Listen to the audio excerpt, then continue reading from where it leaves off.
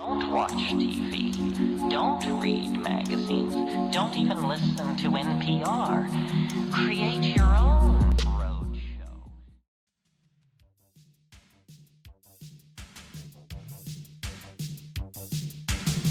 Saturday morning is here. And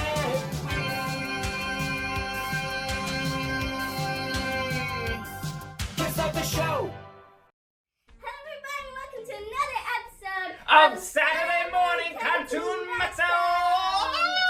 Today we are bringing back Family Max! Yes! After a nice long hiatus, we are bringing back Family Max. Now, some of you may be concerned that it's not in the regular rotations anymore. Fear not. I assure you that Family Max is very much still in the rotation. We're just keeping it a little bit more spread out so that we can enjoy it more when it happens. And today we have an excellent lineup as well as a wonderful closer. But we also have some new friends somewhere to introduce. This is our friend Joey Nuts. Yes, he is a rat, but he's a friend. He's a good kind of rat. He's very clean and he's very curious and he doesn't like to sit still, but he's very friendly and he's a cuddly fellow. And this is fluff, like the type of fluff that you put on a peanut butter and jelly sandwich. Fluff and nut. And she's Get very it? fluffy. And today we also have some new comics to show. Today we have a little bit of 37 countdown. I don't even know if that's what it's called, but I know that, where is it? There it is, Ivy League. Now, I don't know much about this comic, but I know that somebody out there does. And next up we have, from the DC Universe, Azrael. Some of you may know about Azrael. Azrael is pretty cool. If you know a little bit more about this particular comic itself, let me know. The cool thing about this, Mad Season advertisement on the back. This album is killer. So as usual, if you know anything about these comics, send me a response and some information, some knowledge if you will, to smc.maxout@gmail.com and let me know. But that about does it. We are wrapping up our intro so that you can get started with the tunes. But you know, what do they need to do right now? Go get a heaping bowl of their favorite part of a balanced breakfast. And stay here with us from 8 a.m. to 12 p.m. Eastern Standard Time. For the cartoons and one more hour and maybe an extra half for the closer. We got a good one for you today. But you have to be here in the only place to be for Saturday Morning Cartoons. Saturday Morning Cartoon MAXOUT. We got rats now.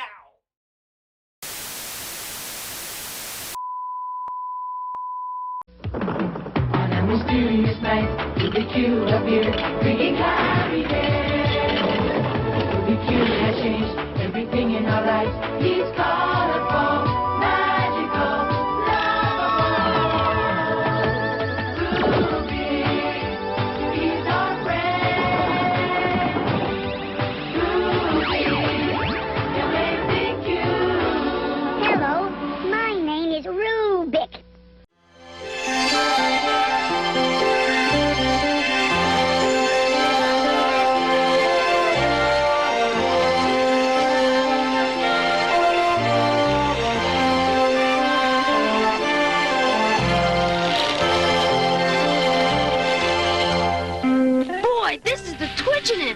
Camping out here in the great outdoors.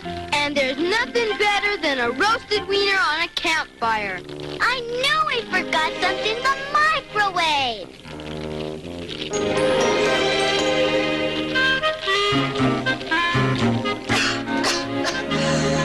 You just don't know how to rough it, Lisa. Sure I do. I only have my electric blanket turned up halfway. I wish that fire could be turned up. My hot dog is a cold dog. Rubik's hot dog not hot either. That's cheating, Rubik.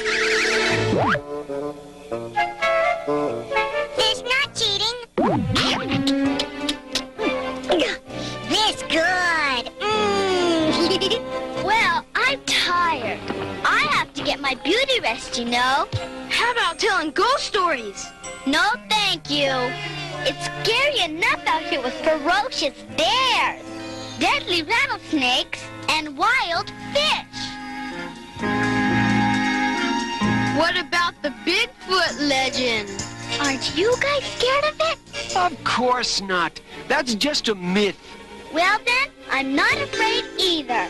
But if a horrible Bigfoot creature does show up, don't wake me. Buenas noches.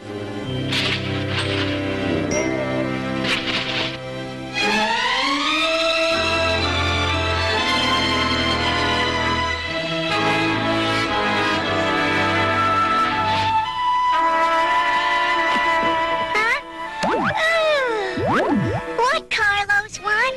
Shh! Rubik, I got an idea. We're gonna have some fun. Vámonos! Okay, Rubik, when I give the word, I want you to change me into a horrible Bigfoot creature. That ought to really put a scare into him.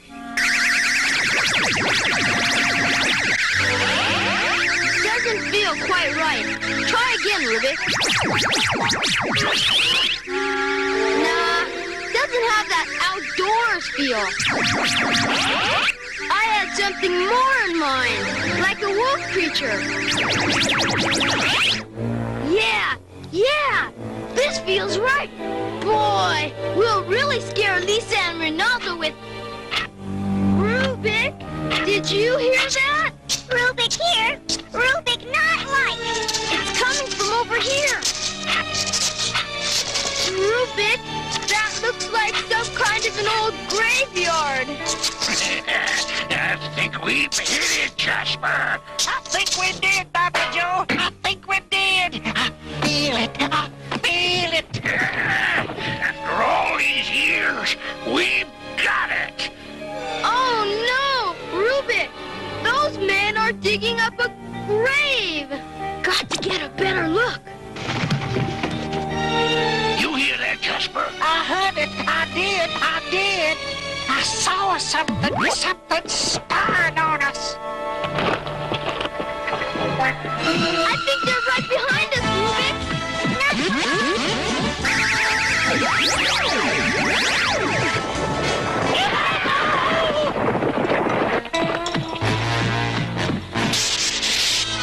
Oh no, a dead end. Not for long. Way to go, amigo.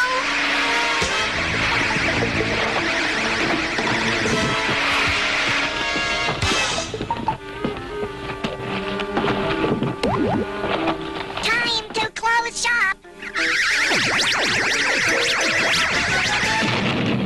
Boy, you're better than a locksmith, Rubik. It's too heavy.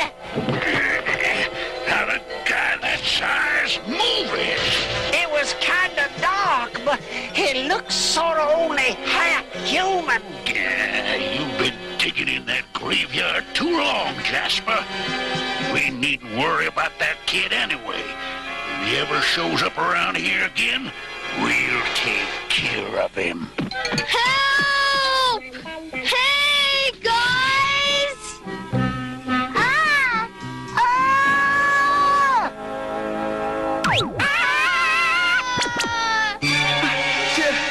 Take anything you want.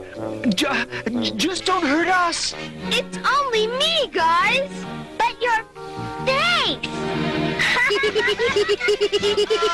This isn't my face. It was a joke. Very funny.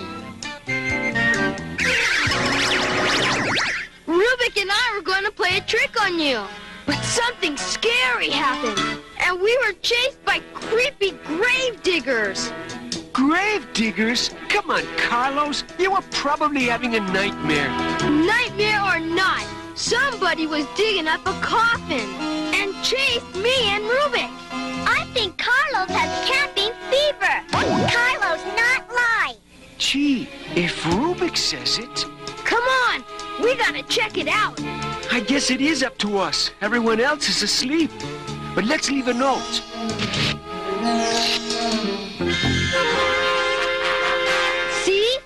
fresh dirt. You mean spooky haunted dirt? Listen, Carlos, maybe we could continue this in the daytime. Say, 10 years from now. See? Then we're here. See? See, Rinaldo? Oh, great. I come here for a weekend of camping, and I end up in a nightmare. Look, there's a town down there. Vamonos. What's a creepy-looking town doing in a nice place like this? Beats me. The men had to have come down here.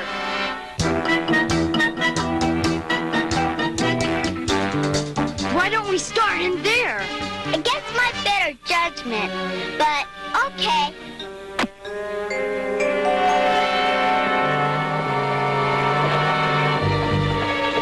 Hello, sirs. Nice day.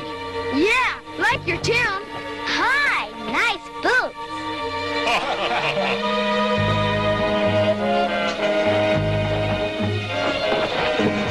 What'll it be? Yes, you can help me. We're looking for a couple of creeps carrying a coffin. Couple of creeps. We got all you want here. What do you suggest? I'm stumped. Rubik, no, men are here. Oh, that's them. I don't see a coffin. I'm sure they don't carry it around with them. You sure about these guys, Carlos? Come on, we've got to get close enough to overhear them. Why don't I wait in Cincinnati? You wait here. Rubik, too. I wonder what Rubik has in mind. I still don't like the idea of having to dig up a coffin. We had no choice. 100 years has passed. If we didn't, someone else would have. But how we gonna get the coffin out of town? I've got a plan for that, Jasper. At daybreak, we'll head to the river. Write this down. We'll remember it. Then we'll use a raft to float it right out from under everyone's nose. Then we'll open the coffin, right? Right.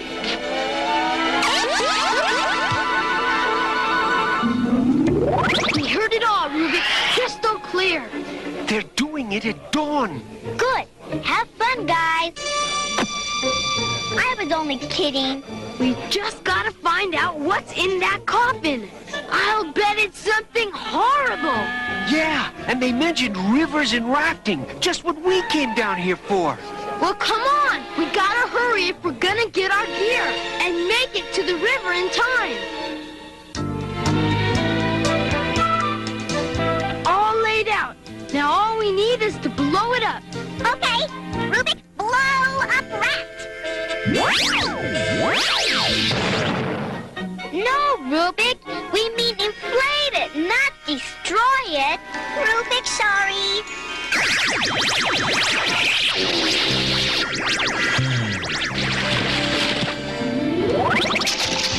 Those men should be heading down the river any second. Okay, Rubik. We don't want them to see us. Hey, I can't see anything. I hope we're still here. Of course we are. Rubik just made us invisible. Faster, Jasper. Here they come. We can follow them. Just about another 2 miles to our cave. Now we can find out what they're up to.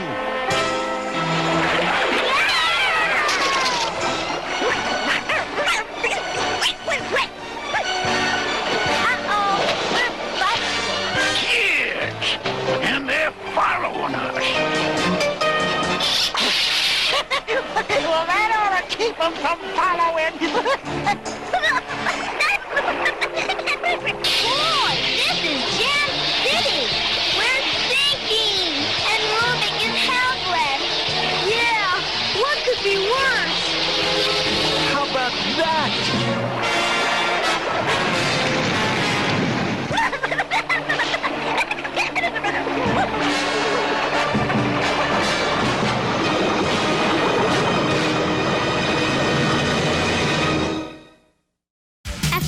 messages. We'll be right back.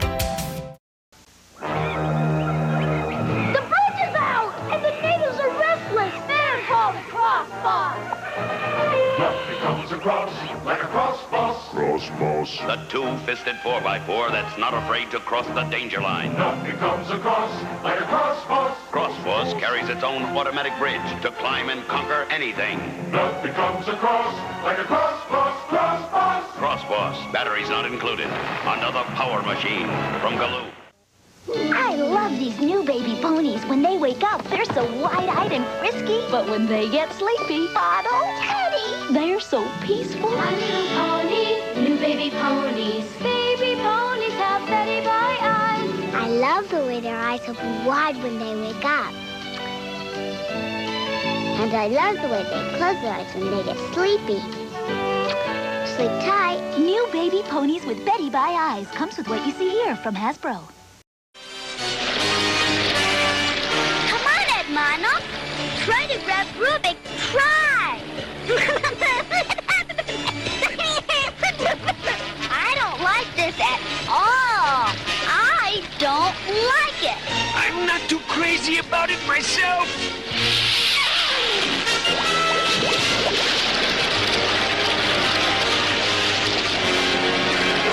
Got it.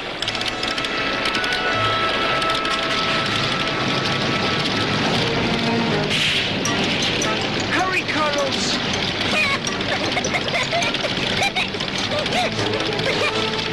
It's not easy. My hands are cold.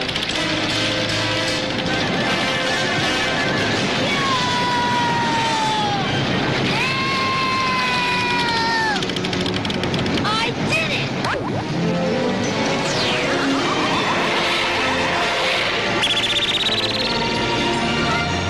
Carlos, I owe you one.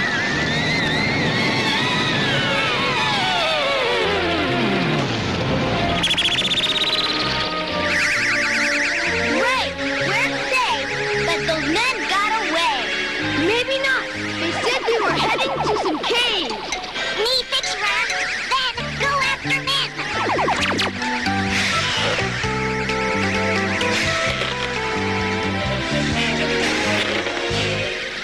Nice going!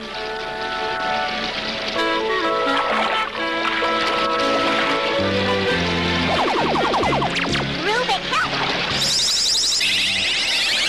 Wow, this is my favorite part.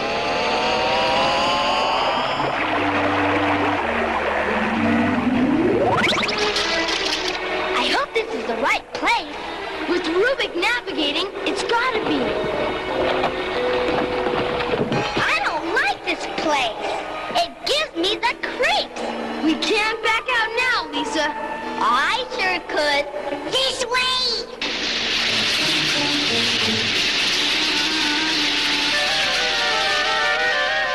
Well, I just hope those kids didn't go for help. No, I think we scared them off real good. I just hope what's in there ain't too rotten. Carlos, I think Rubik is neat and everything, but maybe his sense of direction isn't too good. Rubik is doing fine. Huh, Rubik? Shh. Rubik think men are near. Made my day.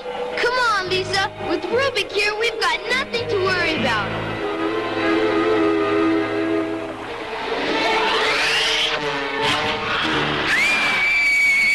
A rat!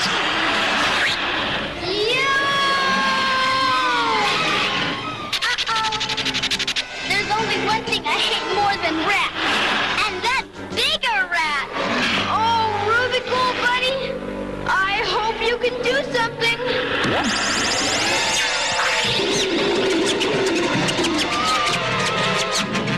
Way to go! I knew our Rubik would come through.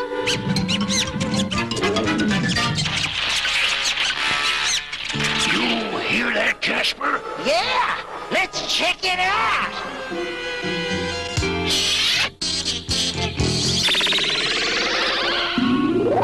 Kids safe? Yeah. Now let's find those men. I wonder what's down here. What kind of place is this?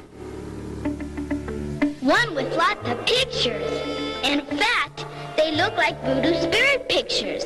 You know, the kind that are horrible and mean and never, ever, ever leave your spirit? The kind you wish you never heard of. Oh, Lisa, there's no voodoo spirits in here. Maybe so, but what are those? Hey, maybe they're dinosaur bones. Yeah, to go with your voodoo spirits. Whatever they are, we can use them to get over to the other side. Rubik handle.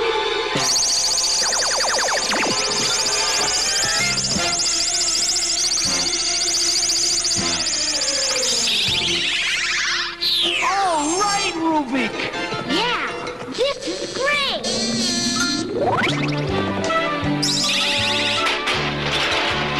Let's go get those men.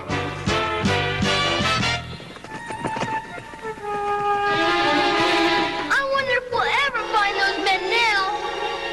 Rubik think men found us. Look, it's those kids. It's a good thing we don't gamble with our lousy luck. Maybe they know what's in the coffin. Maybe. Can't let him catch us. Come back here, you kids.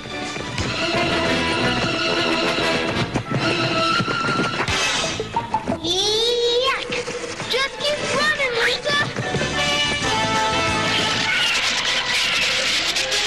Come on. I know a way to head 'em off.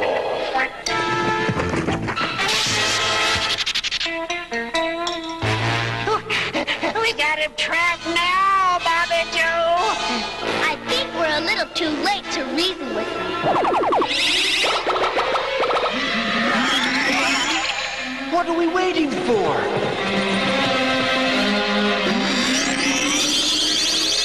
Let's try through here. Look, it's the coffin. See, they were opening it. We've got to see what's in it. I don't want to know. Rubik's here. He'll stand by us. We have to get to the bottom of this. I'm gonna need some help, Ronaldo. Rubik, help!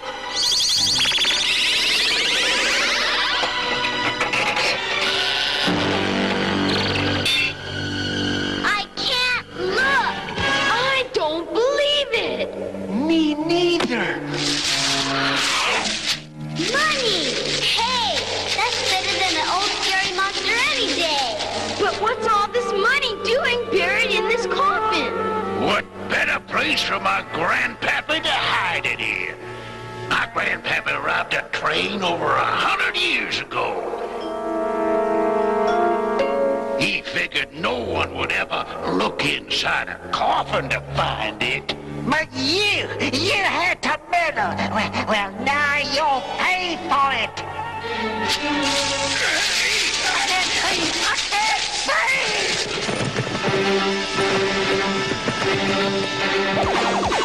Rubik, take care of men for good.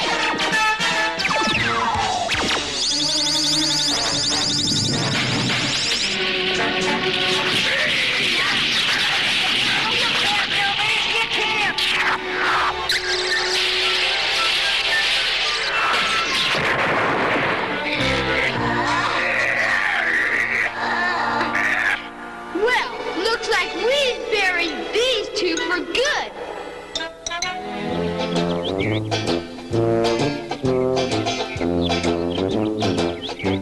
You solved a 100-year-old robbery and captured Bobby, Joe, and Jasper. We've been looking for them for months. And the reward money. You forgot that part.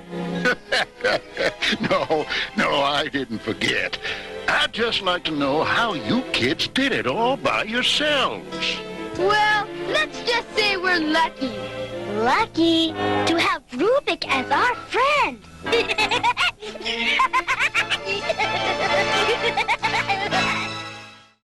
After these messages, we'll be right back. If a Bug likes to read books. Bug likes to make a mess. Bug likes to sing and dance. Drawing's what Jitterbug likes best. We're close friends. We love to play by day. Until and night. Meet the new Glow Friends. Bug likes to read. Bug likes to dance. Close friends. Here comes Skunk Bug. Bedtime. They're glowing. New Glow Friends, each sold separately. Collect them all from Play School. Rock lords, rocks that come alive. Rock lords, fighting to survive. Living rocks with strength and might. Rising up to crash and fight. Rock lords, powerful living rocks. You control their appearance, but no force in the universe can contain the power and the fury of Rock Lord. Shaking, quaking, crashing, breaking. Rock lords, powerful living rocks. Each sold separately, new from Tonka.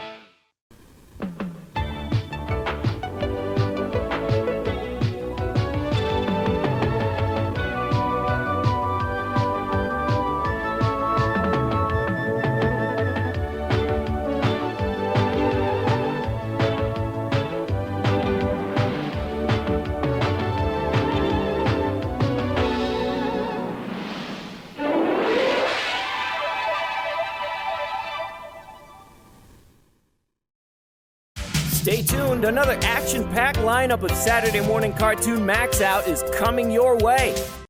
What a meal, what a meal.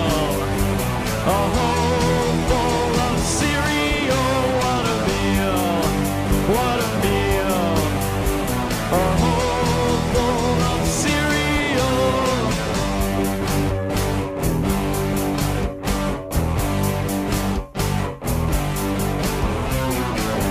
When someone asks me what I like to eat,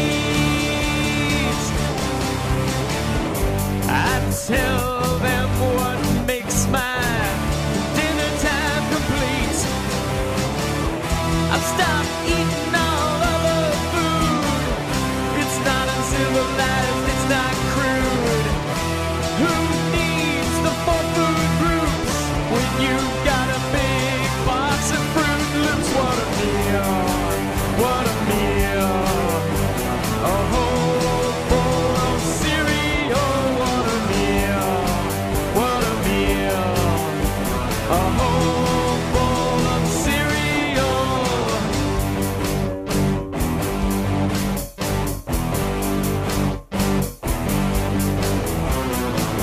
I wanna make one thing perfectly clear. I've got like 50 boxes of cereal here, so I go and buy more at the store. I fill my arms with Lucky Charms. I've gotta buy a bunch of Captain Crunch, 'cause that's what I always have for lunch. What a meal, what a meal. A whole bowl of cereal. What a meal, what a meal. A whole bowl of cereal. And when I finish all my corn pops, I'll get a prize if I'm mail in the box top.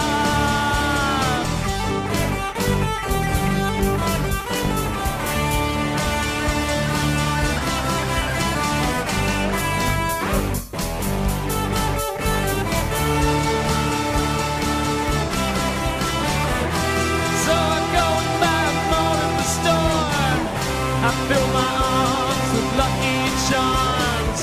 I always buy a bunch of Captain Crunch, 'cause that's what I always have for lunch. What a meal, what a meal. A whole bowl of cereal. What a meal, what a meal. A whole bowl of cereal. What a meal, what a meal. A whole bowl of cereal. What a meal, what a meal.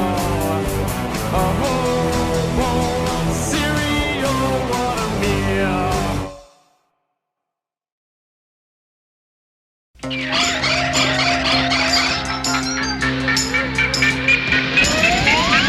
Josie in outer space.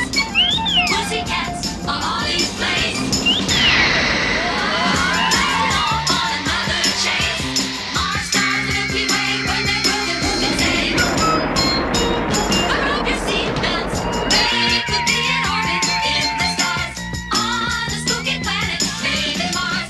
There's no way of knowing when they're moving way above the atmosphere, trying to get back to him. They're blasting off now. Josie's on a rocket ride. Pussycats are by her side. Ripley is the kooky guy. Come along and take the chase with the Pussycats in outer space. The Pussycats in outer space.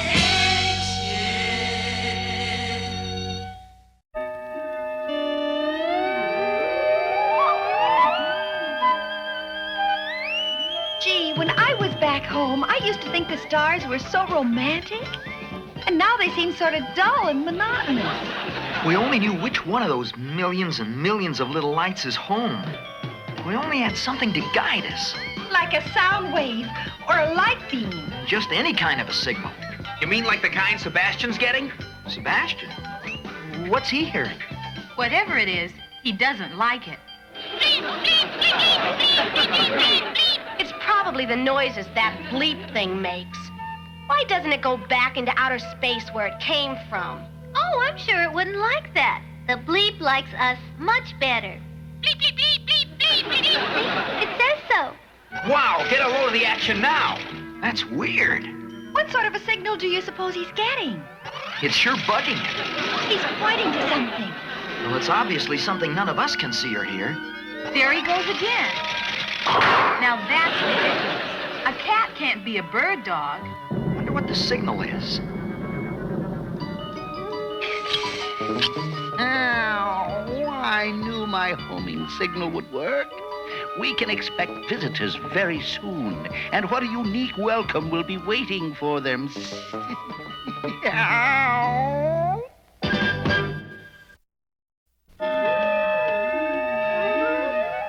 We're out of control. We're being pulled toward that funny-looking planet.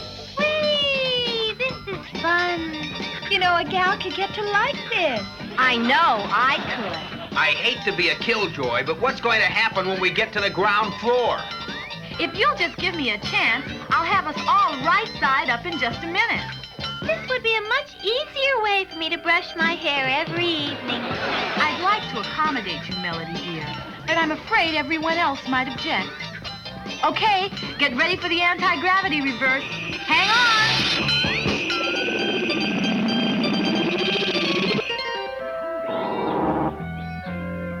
I have the funniest feeling that we landed exactly where someone wanted us to land. Right on target. Oh, Alan, I think you're just trying to scare me. Bleep, bleep, bleep, bleep, bleep, bleep, bleep, bleep, bleep. Now, don't be frightened. Melody will take care of you. This I've got to see. Bleep, bleep, bleep, bleep, bleep, bleep, bleep, bleep, bleep, bleep, bleep. The bleep says, Alexandra, Ellen, Josie, Alexander, Valerie, Bastian, someone, anyone?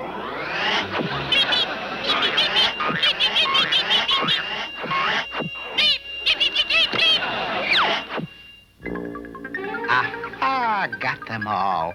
Now for the rest of my plan. Sebastian?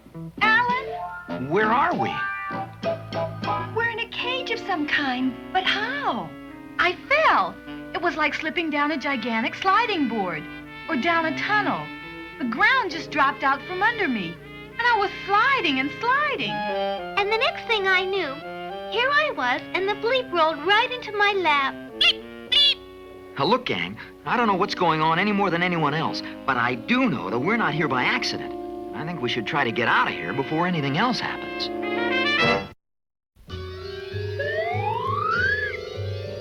So, you thought you could spy on us? Who are you?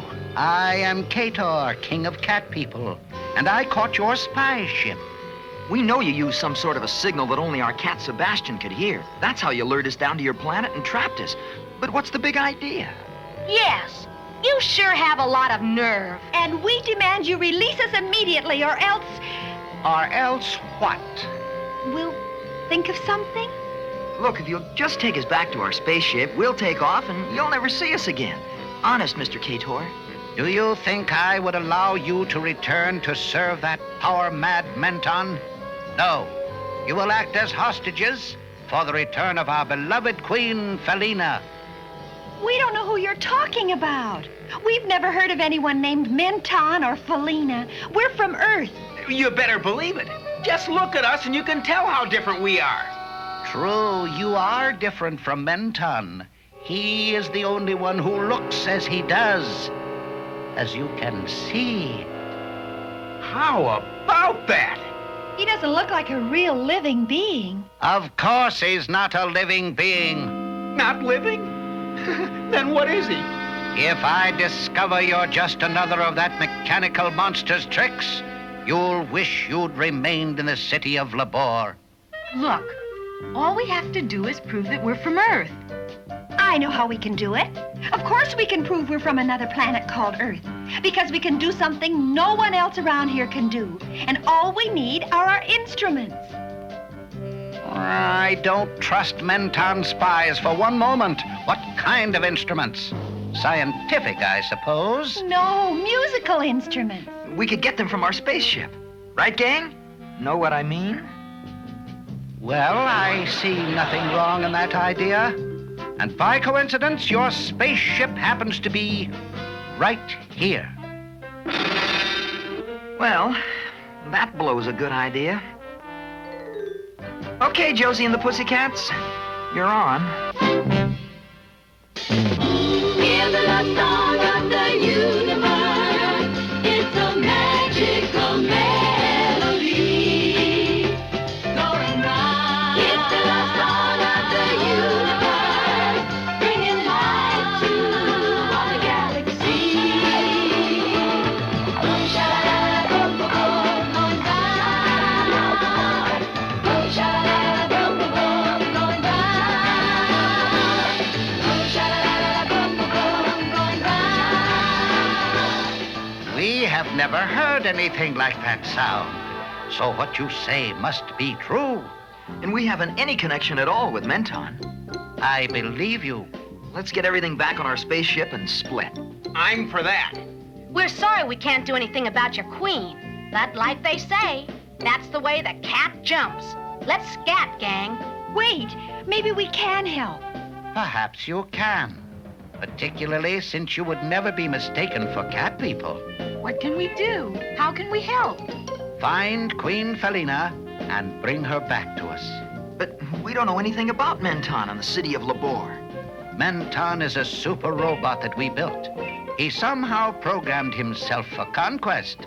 Menton left our kingdom to construct his city using captive cat people. Menton's just a mechanical man. He shouldn't be difficult to outwit. His technology is fantastic.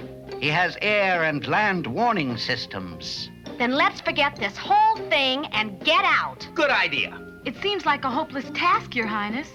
Except for our new secret machines, the Kriston drills. In operation, the Kriston drill dissolves anything in front of the vehicle. The Terrascope will guide you to arrive at the gates of Menton City. We are counting on you. Keep your fingers crossed. My toes, too. Here go the Pussycats.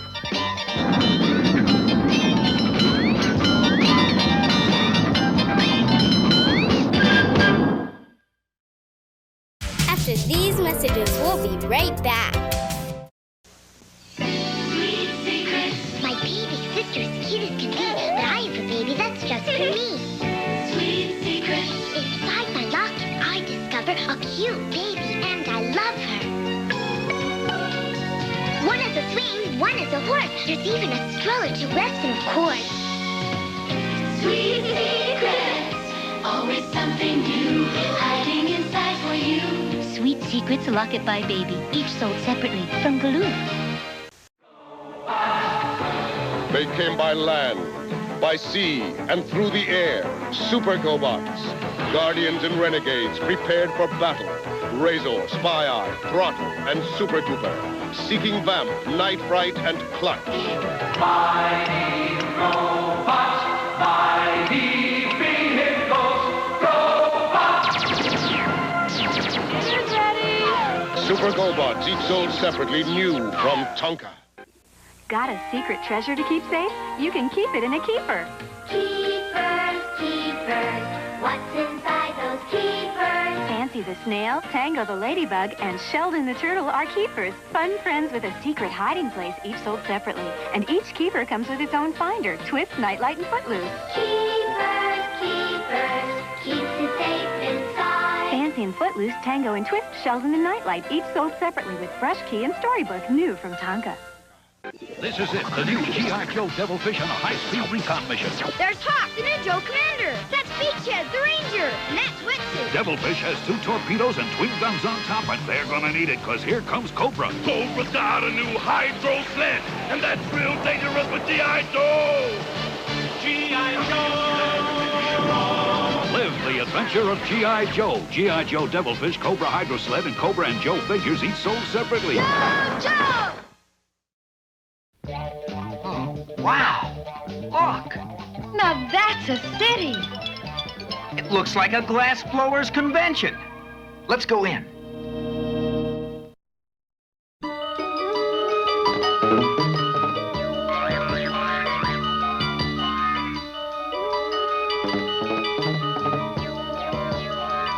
This is Lab City, all right. Now to find Menton. Intruders, you have only to look. Do I have to? Menton. Yes, and I compute that you are Earth people sent here by Kator. Fantastic! What a computer! We're here as a friendly committee to ask you to return Queen Felina. She is here, isn't she? Correct. Wreck.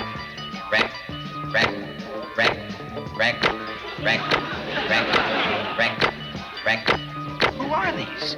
We are all Mentons. Oh, wow. Terrific. Maybe he's a one-man band. Band of what? I don't want to find out. I don't believe it. It's wild. I wonder what he does for an encore. You may wish you'd never asked that question. The real Menton has to be the one in the middle.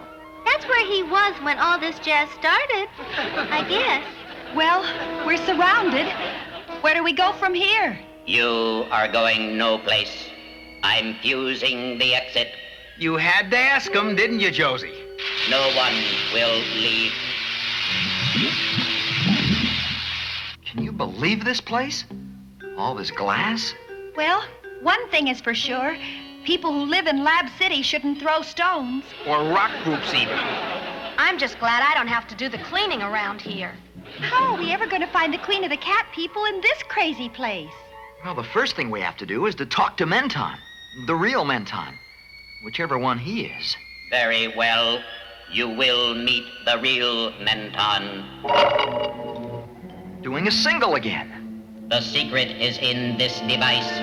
With it, I can duplicate anyone or simply reverse the process. I don't want to do anything to hurt any of you, but you must realize I won't tolerate any interference with my plans. I intend taking over this entire planet, filling it with replicas of my own brilliant self. One of him is repulsive enough. Can you imagine a planet full of him? Ugh. Somehow we gotta get our hands on that device. To accomplish my master plan, I continue to hold Queen Felina as hostage until those cat people submit to my total control. There's only one way to get through to someone with an electro-ego like his. If we could just get near him. Now, my list of hostages will include all of you. Stop. I didn't give any of you my permission to move. What are we playing? Simon Says? I just couldn't help myself. Your magnetic personality seems to draw me to you. That is because I am a super leader. And if you want to make a dozen of me, I don't care. Josie, no! Don't let him! Mr. Menton, go on. Let me surround you. Just like you surround us. Josie, be careful. I will humor your childish wish. Oh, Josie! How will we ever know which is our Josie? Something tells me she has that all figured out. I just hope you're right. I'm worried. I think the time has come for us to escort all of your little friends to the cells. That is an order. Yes, Master Menton. That order is for my duplicates, but not for me. Alan, catch! Good arm, Josie. Now the button. No. You meddlers. Come on, let's get out of here. Come on. Hey, Val, Melody. Come on, Alan. Now's our chance. You lose, Menton. What's up? Stop, all of you. Wait, I dropped the box. Got it. Hear the love song of the universe. It's a magical melody going round. It's the love song of the universe, bringing light to all the galaxy. Saturn really sings with its multicolored rings going round and round. And Mars is by far the liveliest star that we've ever found. And look up at the sun, he's having all the fun going round and round. Bringing us the light from the morning to the night just to keep our cold hearts warm. Hear the love song of the universe. It's a magical melody going round. It's the love song of the universe. Boom, shada, boom, boom, boom, going round. Hold it, gang.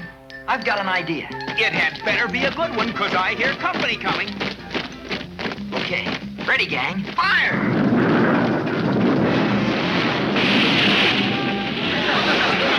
Come on, gang, let's go.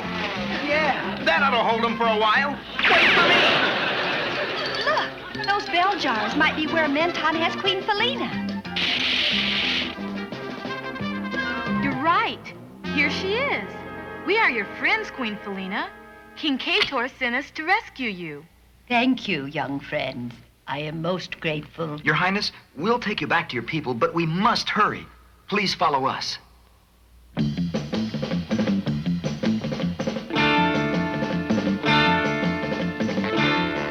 I must get that control unit.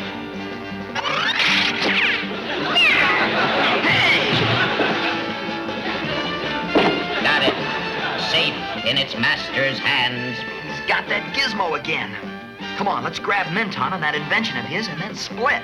This is my game now. Oh, no. Not that again. Blocked out. Well, it was a good idea while it lasted. You don't suppose he's gonna put us in those glass cases too, do you? I don't want to be myself and hundreds like me for the rest of my life. That would be a bore, wouldn't it? What'll we do now, Alan? Well, first we've got to find the real Menton and that mess of Mentons. And he's not about to let us know that that's how he protects himself. Well, he's programmed like a human. We can appeal to him. But Josie, what have emotions got to do with it? Do we make him cry? No, Mother. Music. Maybe music will change his attitude. Oh, you've got to be kidding, Pussycat. Look, we've got nothing to lose. But what about instruments? I've got an idea. We can make do with this lab equipment. Let's get cracking, gang. Stop. Ignore him, gang. You cannot escape. Grab some sticks, Melody. You've got a set of glass skins. Hurry, kids. I've strung up a beaker.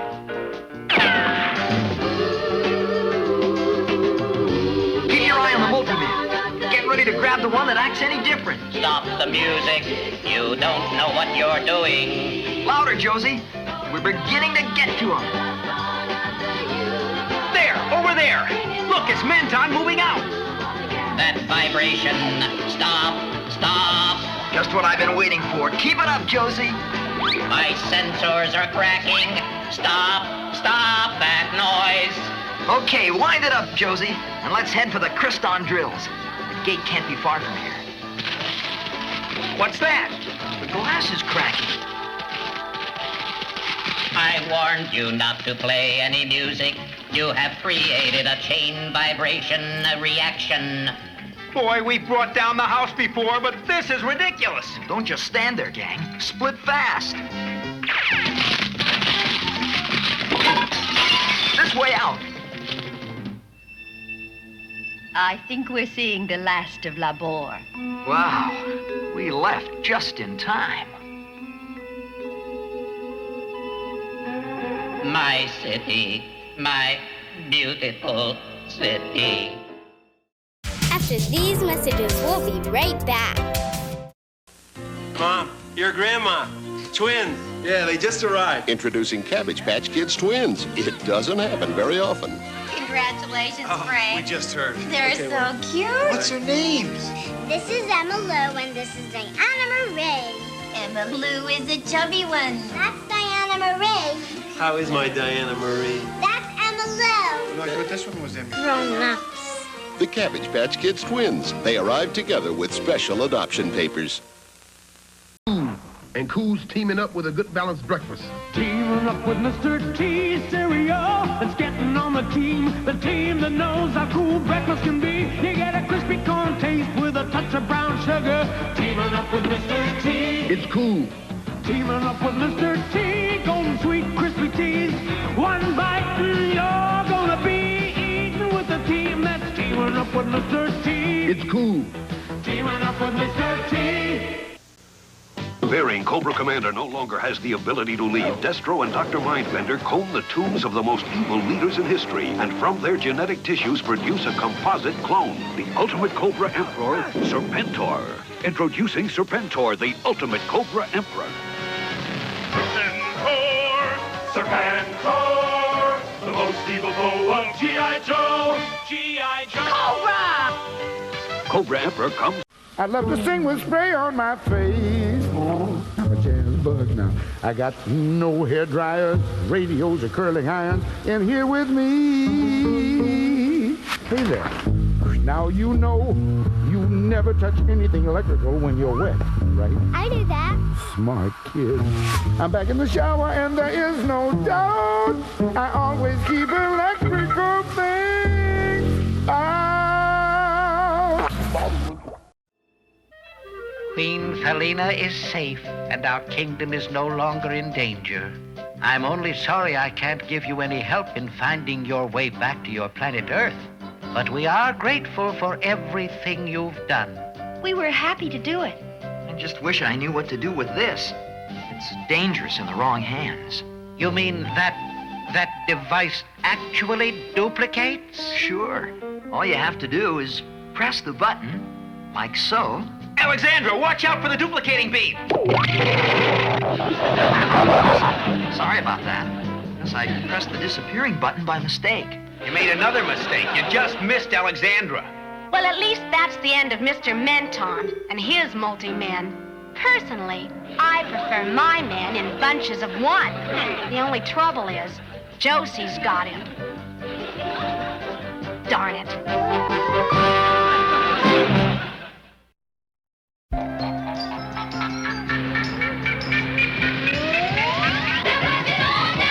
Josie's on a rocket ride.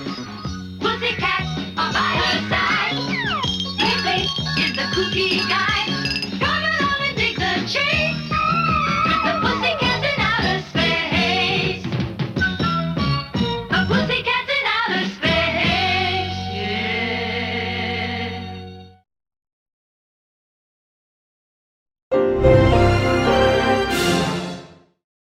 Stay tuned, another action-packed lineup of Saturday Morning Cartoon MAXOUT is coming your way.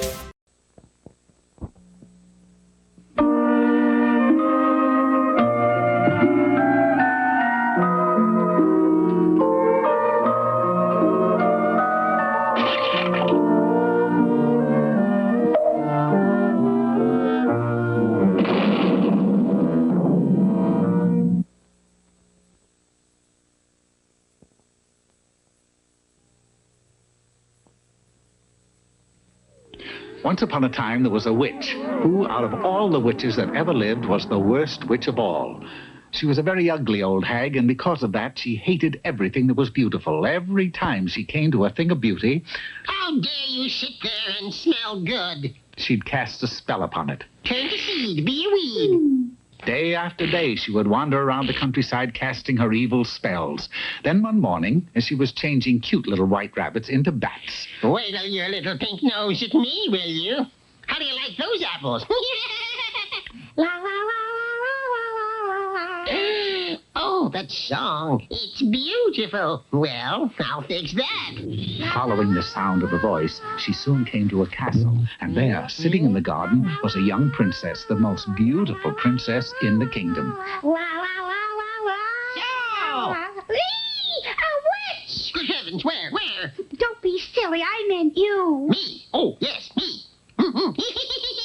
And I'm going to cast a spell on you. A spell? What for? For being beautiful. Is that bad? When you look like me, it is, honey. And with that, the witch cast a spell upon the poor little girl, changing her into a horse. Now you'll have to stay that way until a handsome prince comes along and kisses you, which will be Neversville, dear, because no handsome prince in his right mind will ever kiss a horse. Oh, darn. I hate days that start out this way. Alas, being a horse was quite a new experience for the girl, but she made the best of it by spending the next 6 months grazing in a nearby meadow and switching flies with her tail. Then, one day, as she was romping in a field, feeling her oats, a young prince and his lackey chanced to pass, and... Look, Clyde, a wild horse. Yes, sire, and isn't she a beauty? Oh, I'll say. Look at those forelegs. Fresh. What'd you say, Clyde? Nothing, sire. I'll bet a fine animal like this can run like 60. I'll capture her and enter her in the big race next Saturday. This was just the break Beauty had been waiting for. Now, if she could just think of some way to make the handsome prince kiss her, she would change back into a beautiful princess, which would make her very happy. The following Saturday, Beauty found herself at the track, but her mind wasn't on the race she was about to run. It was on the prince. I wonder what makes her pucker up like that.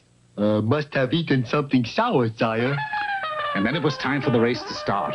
Beauty was lined up at the starting gate with all the other horses, and... Beauty was off like the wind, and in no time at all had left the other horses far behind. Come on, Beauty, come on. Beauty flashed around the far turn, thundered down the home stretch. She seemed certain to win when suddenly, to the amazement of all, she slammed to a stop 5 feet in front of the finish line, cuddled up on the ground, and went sound asleep. The other horses thundered past, and she lost the race. I hate to say this, sire, but I'm afraid that you got a sleeping beauty on your hands. Yes, I noticed that. The prince raced Sleeping Beauty again and again, but it was always the same.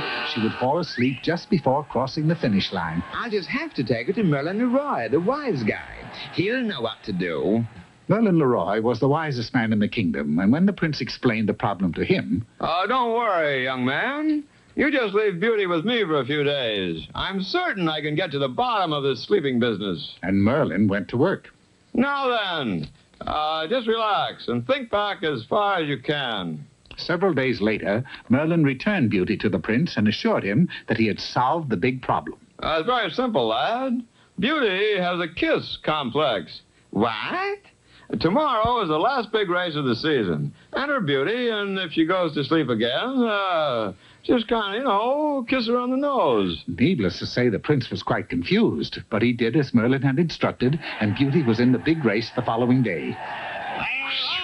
Beauty was never in better form, and she ran like the wind. The other horses didn't have a chance, or so it seemed, but then, 5 feet in front of the finish line... Seeing this, the prince dashed onto the track and kissed Beauty on the nose, and before his startled eyes, the horse changed into a beautiful princess. Of course, he lost the race again, but the prince didn't care. He was delighted with the beauty of the princess and quickly fell in love with her. And so, they were married, and the prince lived unhappily ever after. Yes, that's right, unhappily. For you see, even though Beauty was no longer a horse...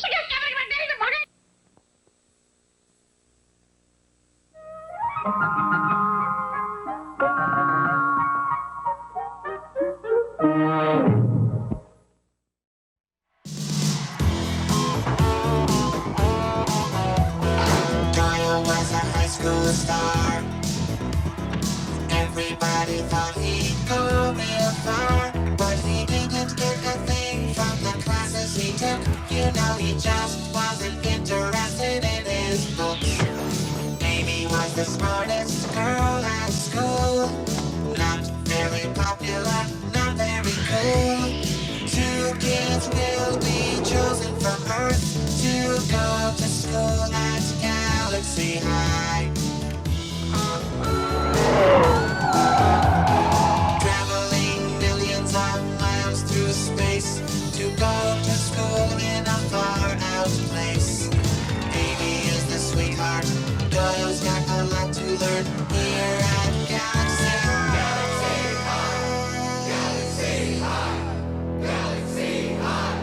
Galaxy High.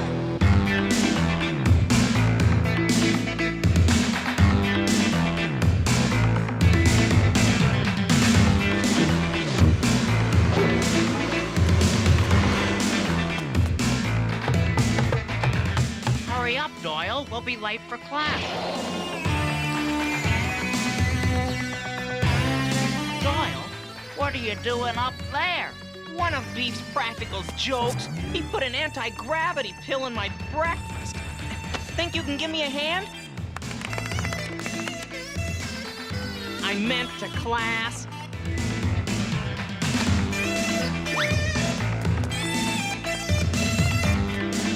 Uh-oh, look who's on Whoosher Patrol. Good morning, Beef. It stinks. Thanks to squealers like you, Doyle. I'm no squealer. Yeah? Well, somebody did, and somebody paid.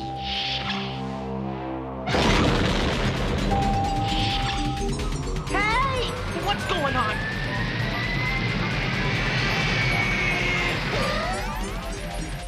Eeny, meeny, miny, mo.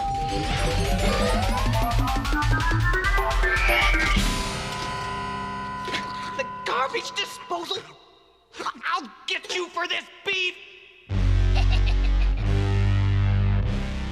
Hot dog! I think we found our new leader.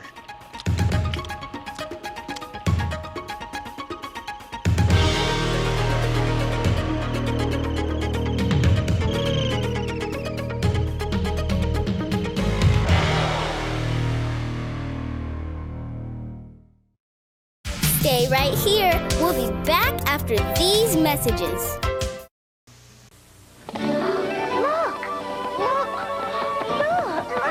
I've never seen anything like them before. They say they're good luck. My little pony, flutter ponies. With wings that flutter up and down.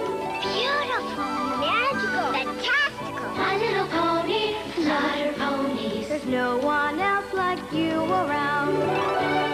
My Little Pony Flutter Ponies, each sold separately. Collect them all from Hasbro. The battle continues. Who puts the future in your hands? Will the evil terror cars be able to destroy the Protectons and rule the future? Create them, you control them. Who puts the future in your hands? Who gives you robots to command? Robotics R1500 comes with what you see here. Batteries not included. R1100 sold separately from Milton Bradley.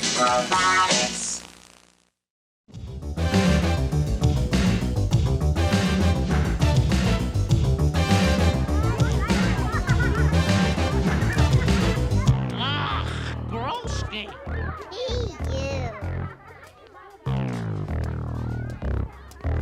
Yeah, Beef's right. Earthlings stink. The real dessert. Now what happened? Beef trashed me. But I intend to fight fire with fire. You should set fire to those clothes. You're right. I'm drawing flies. That wasn't a fly, it was a student. Harold Horsefly. You're kidding. What have I done? When will I ever get used to this school? Where's my locker? I told that thing to meet me here. I'm an uncommon Dimbo All day long, all I hear is carry this, carry that. Meet me here, meet me there. Nag, nag, nag. Cool it. I have my own problems. I gotta get back at Beef. Help me with a way, Milo. Leave me out of this. Hey, I can tell you how to make Beef go bonkers. You? I was his locker 2 years ago. He knew me inside and out, and I knew him inside and out. Good. Tell me. It'll cost you. Now what? No more early morning delivery. Fewer books to carry. Thorough cleaning every semester. And every other Monday off. All right. So tell me. Onions. Onions? Bunks can't stand onions. Milo Davinas? Here. Gilda Gossip. Here. And I've got a story about Wendy Garbo. Earl Ech. Yo. And Harold Horsefly. Harold? Has anyone seen Harold? Maybe Coach Frogface ate it. Yuck, yuck, yuck. Class! Now, since you obviously like the spotlight, Beef Bonk, why don't you read today's lesson? Love on a Lunar Landscape. Poetry stinks. Beef! Okay, poetry smells. Sputniks and space shuttles, they pass by the moon. Do you smell onions? Shh! But it was there I found true love, a three-headed goon. Her eyes were like lasers, her lips were transistors. But my heart went kerplunk. I couldn't resist her. Then one day it happened. She ran off with her tutor. Oh, what did she see in him? He was just a computer. Bravo, Beef. Bravo! Need a tissue? Yeah! Onions! Beef, control your emotions, please. You did this, Doyle!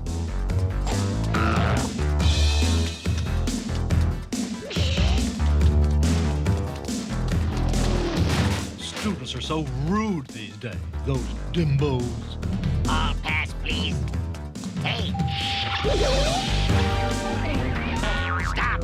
Where's your hall pass? Out of my way, squid brain!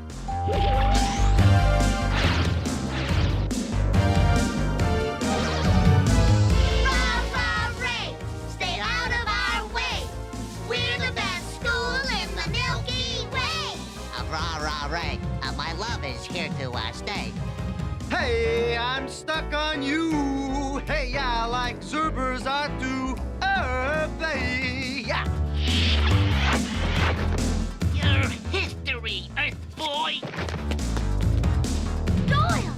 Amy, we've got to stop meeting like this.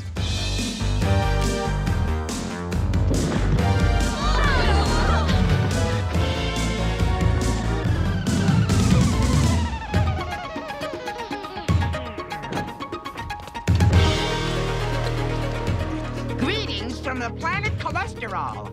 We've been studying your school, and one of you students will be our new leader, the High Cholesterol. Who could they mean? Someone honest, loyal, pretty, and talented like you, Amy. Are you nuts? We want him. Beef? Your leader? Yes, our new big cheese. You can't make Beef your leader. Even Doyle would be better. I would? Oh, yeah, I would. But Doyle? Beef would give Galaxy High a bad name. Doyle should be your king. The proof is in the pudding. What do you suggest a challenge? What are you good at, Doyle? I don't know. Racing? Doyle challenges Beef to a space rally! I do? But... You're on, Earth boy. May the best beef win.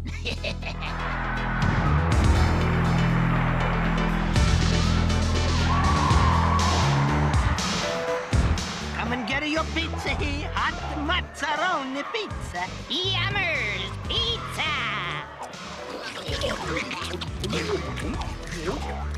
Oh, watch me beat the pants off of Beef. In my car? You got me into this. Hey, what are these? Let's call them roadmaps to success. Oh, I get it. Cheat sheets. Okay, boys, start your engines. Hey, did you see that? Beef cheated. What a rotten apple. And they're off to a leaping start.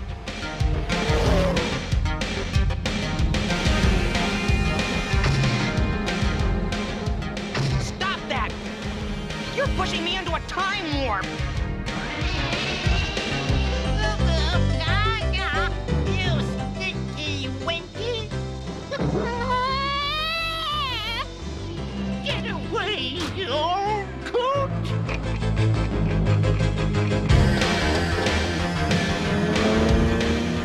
Beef just shoved Doyle into a comet. Have you ever seen a more insidious, perfidious, and downright unsportsmanlike move in your life, race fans? I am discirculated beyond confabulation. Just my luck. No snow thrusters. Your history, Earth boy. Let's see you win this now.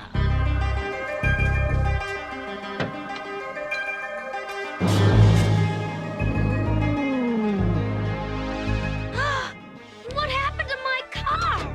Beef, that's what. He's cheating. To win, I've got to cheat too. Cheaters never win, Doyle. You're right.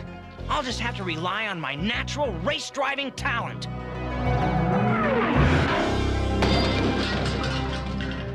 He'd do better cheating. One lap to go and Beef's eating a hamburger? May I take your order, please? One Nebula burger. Would you like onions on that, sir? No!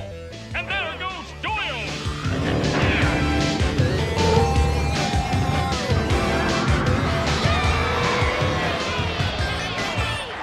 Yahoo! I'm King Doyle the First! See, I told you cheaters never win. Baloney! According to cholesterol law, the biggest cheater in the galaxy gets crowned. What? See you later, cackalax! Cheaters never win, huh? But you're a big help.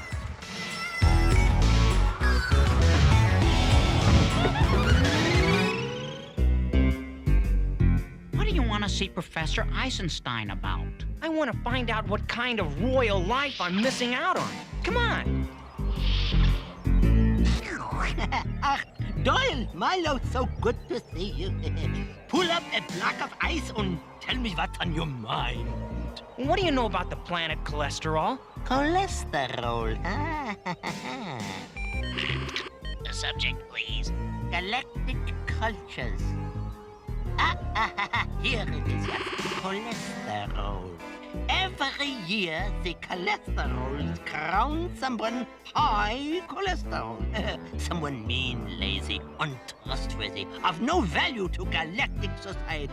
A real gazort.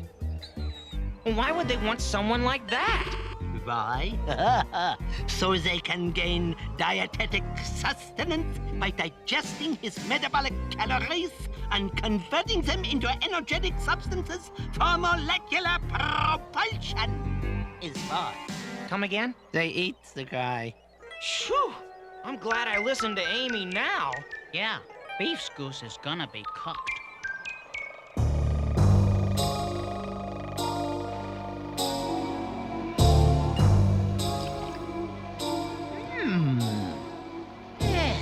What a life.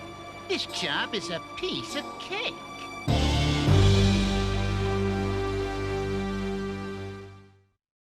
After these messages, we'll be right back. There's something out there. Something you can't escape. and it's rocketing right toward you. Space Hulk, the GoBot Interceptor. Convert to Starship Crasher. We're going hunting. Guardian and Renegade attack ships with star-shattering power. Renegade Space Hulk and the Viewfinder. Prepare stun gun. Guardians! Shift to hyperspeed. You can run, Psycho, but you can't hide. Fire! Space Hulk and GoBots each sold separately from Tonka. Only we have a military attack group like the Combaticons. Transform Combaticons and attack the new Autobot city. More than meets the eye. Autobots, this is our new city, Metroplex. It can transform into a battle station and then transform again into the gigantic Metroplex himself. But the Combaticons can combine to form Bruticus. Decepticons attack. Transform Metroplex. The Transformers. The Transformers from Hasbro. This is the future, yours to create and control with Capsella. See-through capsules come together in a snap. Motors turn, gears mesh. Build a solar station. Design a rover to explore the unknown. Invent a space-age submarine. And now, Capsella's 17-function computerized remote control. An infrared wireless keyboard that programs up to 94 commands. Now the future is yours to create and control with Capsella. Beef, we've got to do something. Let's send barbecue sauce. Doyle, it could have been you. Come on, let's go. Isn't anyone gonna lend a hand, huh? I suppose I could lend one. Okay, I'll help. Helping Beef Bonk. I must be bonkers.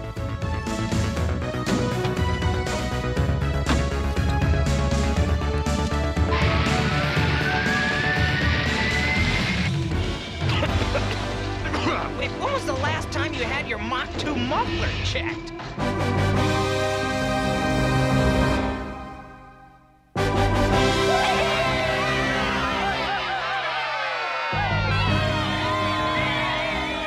They're wild for you. Sure, they got good taste. They're hoping you do too. Don't spoil your appetites. You've got a king-size din-din coming up. Yummers! Oh, what's wrong? I have this cartooned up every 2 billion miles. Uh-oh.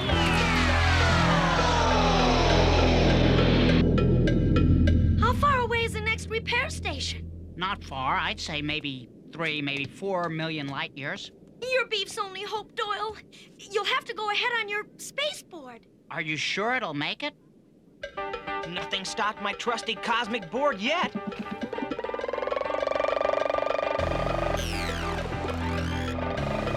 Except no unleaded dilithium crystals.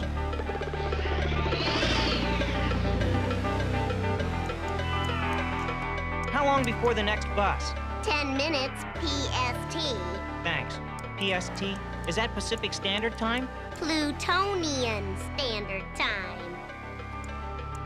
Yipes! That's 3 months Earth time.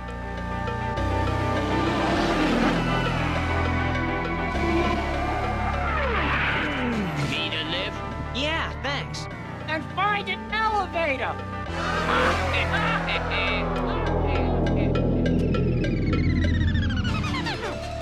Oh, thanks for the ride. It's important I get to cholesterol fast. Of course, dear. Harvey! An asteroid! Look out! Slow down! What do you think this is? Hyperspace? Oh, my heart. You're driving like an interstellar maniac. Put a lid on it, Meidel. Changed my mind. Thanks anyway.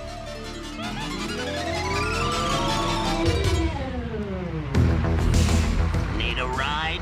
Sure do. Then earn it in the back, cackalack.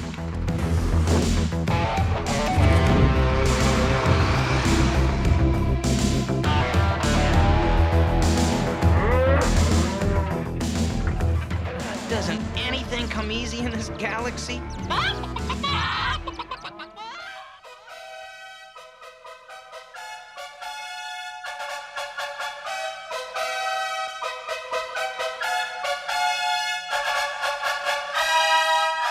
Muffle it, quark face.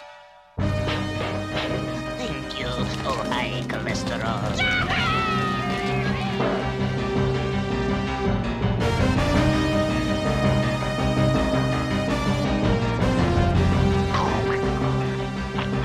This food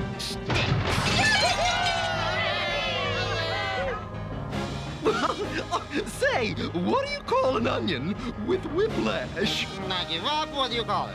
A tear jerker.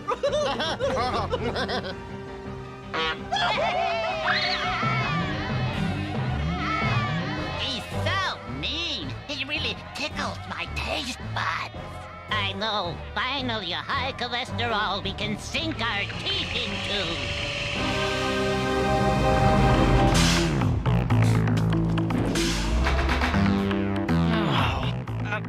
I never want to milk another chicken as long as I live.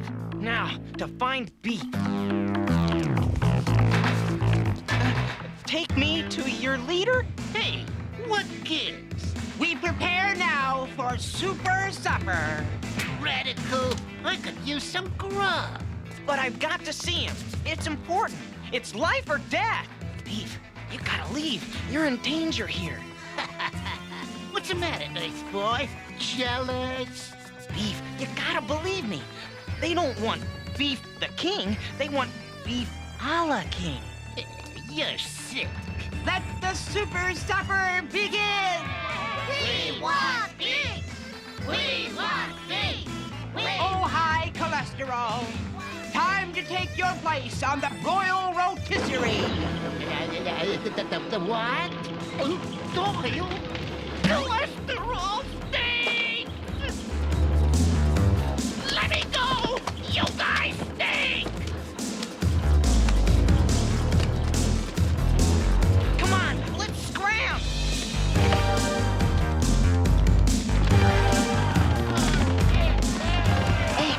This turkey's feisty. He'll be the best yet.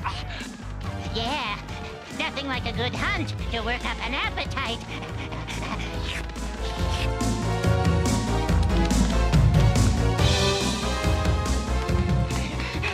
Doyle, carry me! Carry you? Are you nuts? I am the high cholesterol! Do what I say! I didn't even want to save you, let alone carry you. Okay, later!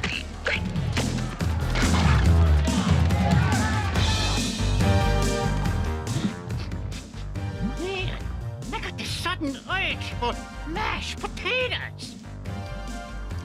That's because this river is gravy. Garoski! Yeah, but we've got to swim across it. Not me. No way. Where's the beef? Where's the beef? Where's the beef? Can't you ever cooperate? I can't swim. Okay, are you happy?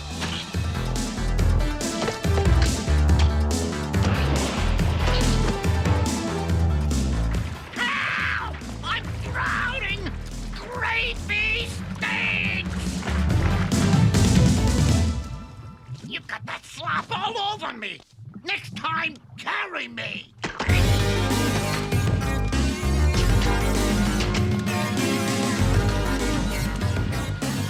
Uh-oh!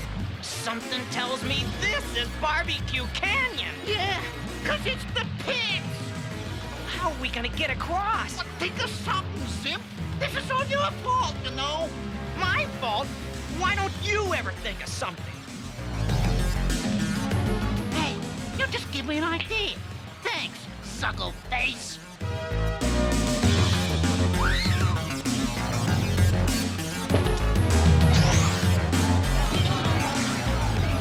Hey, let go! Let me go! You ruined Super Supper. You must pay. How much? I'm kind of short on cash. No, no! Not the old heave-ho! 1, 2, 3!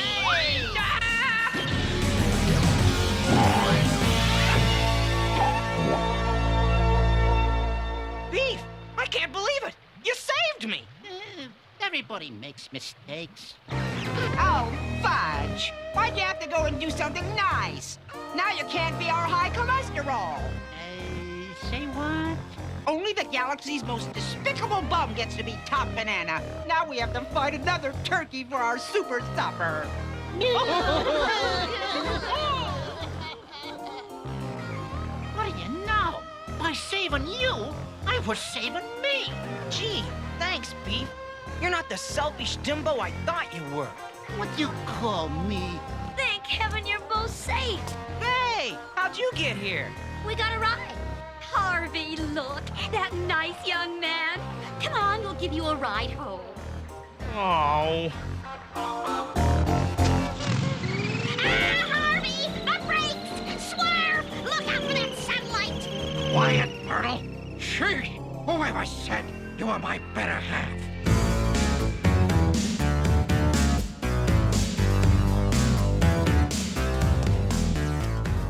Uh-oh. Look who's on Whoosher Patrol again. It's cool. We're friends. We have an understanding now. Hey, Beef, what's happening, dude? Hey, homeroom, please. Yeah, sure.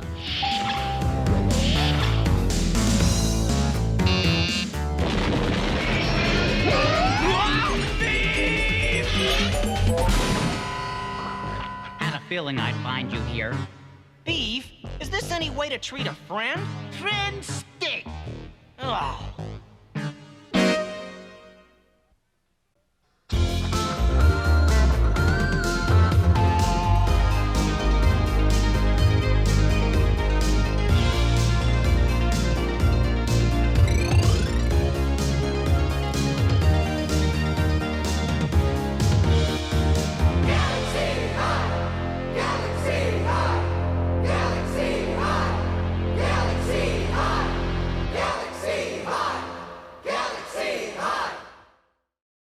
Stay right there. Another action-packed lineup of Saturday Morning Cartoon MAXOUT is coming up next.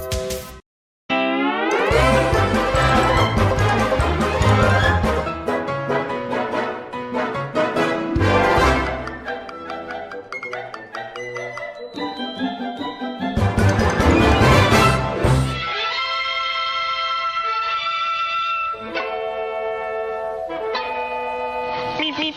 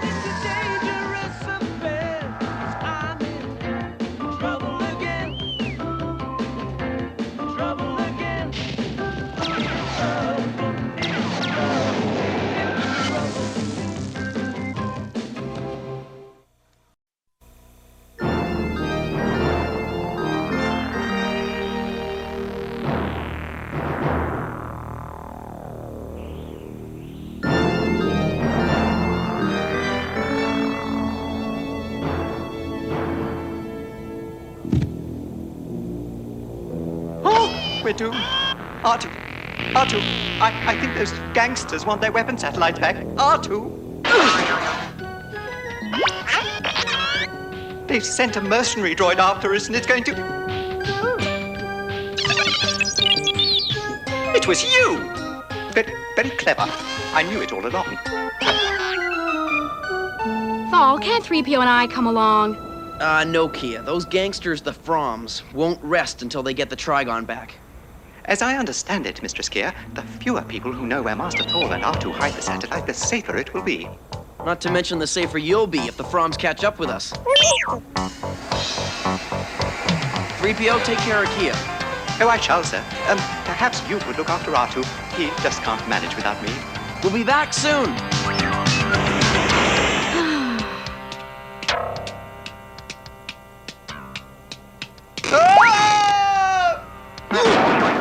Yeah! 3PO? Mistress Kia, it's me, C-3PO. I shared your concern, so I was trying to hook up this antenna to that old subspace receiver to take our minds off things. Oh, look! R2's favorite program. Perhaps I can improve the reception if I... Oh! Oh, R2 is so much better at these things than... It's not my fault, Father. I'll get our weapon satellite back from those rebels. That's Take From. You've tuned into his private frequency. Size From.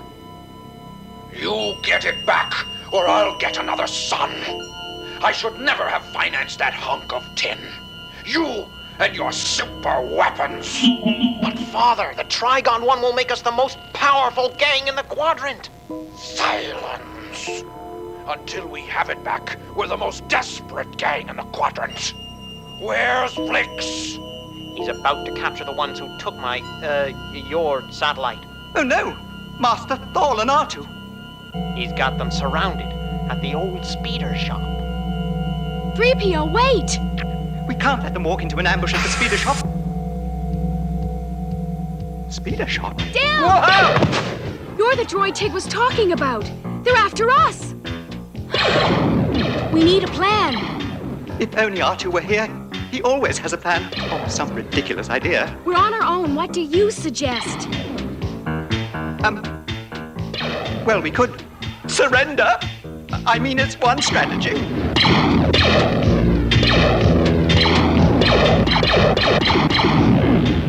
All right. You've got 3 seconds to give yourself up. 1, 2, 3.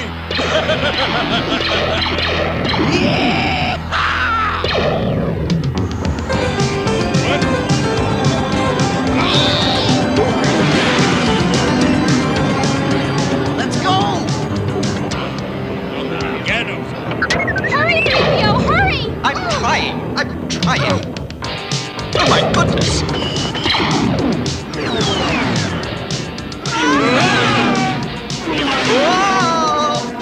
All right, you clones. You know the plan. After them.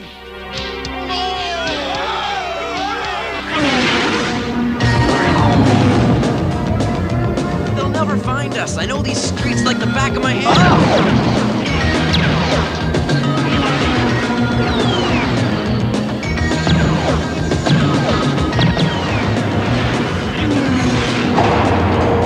Oh, look! I see it.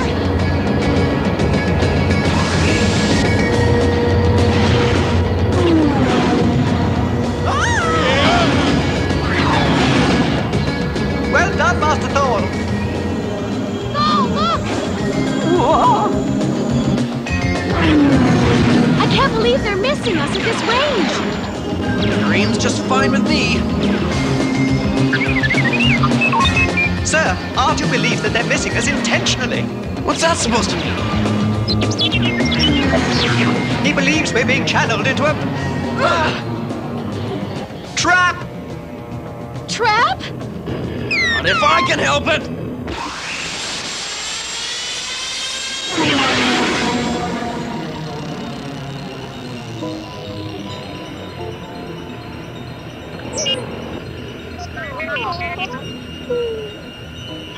Shh, R2, be quiet. Thanks to our master's expertise, we've managed to escape your ledge.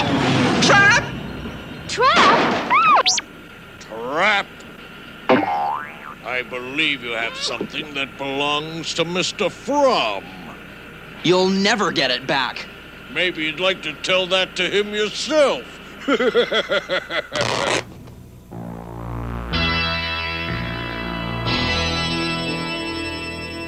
So, you see, it doesn't help anyone to have all these gangs around. I mean, half the time, you don't know who's victimizing whom. No, we're perfectly clear who is victimizing us, aren't we, R2? He is.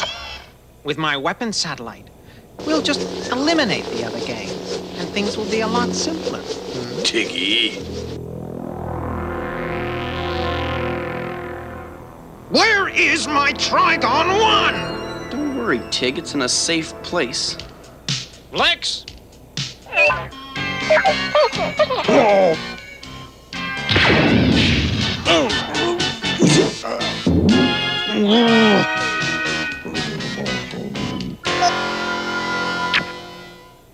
You will hand over what is mine, or else I will show you something you'll never forget. Mother! Jord!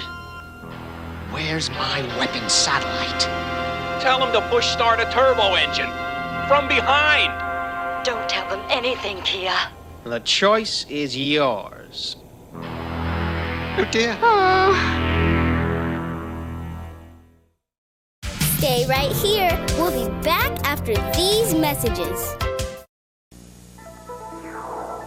Journey to the all-new world of adventure with the Star Wars droids.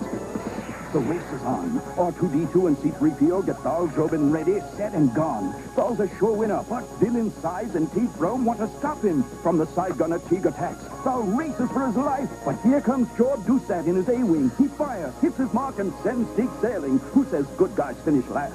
Share the adventure with these figures and vehicles. Batteries not included, each sold separately. New from Kenner's Star Wars droids.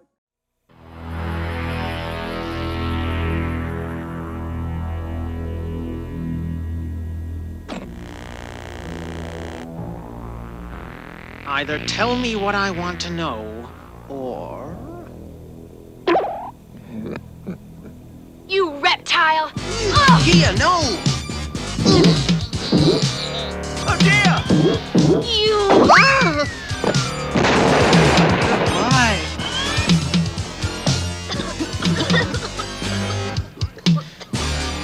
One last time. Where is my Trigon? I'll talk to Size. My father? The real power in the family. Never!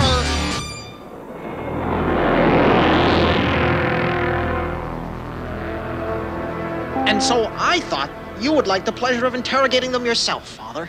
So, you couldn't even get them to talk. Actually, they were begging to confess to me, but I thought, why not let Dad have a little fun? So, once again, it's up to me. No, I mean... Of all the suns in the galaxy, how did I manage to get you? Why is it that he never believes me? The least they could have done was to put us in a gravity compartment. I may never regain my equilibrium. It's all right for you. You can just hang there like a magnetic Van-Luthian bat. Oh, I can't take much more of this, R2. I'm about ready to listen to your plan. What plan? You always have some twisted scheme in that dustbin dome of yours. Oh, fine. The first time we actually need one, you're empty. We get through the shaft, take over the ship, get the Trigon. And do what with it? Blow Size From's stronghold and look for Jordan, your mother, in the pieces? Thal, we've nothing to fight them with but the Trigon. So let them use it against themselves. I think you're space sick, Thal Jobin. Just trust me.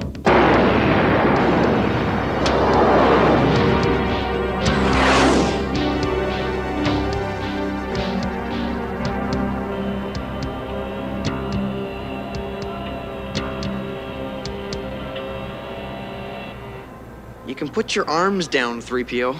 I think they got us. It's my circuit, sir. They think I'm still upside down. Just keep your eyes and ears open. We're not prisoners, R2. We're spies. We have to find out everything we can.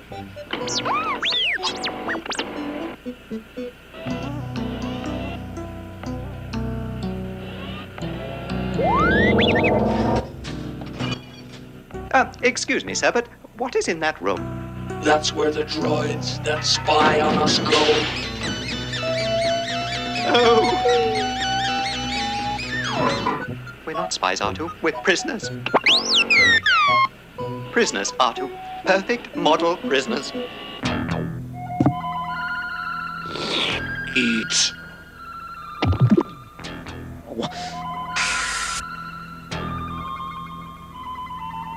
I understand you'd like to propose a trade. Let Kia's mother and Jord go free, then we'll talk. You take me for a fool, Mr. Jobin. You're not dealing with my son.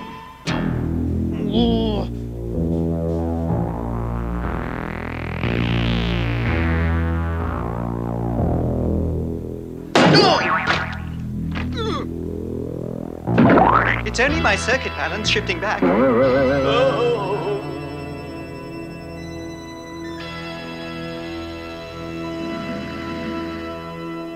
The Trigon 1's on Ingo. Oh!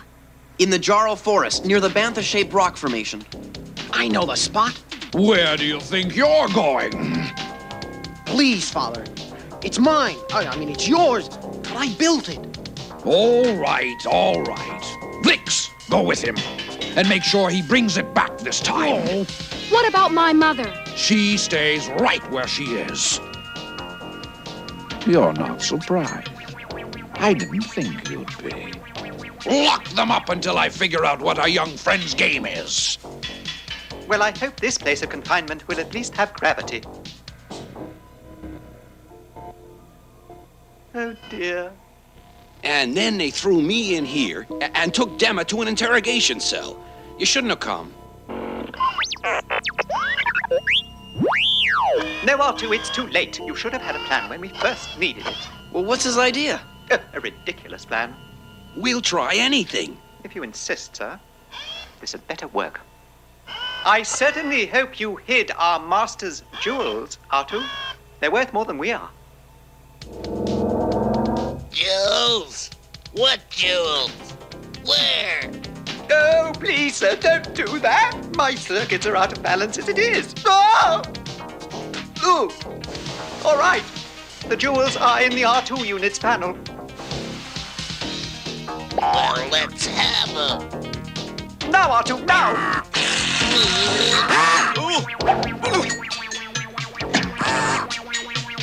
Oh, good work, R2. I'll go help 3PO. Oh! Okay? Whoa! 3PO, how long will it take Tig to get the Trigon back here at light speed? About 14 seconds, sir. Correction. Arrival time should be in 49 minutes, give or take. We have to get your mother out of here before Tig returns with the Trigon. If we don't, no one will ever leave this place. Whatever does the Master mean? The moment the Trigon arrives, this place will become a crater! After these messages, we'll be right back. Hi, Louis the Lightning Bug here. Now, us lightning bugs are experts, see, on safety and electricity. And one thing for sure, and I ought to know, you never fly your kites where power lines go. You never fly your kites where power lines go. Now, if you're looking for a tree to climb, you never climb trees near power lines. You never climb trees near power lines. Play it smart, little buddy. Power lines. You gotta play it safe around the power lines.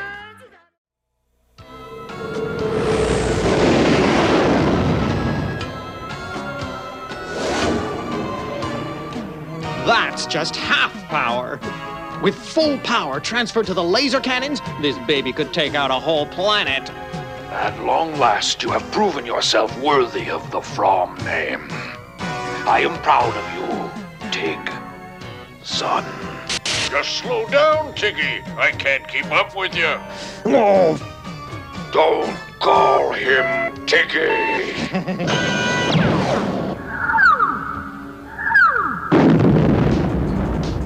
Hey, watch it. Oops. Sorry, Lexi. That's my boy.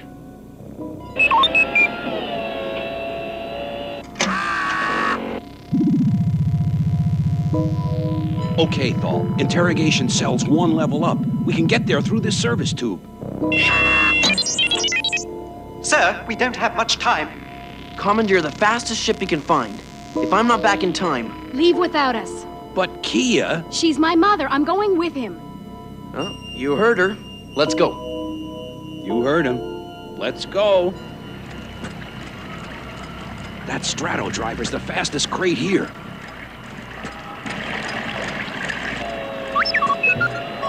Where's he going? I expect he's come up with some sort of plan. Now we're in real trouble. Hey! Put that back!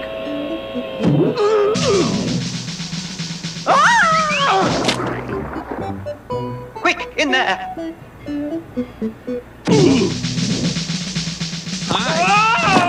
Hi. Oh, she's not here. The next level.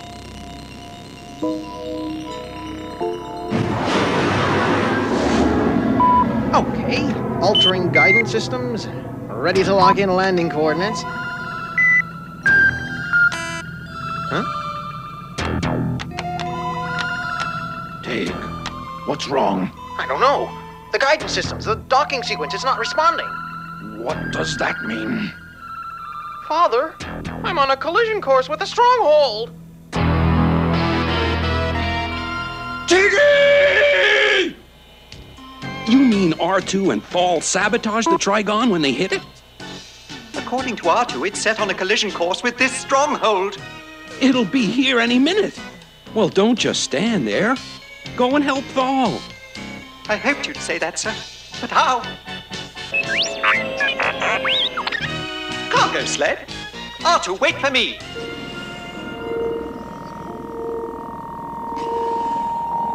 Shh.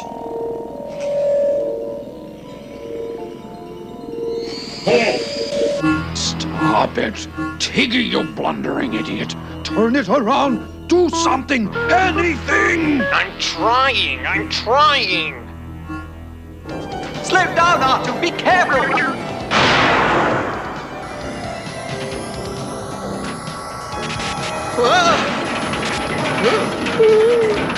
Oh, my goodness. Don't you call me a backseat driver? Whoever programmed you to drive?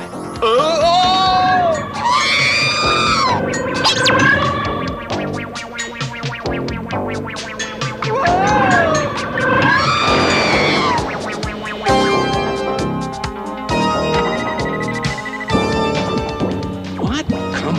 Come on. Abandon ship!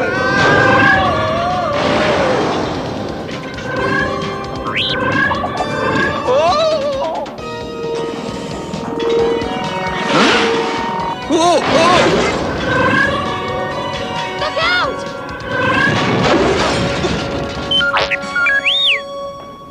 Thank goodness you're safe. Kia! Mother! Oh! 3PO, how long? Any moment, sir. What now? The service tube. What evacuation alarm?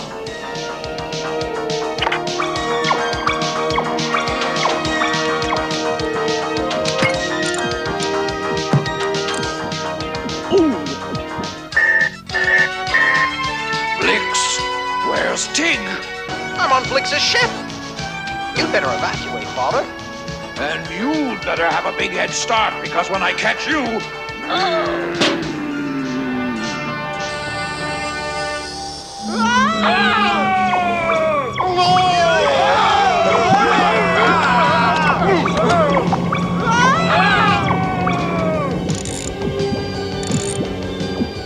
I hot rewired the booster drive, but I need a servo to join it together. Sir, the Trigon is almost here. Oh no. Arthur's got another plan.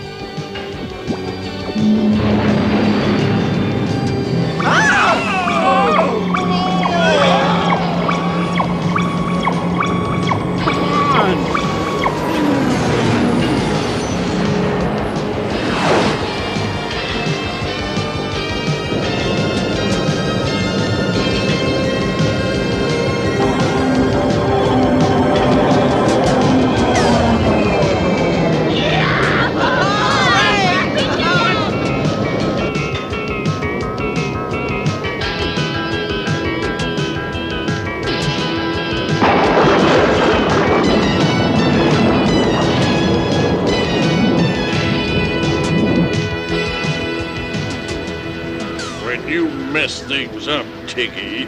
You mess them up real good. I know you two can hear me.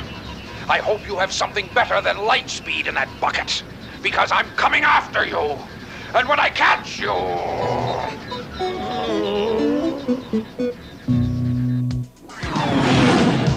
So thanks to you. Us. No more weapon satellite, no more stronghold, and no more from gang. Right. We fixed the Trigon so it would home in on Size's communication signal. So in other words, you let evil destroy itself. Exactly. It was all R2's idea. I'm a little tired of R2's ideas, especially the one to use my servo mechanism to guide this spacecraft. Oh, come on, 3PO. What would we do without you?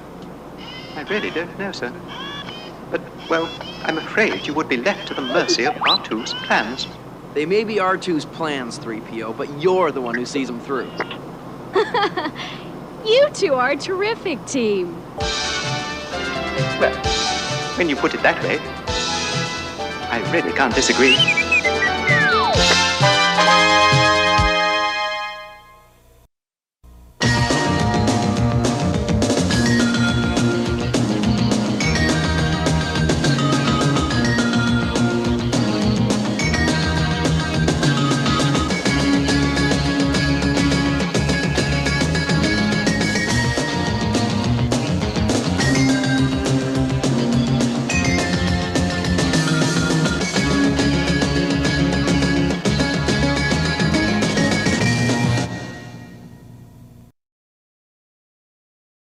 Stay tuned, another action-packed lineup of Saturday Morning Cartoon MAXOUT is coming your way.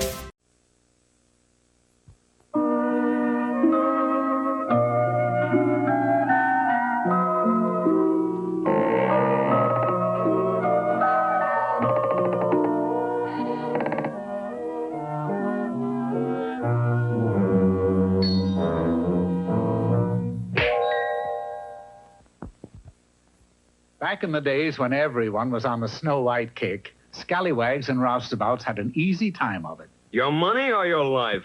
Oh, that's easy. You can take my wife. Not your wife, your life.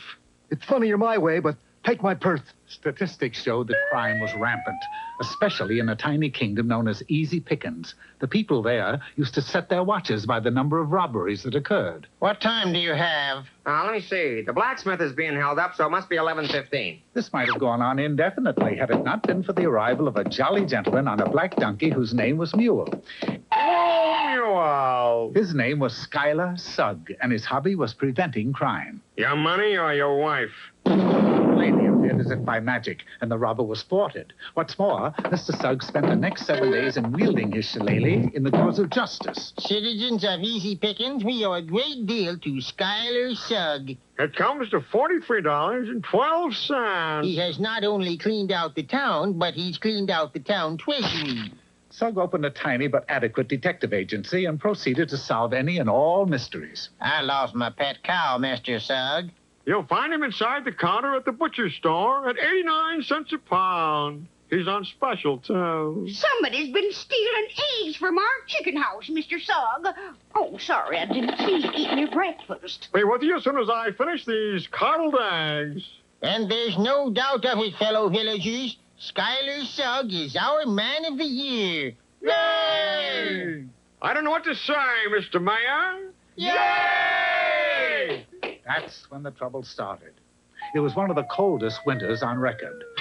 And a massive fog bank sprang up out of the lower valleys and blanketed the area. It didn't stay very long, but it left behind something. For there, in the middle of a once vacant meadow, stood a black castle. Must be one of those prefab jobs. It was then he noticed that not a door or a window was to be seen. You in there! Lower the drawbridge! No answer.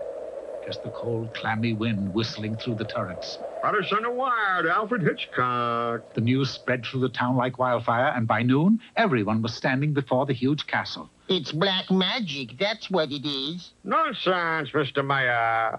Here, boys, take these torches and set fire to the place. But suppose there's a witch in there. We'll smoke her out. Under Sug's direction, the villagers set the castle on fire. Or at least they tried to. The castle won't burn, Mr. Sugg. What do you mean it won't burn? You can smell the smoke. But the smoke was coming from a nearby forest. Why, it's supernatural, that's what it is. We set the castle on fire.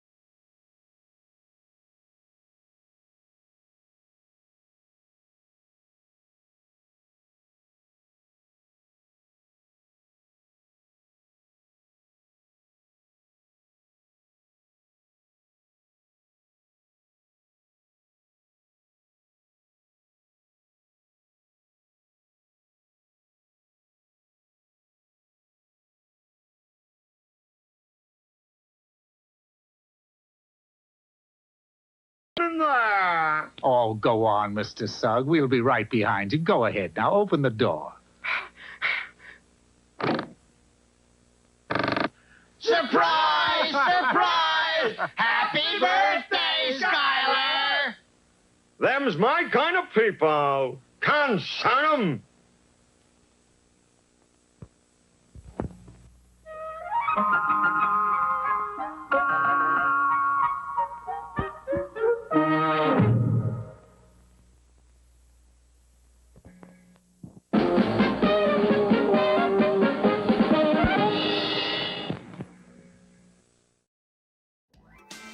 Hello, everybody. Welcome to Bobby's World. I'm Howie, and today's show is going to be more fun than flossing. That's right, because today's show is in 3D.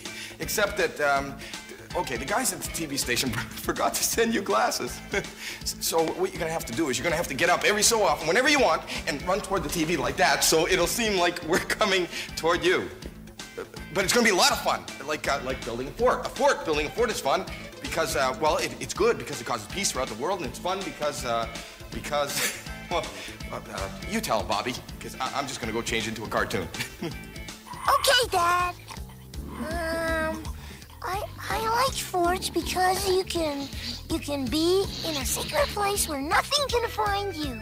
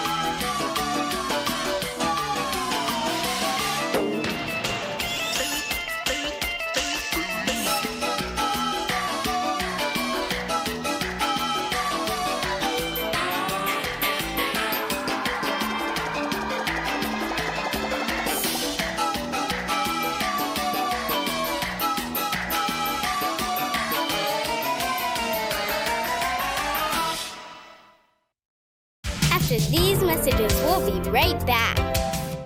Look, the Stunticons! Look, the aerial bots! Only the Stunticons! Only the aerial bots have this kind of teamwork. Stunticons attack! Aerial bots wage their battle to destroy the evil forces of the Stunticons, the Transformers, more than meets the eye.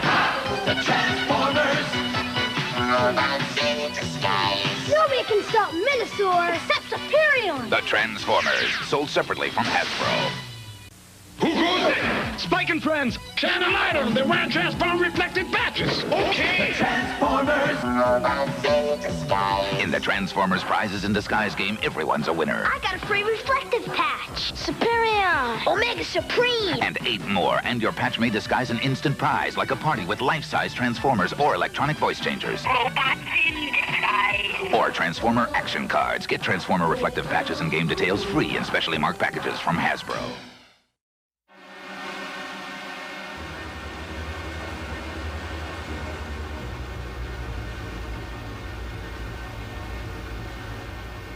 Duck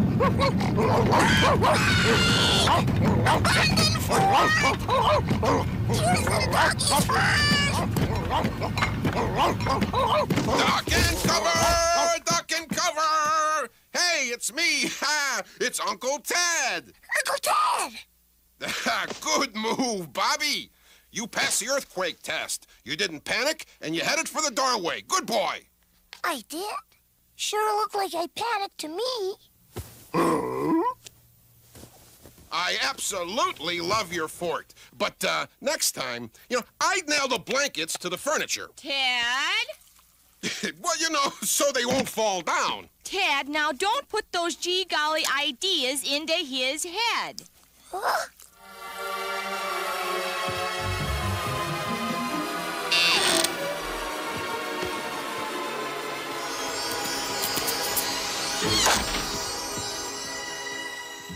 Oh, sis, I was just kidding. Bobby knows that, don't you? Oh, Ted. Hey, help me out here, Bobby. Mom, Uncle Ted was just kidding. Yeah. Yes, you see, I was just... Uh-oh. When Uncle Ted can't think of anything to say, I get noogies. What? Time for noogies! Told ya. Oh, I can't honestly, you two, get... Hey, your fort reminds me of when I used to go camping. Hey, you want to go camping with me? Sure! Great idea! Yay! I can get more blankets and put my fort back together. No, not in the living room.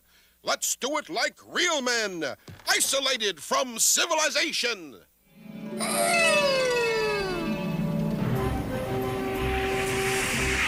Here we are, away from the comforts of home, confronting nature mano a mano. You're not a man until you go one-on-one with the wilderness, boy. Where are we going, Uncle Ted? The North Pole? No, better than that. We're camping in the backyard. Didn't you forget something, dork? You're gonna be outside. So? All night. So? In the dark. So? And you're afraid of the dark, remember? Come on, Bobby. Let's go shopping. Uncle Ted has great timing. Wow! Great store, Uncle Ted. Okay, fan out. Buy stuff that looks fun.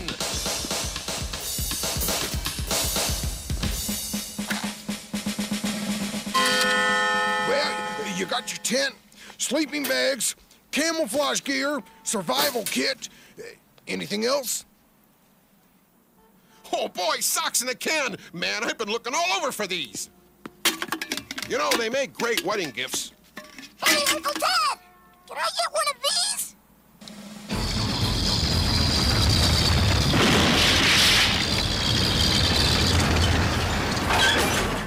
Sure, bring two. Well, I'll play with you.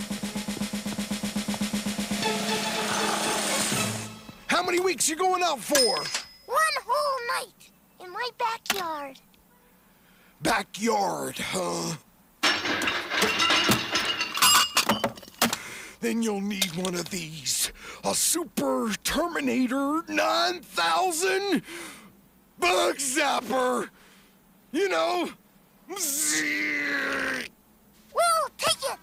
Right, Uncle Ted? Sure, go ahead. I borrowed your dad's charge card. I'd say you're prepared for just about anything. Especially if you're scared of the dark.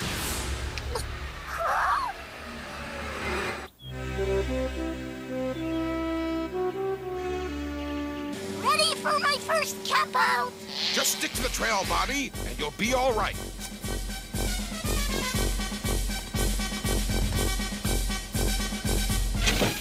You're not a man until you go one-on-one with the wilderness.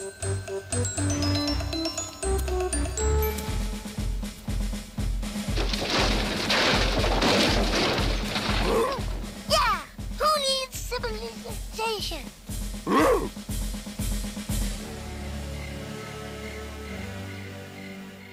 Well, here we are, Bobby. Just you and me. Take a deep breath, huh? We're camping out. I don't think you should plug that in. Oh, nonsense, Bobby. Here's to roughing it. Uh-oh. Uncle Ted, it's pretty dark. Oh, that's okay, Bobby. Your old Uncle Ted's got the situation well in hand. Now we're living like the pioneers did when they drove covered wagons across this great country of ours. Pie and eaters drove wagon trains.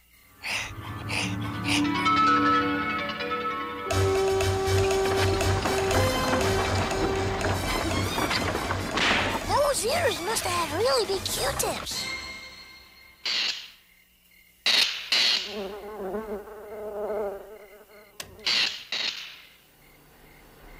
Pizza's ready! This is neat. You know, it makes me think that Uncle Ted would be a great dad. Yeah, Uncle Ted.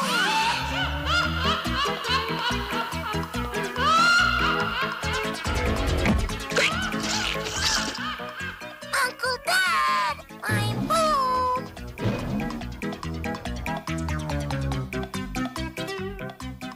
Hey, Bobby! How was school today? You don't make me go to school, remember? That's right. And I don't make you clean up your room either. I must be dreaming. Here, Bobby. It's your turn.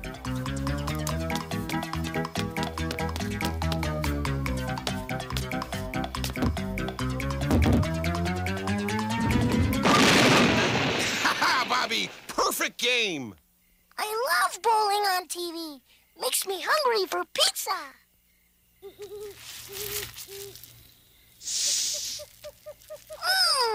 Pizza!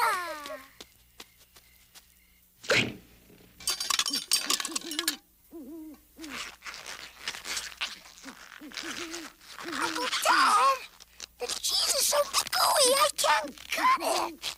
Leave it to me, Bobby. Go, go, go. Not bad.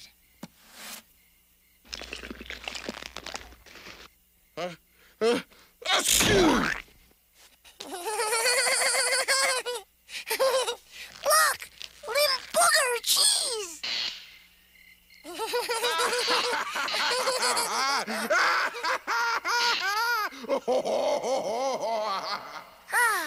Pizza, comic books, no brother or sister to bug me, no mom to make me go to bed. Is camping great or what? Why was I so worried about sleeping outside in the dark? What's that? Ooh.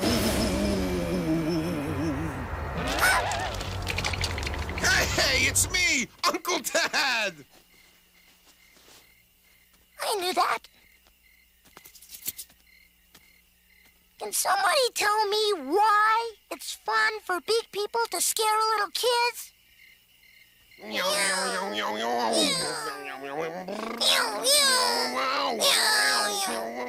Gee, Uncle Uncle Ted, look at all the stars up in the sky.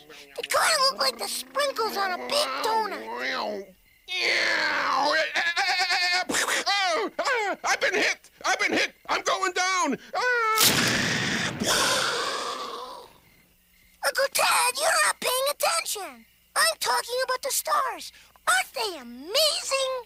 Nah, but if you really want to talk about them, well, there's the Milky Way, and over there, that's the Big Dipper. See it? Right next to that group that looks like a horse going into an apartment building. That one. All I see is a great big hot dog on a giant bun. You're right. Let's eat. We should roast some marshmallows. Yeah. Now, where did I put those things? I see them, Uncle Ted, but... What? Oh, boy, these will roast up real good.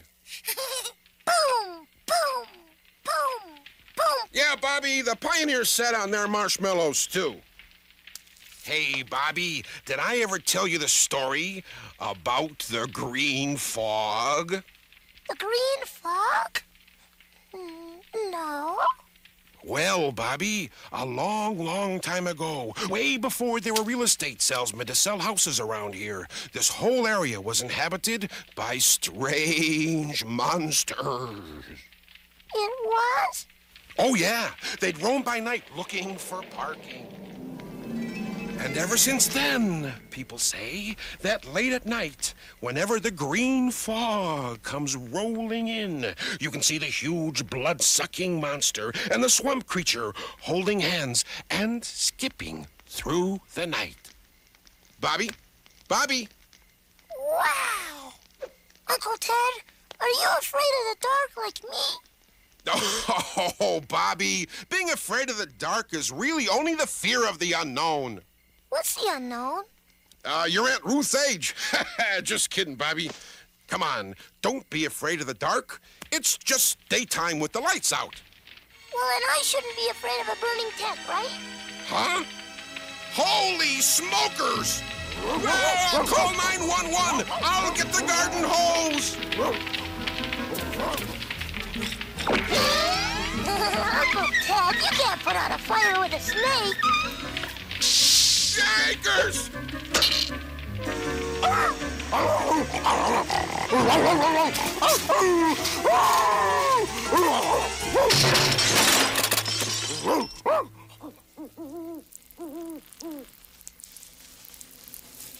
Well, Uncle Ted, if you want to call it quits and go in, it's okay with me.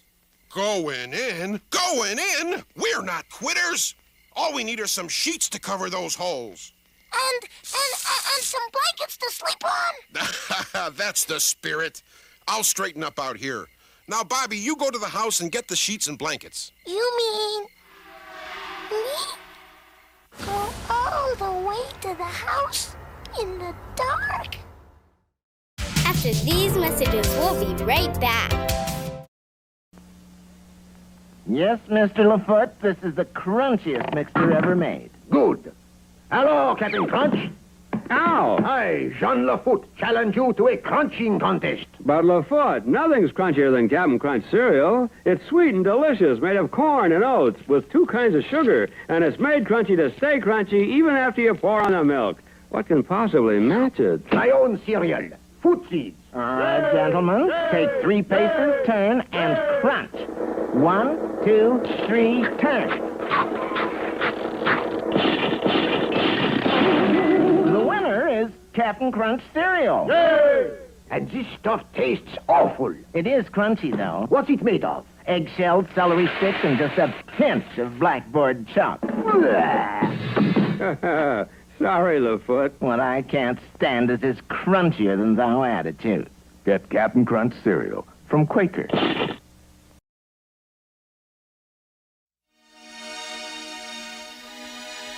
I'll watch the house.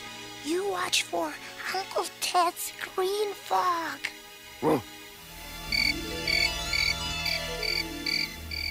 What's that?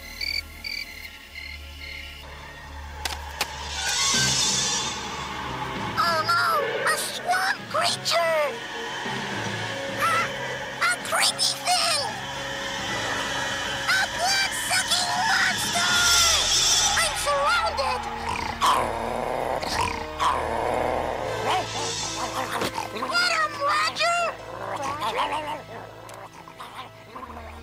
Did the blood-sucking thing eat you?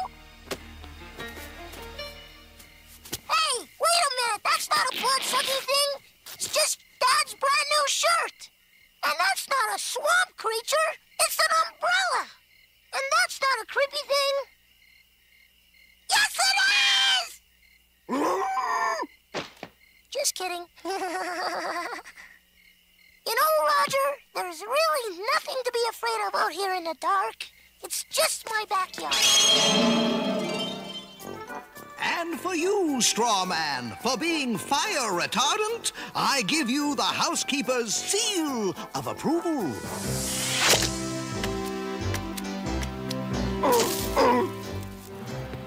And to you, Tin Man, for conscientiously recycling, I give you this bicycle made from your ex-wife. It's a girl's bike. Don't sit on my head! And Bobby, for overcoming your fear of the dark in your own backyard, I hereby give you and Uncle Ted these sheets and blankets. Thanks. What about my dog? I'm a wizard, not Santa Claus. Well, so much for happy endings. Whoa, great! Blankets and sheets. Hey, what took you so long? Run into any blood-sucking things in the dark? No, there's no monsters, Uncle Ted. Things just look different in the dark. Good night, Uncle Ted. I love you.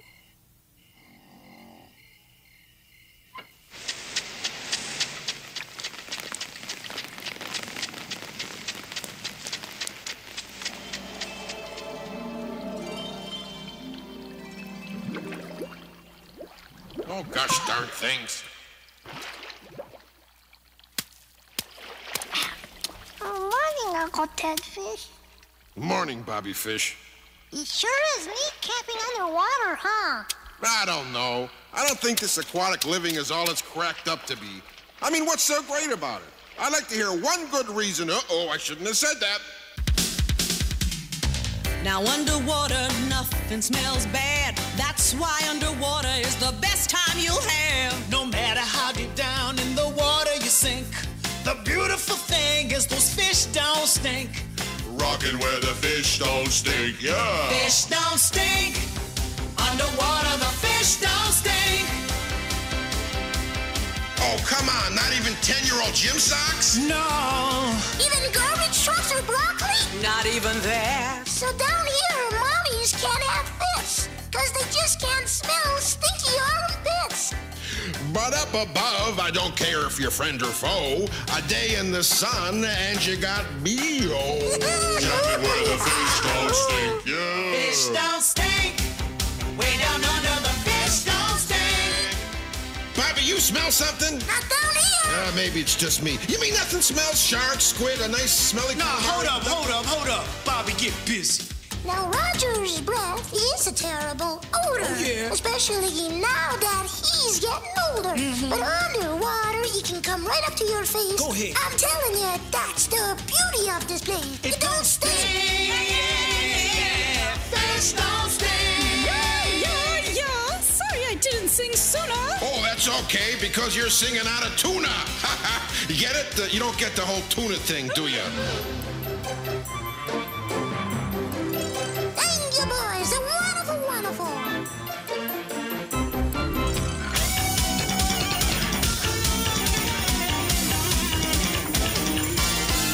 What if we ate garlic out our ears and didn't change our underwear? What if we didn't brush our teeth or wash our hair or take a bath for a year? Yeah, that'd probably stink, but that's the only thing because... Fish don't stink. Underwater, the fish don't stink. Oh, sing it, fillet of soul, brother. Fish don't stink. Underwater, the fish don't stink. Come on, Bobby, sing with us. Okay. Fish don't stink. Underwater, the fish don't stink. Take your time!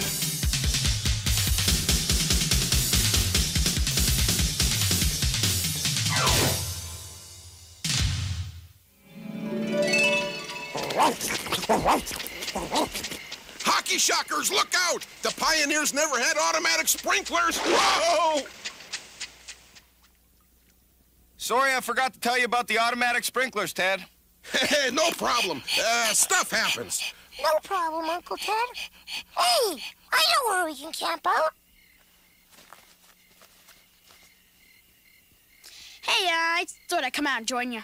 I didn't think you wanted to camp out with us. Sure, here. You can use my sleeping bag. It's an old one. Really? Gee, thanks. When older brothers want to share, it means they're missing out on the fun. Well, I figured, you could use some tunes, you know? Hey, speaking of tunes, take a listen to this. Uncle Ted, it still works. Someone's camping, my lord. That's nice. In the yard. Someone's camping, my lord. In the yard. What's a family for? Someone's camping, my lord. In the yard. Now this part's good. Oh, my lord. Now hold it. In the yard. If it wasn't for me, this family wouldn't have any fun at all. There'll be marshmallows, my lord. In the yard. There'll be marshmallows, my lord. In the yard. If you're good, there'll be s'mores. There'll be marshmallows, my lord. Yo, Bobby, you have a good time camping? It was lots of fun. I learned how to sit on marshmallows and swim in a tent. Wow. Sounds like Bobby had a great time. Hope you had a great time. Oh, maybe you did that 3D thing. Did you do that where you ran toward the TV and made it? Well, even if you didn't, it was great. Was it a lot of silly things today, huh? Uncle Ted sitting on marshmallows. That could only happen on TV. You got to be a goofball. Well, until next time, bye from Bobby's World. He's sitting on marshmallows. You got to be good. Oh, stop.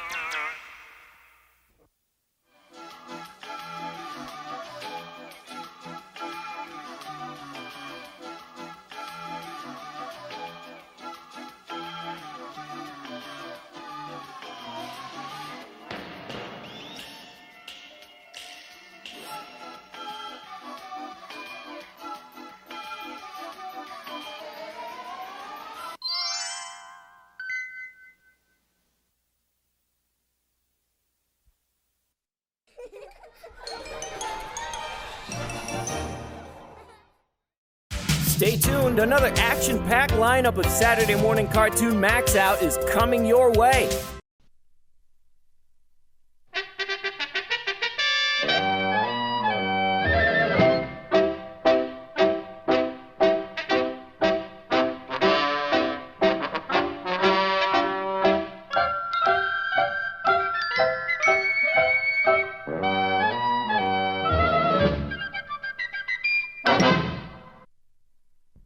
Hello there, Peabody here.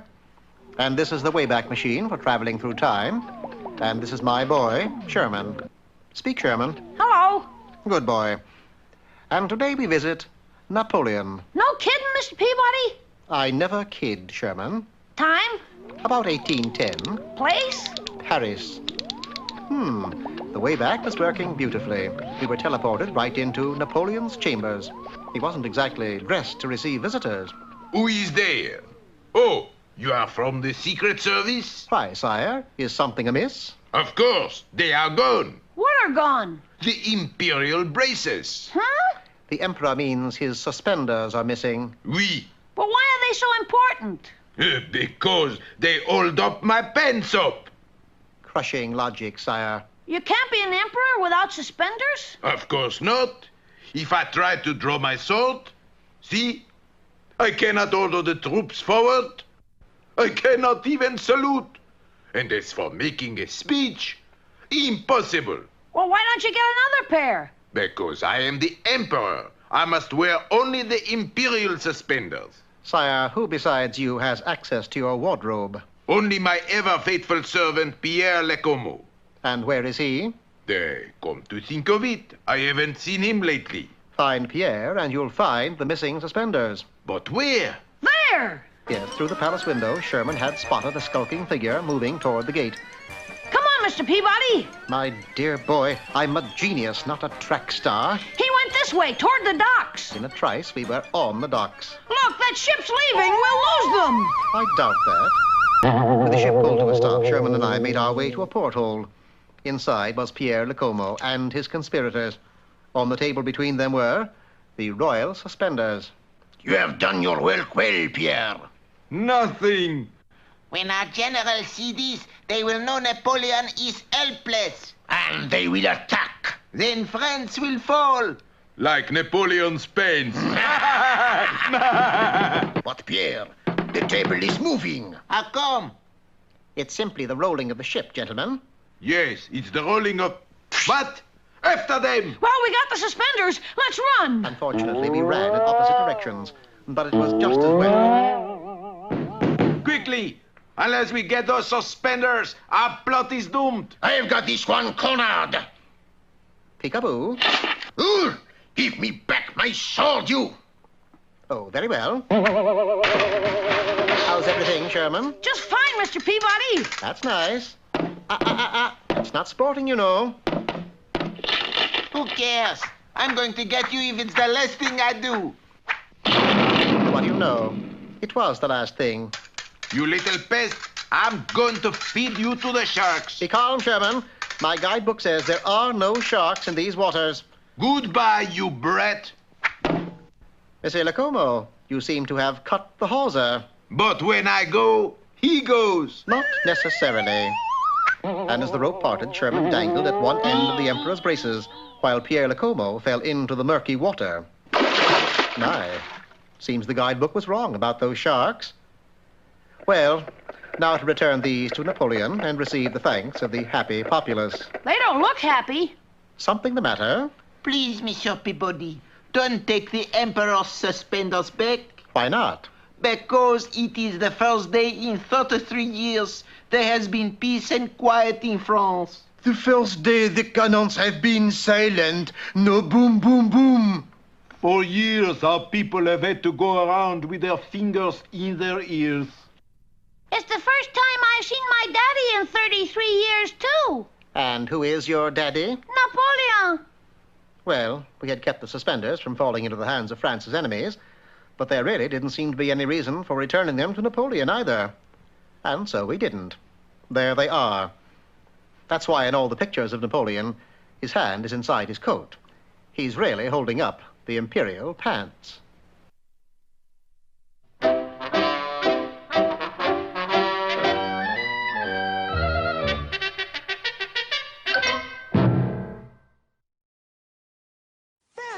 El Fantástico Max. When along came Max and the fun time started, I'd laugh until I cried. He's dynamite in those 4-ply diapers. He's my kind of guy. Well, there goes Max on a big-time mission. Will he lose or win? Yes, it all depends on the 4-ply diaper, and that's it again. He's tops, I mean terrific. I don't know another word that says it's so specific. Woo!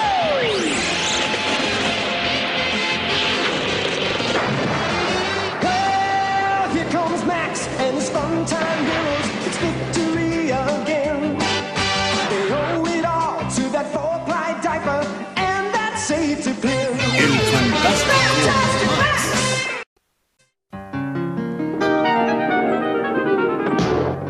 Didn't Mom know that I've got a zillion better things to do than bring you to the park? Why are you crying? I'm the one whose day is ruined. Here, play with something and be quiet. Goo-goo! Oh, you want your doll? Here, you two have a tea party while I go play on the swings.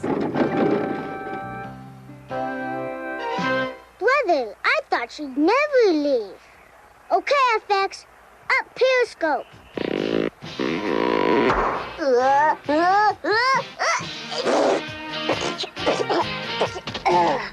Careful, FX. You could hit somebody with those sneezes. Well, I couldn't help it. Sand tickles. But Tooey, yuck. This tastes worse than used teething rings. Say, FX, how about a little shake and bake? Rock it and roll!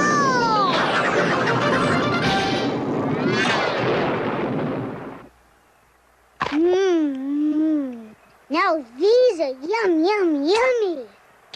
Just like my mama makes. Whoever thought the great sticky wicket would come to this? After 10 years of designing first-class toys, my own company wants to toss me aside like last year's baseball cards. They just don't appreciate my brilliant ideas. But I'm not finished yet. Oh, no. I still have 2 toys that could really wow them at today's board meeting. The world's first automatic hula hoop.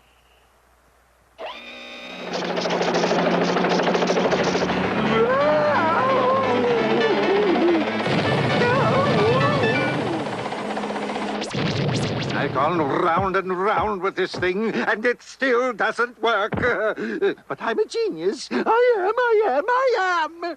It's an okay party, but something's missing. I know. We need some tunes.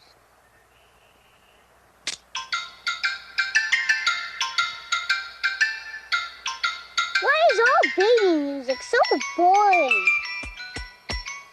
Here, FX, try switching stations. And the 1 and the 2.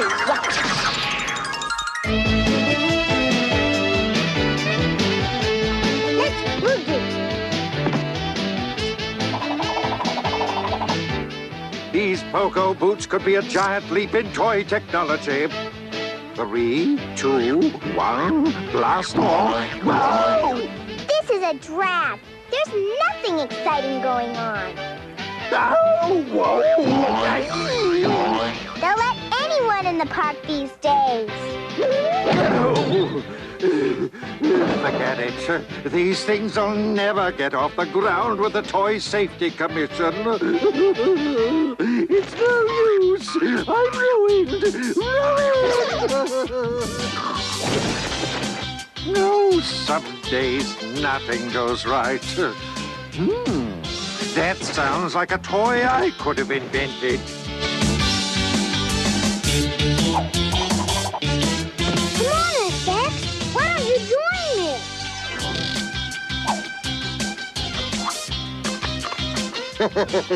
I can't believe it. A doll that not only moves and talks, but eats. That toy could make me the hero of today's board meeting. And I know just how to get it. And the best part is that everyone will get all wet.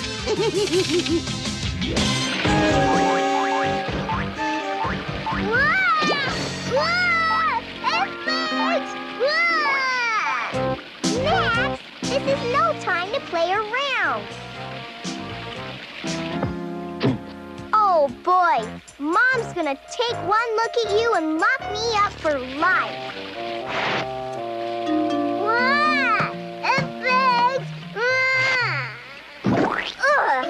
Now look what you've done. Never wear good clothes around baby brothers. No, you're not playing in the water again. We are getting out of here. Sticky, you clever old toy napper, you. Help! Now, if I can only keep this toy under wraps. Amazing! It never winds down. If you don't stop crying, you're gonna bust a gut.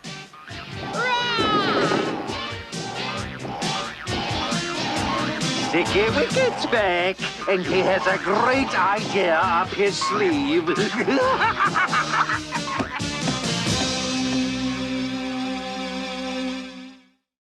After these messages, we'll be right back. A is for apple. J is for Jax. Give me a beat that's aptly sweet. Aptly sweet, apple Jack, cinnamon crunchy, fun to eat.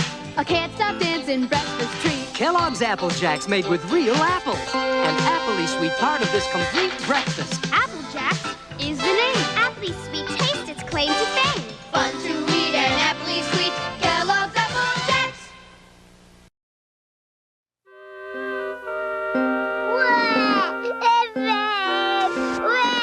Hold still, you little creep. Max, come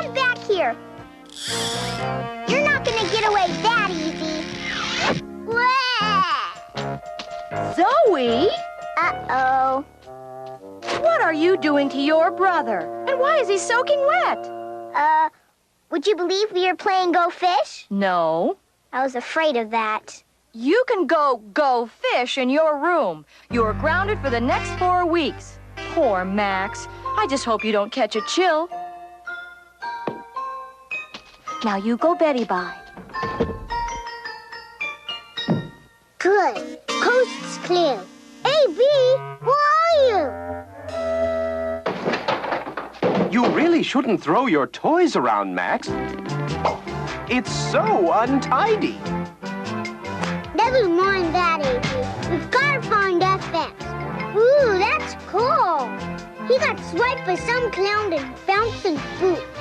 Now, Max, I'm sure FX can take care of himself. Get real, A.B. FX never knows what to do unless I tell him. You really shouldn't go out, Max. You're still damp. We don't even have any powder. You could get chafed. Don't you care about FX? Of course, he's my friend, too. It's just that... You stay home if you want. I'm out of here. At least take a hat so you don't catch a cold. Oh, he's so irritable when he isn't dry. I told you he wouldn't be here. All we've turned up is an empty biscuit box. Good, A.B. I'm not giving up until I get FX back. Hey, look over there. He left us a trail. Come on, A.B. The game is afoot. Now, Max, watch where you're going. Don't step in any gum. Onward, A.B. He went that way.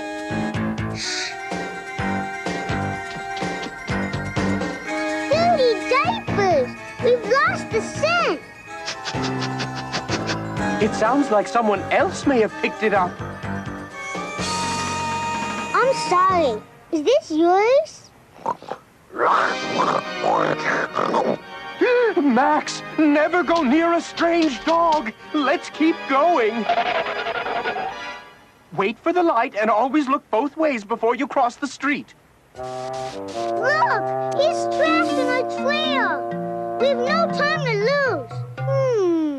The biscuit stopped here. Maybe FX is inside. What would he be doing in there? Maybe it's some new kind of rocket ship. Give me a boost. This is a rocket ship. I'm Humpty Dumpty. Well, is he in there, Max? Max? Relax, A.B. I'm okay. Well, I think it's rather rude to leave me just standing here. Keep your shirt on, A.B. Here, grab my diaper. Max, that's disgusting. Uh-oh, it's taking off. Grab on, A.B. All right, I'm coming. Max, what have you gotten us into this time? Ew, what a mess. You see what happens when you don't pick up your things? Max, make yourself decent. This is a family show. Come on, A.B. It's no big thing. Maybe not, but you can't show it on television. Besides, this is no laughing matter. We still haven't found FX, and we haven't any idea where this contraption is headed. I tell you, it does everything but burp. Watch this. Help me, I'm lost. You see, I haven't lost the old wicked touch.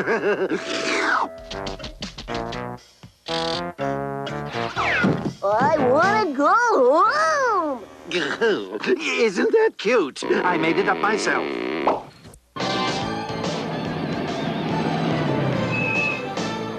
Look, A.B. Recycling center, cash for trash. Did you know that this could become that? Old tires can become pacifiers? Oh, I hope they sterilize them first. Dirty diapers. What if FX got sold for scrap? Never mind him. What about us? We're too young to be recycled.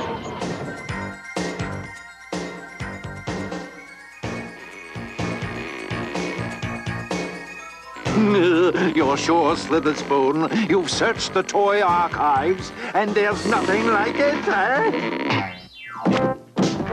Then it's all mine.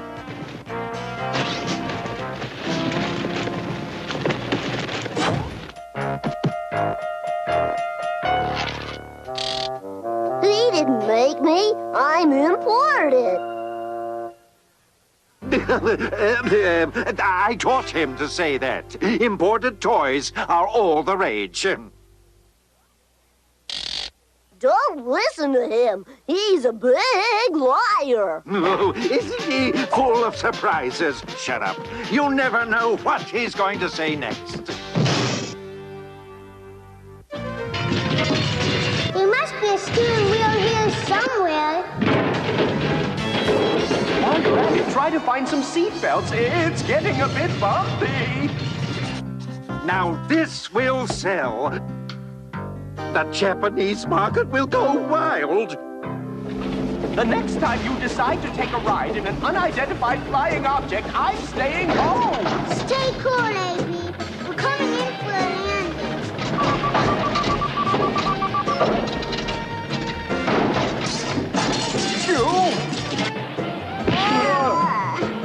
Are you okay? Just checking for dents. Come on, AB. We're not getting any closer to FX in this place. Astute observation. It's time we quit hanging around. It can't miss, Mana. First we run a test market on 5-year-olds, then a full-scale advertising blitz, and finally we'll spin it off into its own cartoon show.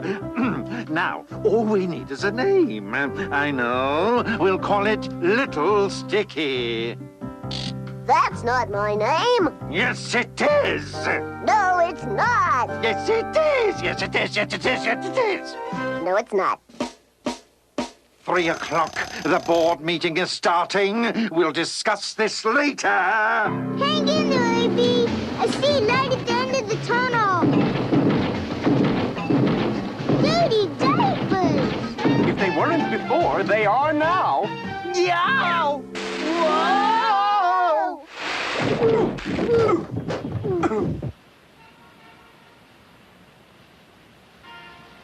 Poor FX. I wonder if we'll ever find him. I wish you wouldn't eat things off the ground. It's most unsanitary. Quiet. I'm thinking. If we're going to solve this crime, we need some clues, and we haven't any. Yes, we do. Right under our nose.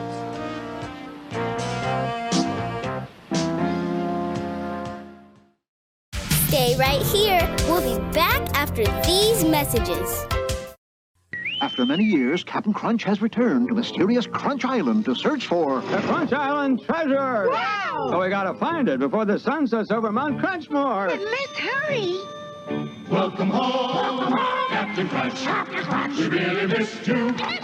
A bunch. Singing trees. And baseball bat. Wow! Keep going! Look, the sun's shining right through Mount Crunchmore. And look where it is. The Crunch Island treasure. Go! Sure. And a whole box of Captain Crunch cereal. That's treasure? Sure. Captain Crunch cereal is part of a complete breakfast. It crunches like crazy, and it tastes like a million. Now from Captain Crunch cereal, A map of Crunch Island. plus 7 stickers of the captain and crew. Where can we go now? Let's take the captain to the Lost City. 1 map and sticker set in specially marked boxes of Captain Crunch. This company's through playing around with toys. We must get into something profitable. We should be making tires. The whole world's running on tires. Mr. Chairman, give me one last chance. I've got a toy that will take the whole country by storm. Meet Little Sticky, the doll with all the moves. Wicket, you've got too many birds on your antenna.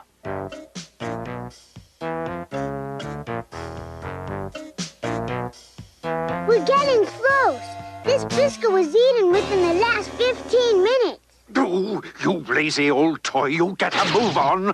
I tell you it worked before. I saw it. I did, yes.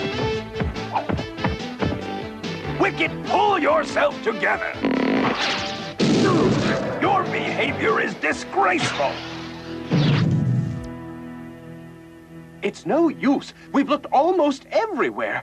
Maybe he's been shipped out to some toy fair by now. A good detective doesn't leave any stone unturned. And we still have one more room to check. Okay, so it doesn't move, but it can talk. Listen to this.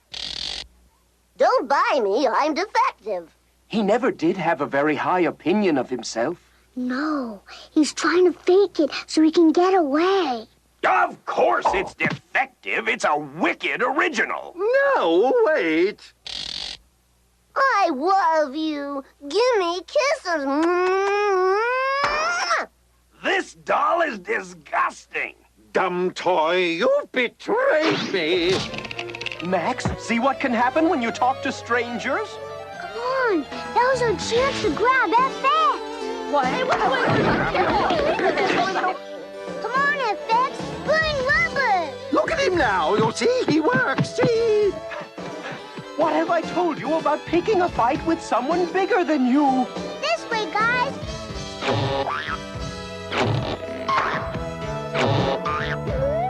He's closing in. There's only one thing to do. Fire the heavy artillery.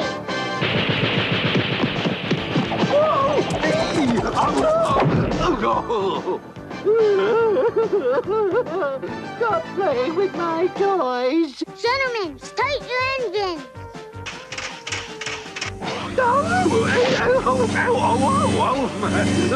You little monster. Wait till I get my hands on you and your weirdo toys.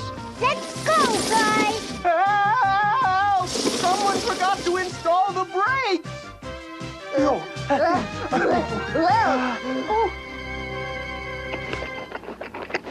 How could you eat at a time like this?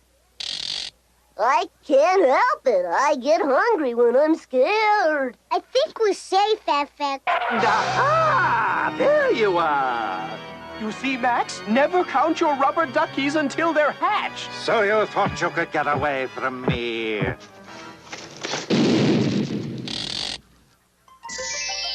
Rock it and roll! Stop it! You leave me alone, you big bullies! I guess that takes care of him. Now, Max, you know you're not supposed to eat sweets before dinner. Which reminds me, we'd better hurry home. Nap time is almost over. Wicket, where are you? I hope you have a good explanation for this. The animals, they jumped me, they threw me down, they were merciless. This is the last straw, Wicket. This company is making tires and you're fired. But I'm a genius. I am. Delicious. I've never tasted anything like this before. Ooh, this gives me a great idea. Gab-gab-goo-goo. No way, Max. I'm never taking you to the park again. Thanks to you, I've been grounded for the last month. You'll just have to stay home and watch television. And kiddies, you will all love the all-new Wiki Biscuits. The cookie that goes yum-yum in your tum-tum. When's that guy ever gonna grow up? Wiki Biscuits? What a dumb name. Wow, these are great. Biscuits! Zoe! Fantastic Max!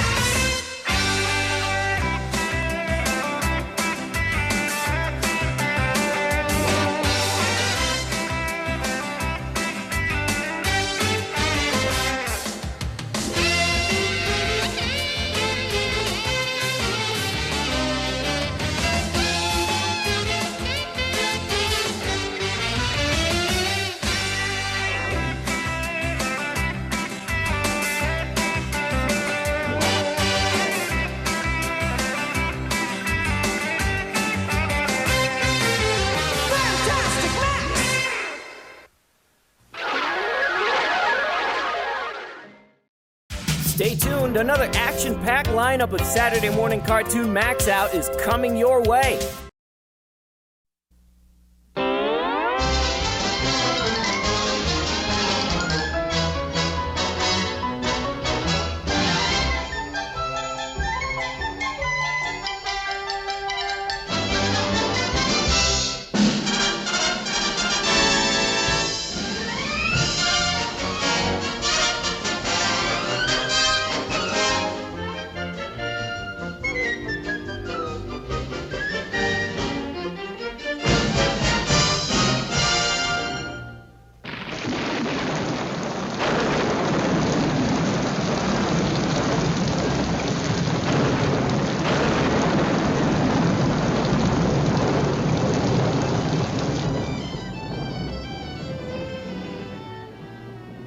This is ideal. Dry as a bone.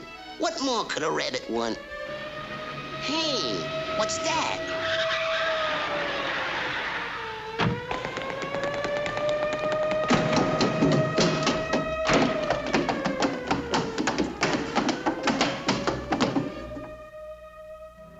Well, looks like we give him the slip, Muggsy. Yeah, Rocky, we sure did. I wish I was smart like you, boss. Turn it on the radio. Okay, boss. The police believe the robbery is the work of the notorious Rocky and his pal Muggsy. They were last seen on Turn it off the radio. Gee, some haul. Yeah, all 14 carat. Carrots? Carrots? Who, what, where, when, who, where, what, where, who, when? Hey, Muggsy, we better get some shut-eye if and we're gonna pull that job tomorrow. Okay, boss. Why, those dirty crooks? Someone ought to teach them crime doesn't pay, and it looks like that someone's gotta be me. Hello, calling Rocky. Hello, Rocky. Am I getting through to you, Rocky? They're saying you trust your pal Muggsy with that suitcase of jewelry. Don't make me laugh.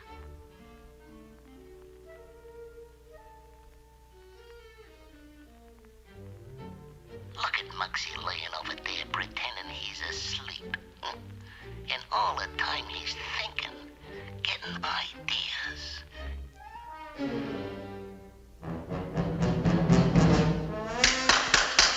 That'll teach us to get ideas. But, boss, you know I don't get any ideas. Well, see that you don't.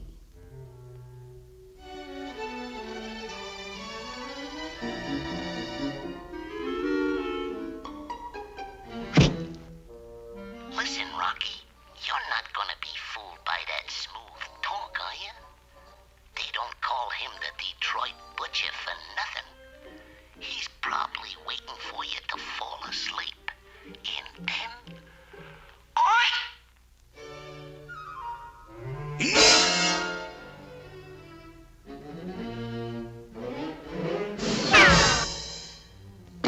Dirty scheme didn't wait, did it? That Rocky. A million laughs.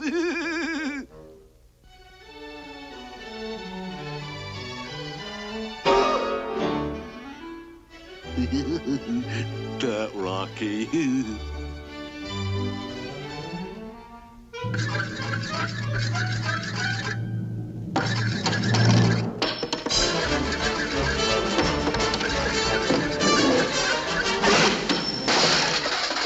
Muggsy, come here.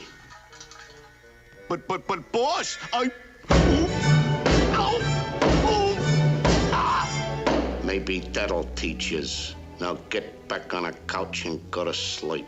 Okay, boss.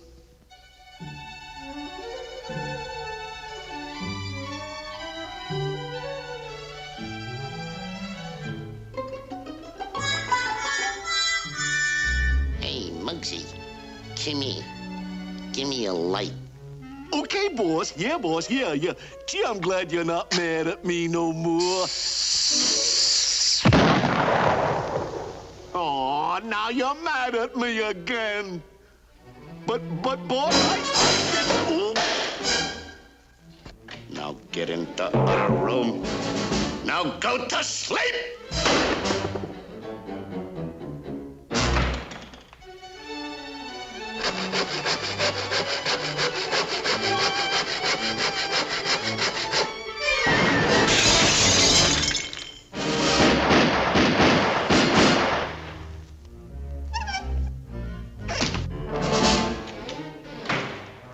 I don't know how you's done it, but I know you's done it!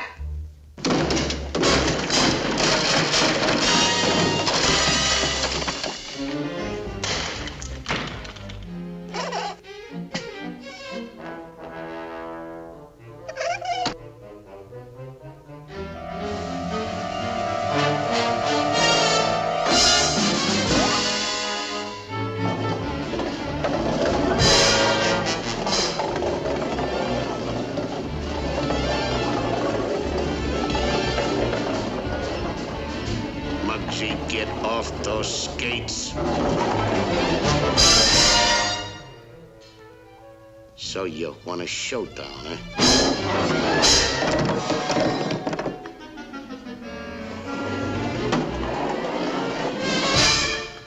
Why, you...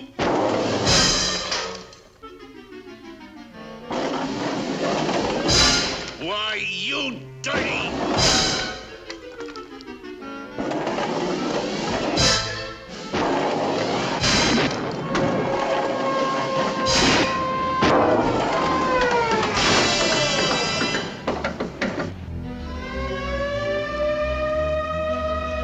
I wonder how they found out where we was. But boss, Isn't it wonderful what you can do with some wire and a few electric bulbs?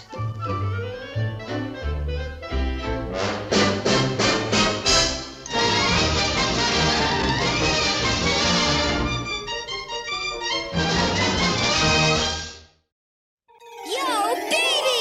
This is the Wish Kid. Once I wished on a star and it flew in my window kablooey. Now I can have any wish I want, but only once a week. Yo, baby!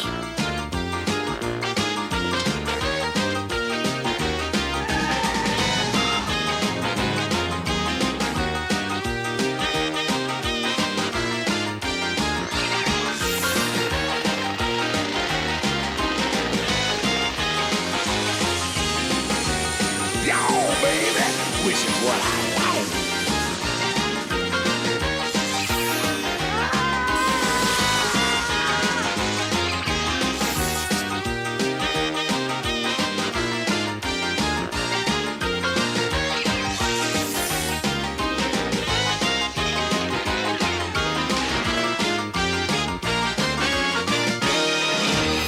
Yo, baby, wishing's what I like.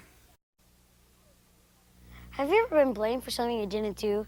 Happens to me all the time. But today, I'm gonna do something about it, and school will never be the same.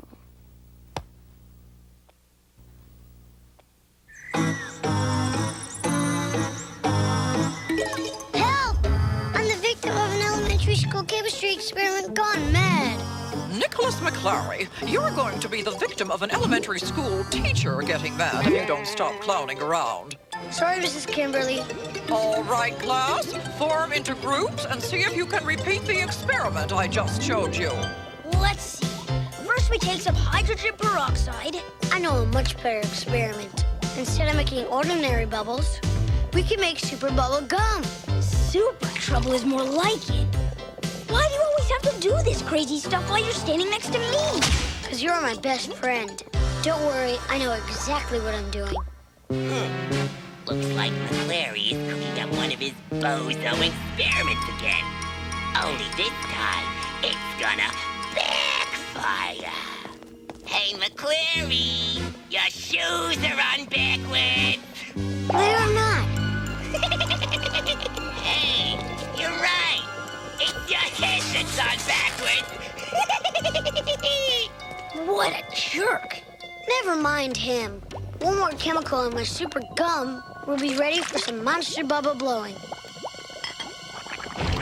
Huh? It's multiplying! Quick, help me get it back in the jar. No way! It's out of control. Oh, no! Mrs. Kimberly, look! McClary's at it again! Nicholas, you're coming with me to the principal's office.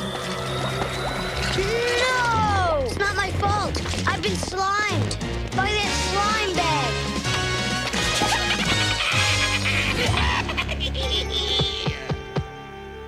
But I'm innocent. Now, don't lie to me, Nick. I've spent too many years trying to keep my students safe from kids like you who want to blow up the school. But... I'm afraid I'm going to have to call your parents. Terrific. I'm gonna get grounded for life, without possibility of parole.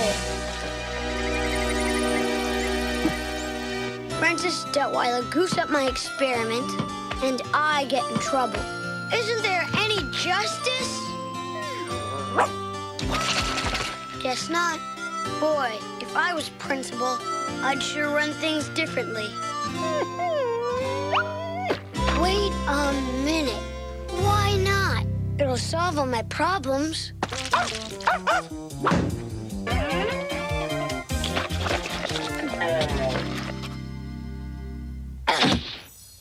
I wish I was principal. I wish I was principal. I wish I was principal. Yowzers.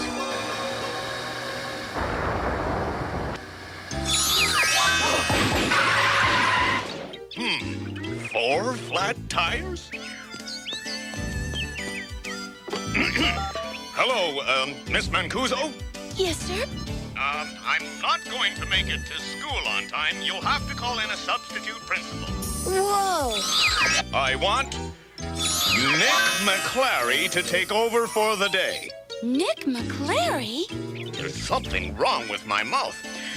What I meant to say was, have Nick McClary take over for me. And don't ask any more questions. These lips have a mind of their own.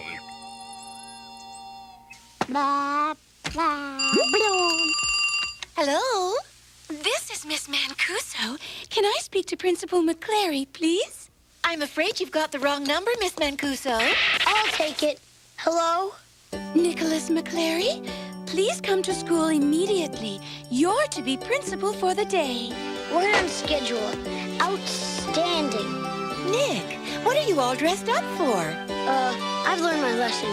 Yesterday, I was irresponsible. Today, I'm on my best behavior. I shouldn't live so long. Gotta run. Bye, Katie. Bye-bye. Bye, Mom. Mwah. What about your breakfast? Oh!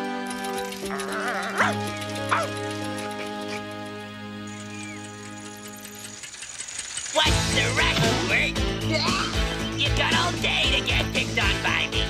Hey, nice suit. Going to a cake parade. If I was, you'd be the Grand Marshal, Francis. Nobody. I mean, nobody calls me Francis! Mr. Principal? I don't see no principal.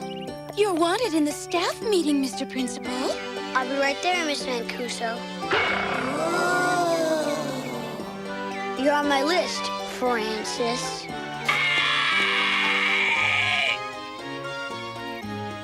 Good morning, class. Good morning, Mrs. Kimberly. Nick, you're late. Mrs. Kimberly, No excuses. Take your seat. My seat is in the principal's office. If that's how you want it, you can go to the principal's office right now. But I am the principal. Don't you make fun with me, Nick McClary. I forgot to ask you, Mr. Principal, do you like your coffee black or with cream and sugar? Forget the coffee. I'll have root beer. Yes, sir. You were saying? Class, open your arithmetic books. We're going to have a pop quiz. Oh, no. Oh, no, we're not. As long as I'm principal, school's gonna be a lot more fun. We're gonna do what kids want to do, right? Now, please take your seat, Mrs. Kimberly. Not that seat. Your new seat. We're going to have a substitute teacher today, and you're it, Daryl. Me? I don't want to get involved in another one of your crazy wishes. Is that any way to talk to your principal, Mr. Substitute Teacher? Oh, all right. But what do I teach? Where do you want these video games, Mr. Principal? Leave them right there. You're going to teach the fine art of advanced video game techniques. And I'm gonna teach that pint-sized principal who's boss.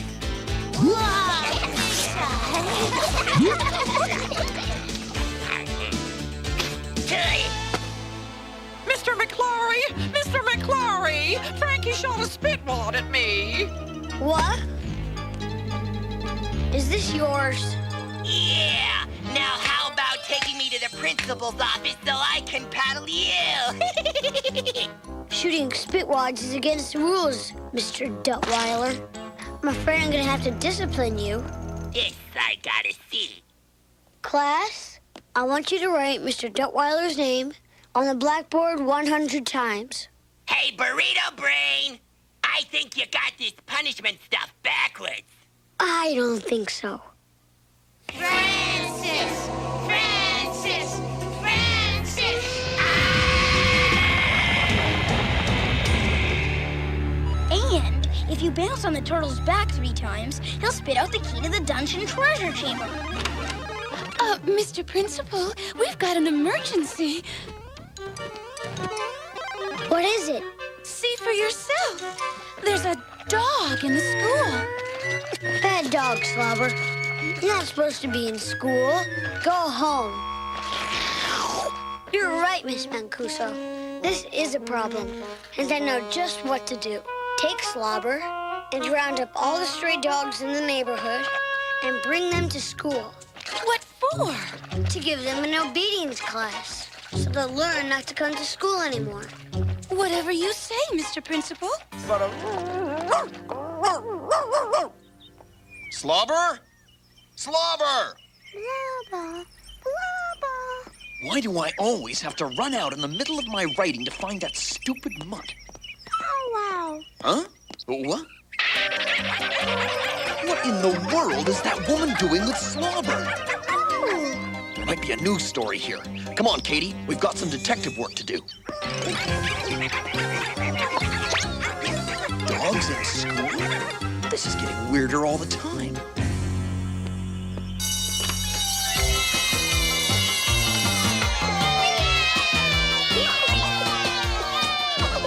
Katie! Where'd you go? Don't you think you're taking this principal wish a little too far, Nick? Why? Recess every hour? Tests for teachers? If you think that's fun, check out this new game I invented. I call it Power Tetherball. The first one to hit this button starts the plane engine. Seems simple enough. Get ready, get set, go for it! Oh!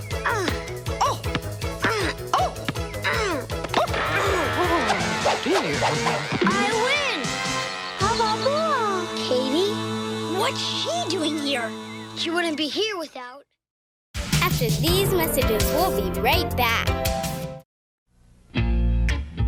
Every cat I know has a fence where he likes to stroll. But there's one fence in town no one should ever go around. This fence holds danger, a beast that everyone should fear. So go play somewhere else, just don't play here.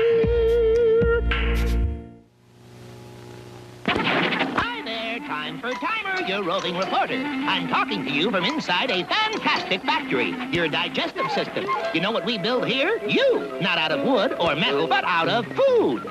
You see, you are what you eat, from your head down to your feet. Things like meat and eggs and fish you need to build up muscle tissue. Uh-oh. Hello, appetite control, more protein. We need energy. Playing tennis today, you know. Whoops. All these motors in your body need a lot of fuel to go on, like carbohydrates, fats, and proteins, vitamins, and so on. What's left over forms the building blocks you need, indeed, to grow on. Yes, you are what you swallow, so that next time you feel hollow, don't just fill your face with any old kind of treat. This goes for every kid or 6-foot athlete. All you really are is what you eat. If he finds out about me being principal, I'm toast. My dad's coming this way. Let's get out of here. Katie! Baby, where are you? Excuse me. Have you seen the principal? Oh, thanks. It's locked. Ooh, ooh. My dad's headed over here. Oh, Katie, baby. Thank goodness you're okay. And thank you for finding her, Mr. Principal. No problem. Can I help you with your jacket? No, I'm fine, really. Please, I like my jacket this way. Nick? That's a terrible bump you got there, Mr. McClary. You must be seeing things, thinking I'm your son. Ha ha. What do I do now, Daryl? Let's get him to the nurse's office. Right. Right. You girls take Mr. McClary to the nurse's office immediately. And don't let that jacket fall off his head. We don't want him to get sunstroke, whatever that is. Come on. Honestly, I feel fine. Oh, mine! Lie down, sir. Keep him in there till after school. I'm no nurse. I'll fix that.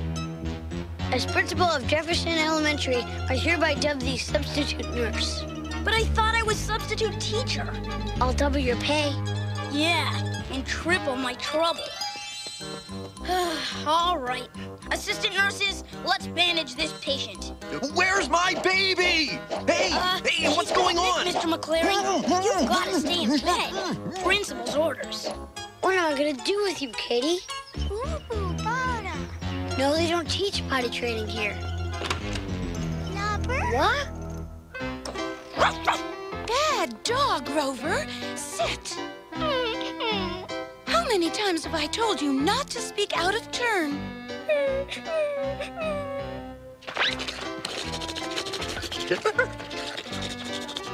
Yes, Slobber?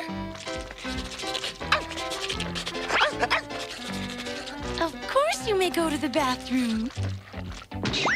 I guess they do teach potty training. I think that's enough bandages.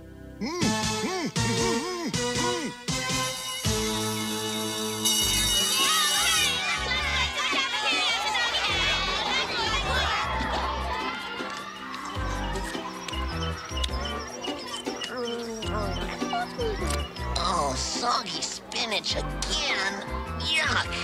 And sour yogurt. Barf! They're right, Nick. The food in this cafeteria stinks. I'll fix that. As your new principal, I think it's time we had better food in the caf. What do you want? French fries! Hamburgers!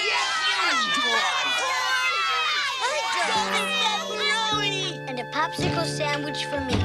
I am a chef. I don't run the junkyard. I don't cook a junk of food. Huh? Now we don't have anyone to cook. No problemo. Huh? Hello, pizza dude. This is Principal McClary at Jefferson Elementary. Send 2 dozen pepperoni pizzas. You make it snappy. Hello, Burger Bonnie. This is Principal McClary at Jefferson Elementary.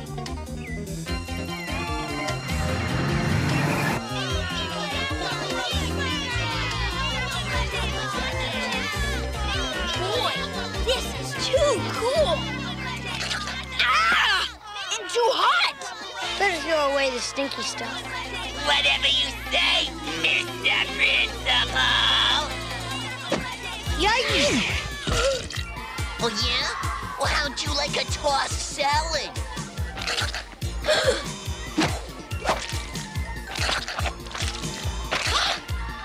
Don't look at me!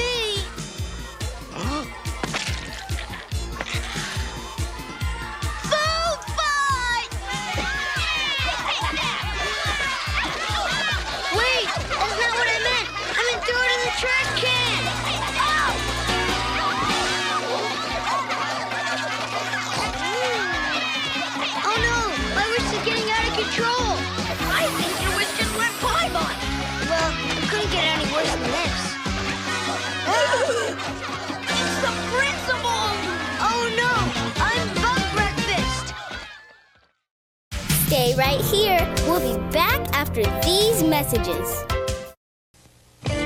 Don't pout, check it out. Zach's gonna show you what work's about. It's the blob, it's the blob. I am the future blob. Without a job, without a job. I am the future blob. What can I do? No need to panic, no need to get scared. You can make the future by being prepared. Ask what do I like to do? What jobs are suited to me?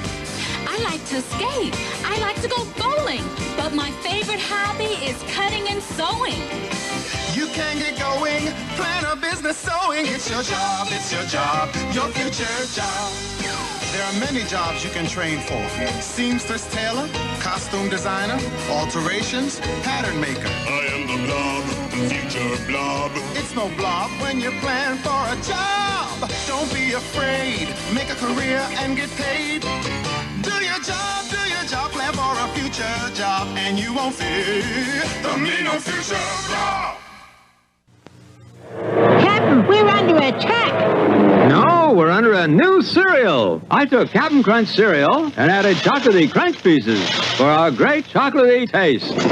It's new Choco Crunch. Oh, boy. After that, whatever. There it is. Where? Across the bottomless deep. Funny, I don't remember this bridge. Give us our Choco Crunch. Nope. Please, then we could play together. Yeah. Yippee! Uh-oh. Now what? I could have some Choco Crunch. You saved us, Mr. Choco. Now where's a bowl for you? Oh, and now where'd he go? Chocolatey Crunch and Crunchy Crunch taste great together. It's chocolatey. New Choco Crunch. Part of this complete breakfast. Yeah.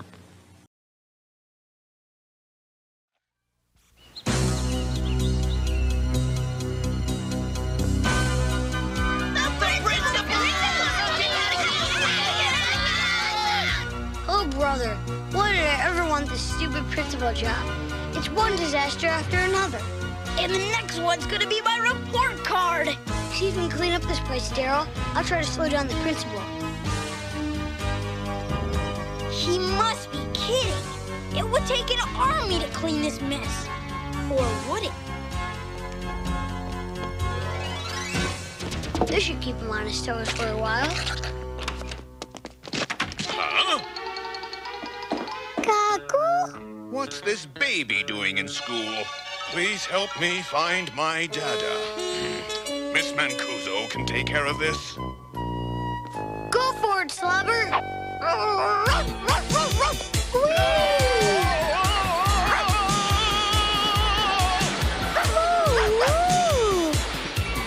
And remember, class, a well-trained dog never, ever chases cats. Yo!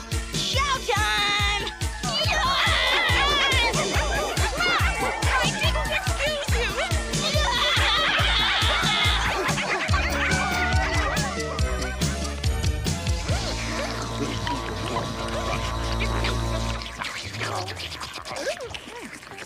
These guys should have this place spotless in no time. Whoa, doggy, whoa!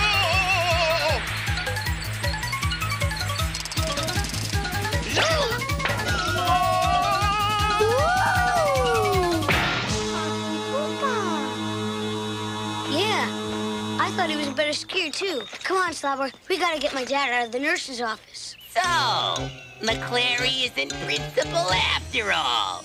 Well, I'll just have to pay him back, but good. Oh, no. What have you done to my dad? Don't worry, Nicholas. We expect him to live. Go on, get out of here. Nick? No, Nick is in class, getting an A on his math test. I'm the, principal.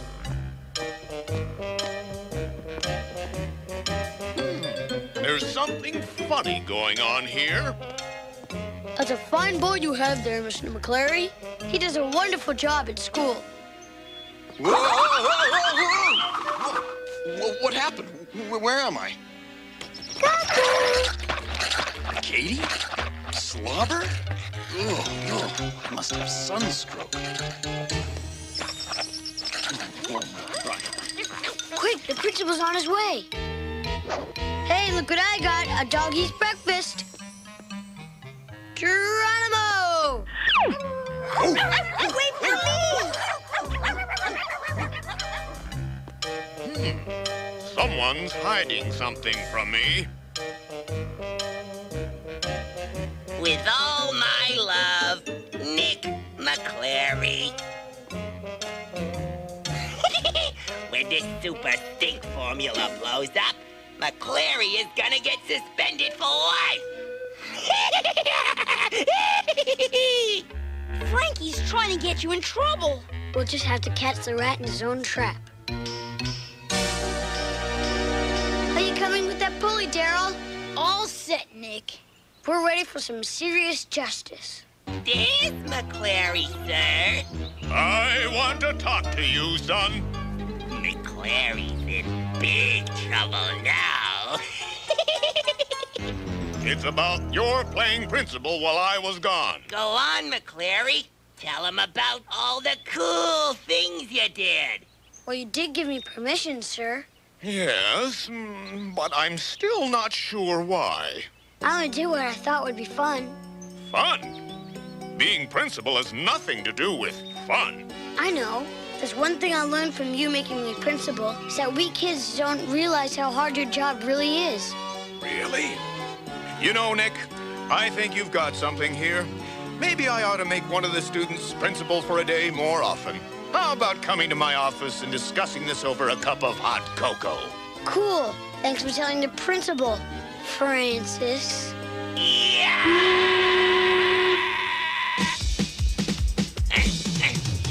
Frankie's gonna get me if I don't watch out. Trying to boss is what it's all about. Got to hurry and get on my bike. Good golly, now he's right behind me. Yikes! Frankie's tires are starting to smoke. This time it's really gonna go for broke. Frankie's gonna get me. Frankie's gonna get me. Frankie's gonna get me. You're in big trouble, Duttweiler. But, I mean, you gotta, well, Yo, baby! Ew! And then the bandages were gone, and there were Katie and Slobber right beside me. Oh, it was the strangest thing. Did anything happen at school today that might explain this, Nick? It's me, Mom. I wish I could tell you more. I really do.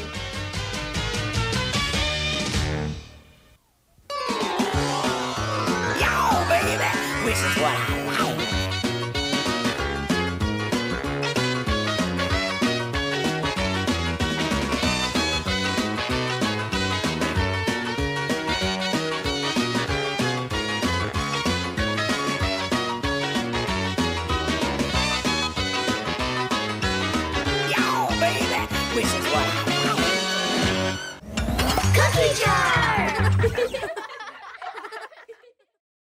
Stay right there. Another action-packed lineup of Saturday Morning Cartoon MAXOUT is coming up next. As your body grows bigger, your mind must flower. It's great to learn. 'Cause knowledge is power. It's Schoolhouse Rocky, the chip off the block of your favorite schoolhouse, Schoolhouse Rock. What's the national debt? It's a monster.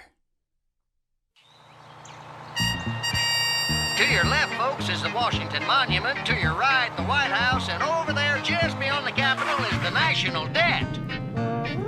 Whoa! Wow! There's something huge, red, white, and blue, that's grazing in D.C. It's gobbling up the taxes that are paid by you and me. It doesn't seem to notice we really can't afford the billions that it's costing us to pay its room and board. It doesn't roam, but seems content to dwell on Capitol Hill. As long as trucks keep pulling up with tons of greenback bills, we've got to feed the big guy.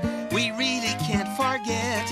It has an awesome appetite, Tyrannosaurus debt. The debt was born in 1790 when our new government took over $75 million the colonies spent in the Revolutionary War. We've got to feed the monster so it doesn't get upset. It's got an awesome appetite, Tyrannosaurus debt. Alexander Hamilton, our first Secretary of the Treasury, he's on the 10, you know, wanted a federal debt to provide a reason to establish taxes to support our new nation. The debt was young, they kept it small, they didn't know back then. In 1812, another war would make it grow again. By 66, the Civil War had cost the nation millions. The government in Washington now had a debt of billions. The Civil War ran up a debt of almost $3 billion that still wasn't paid off by World War I. We're spending money we don't have, or so it would appear. The deficit is that amount we overspend each year.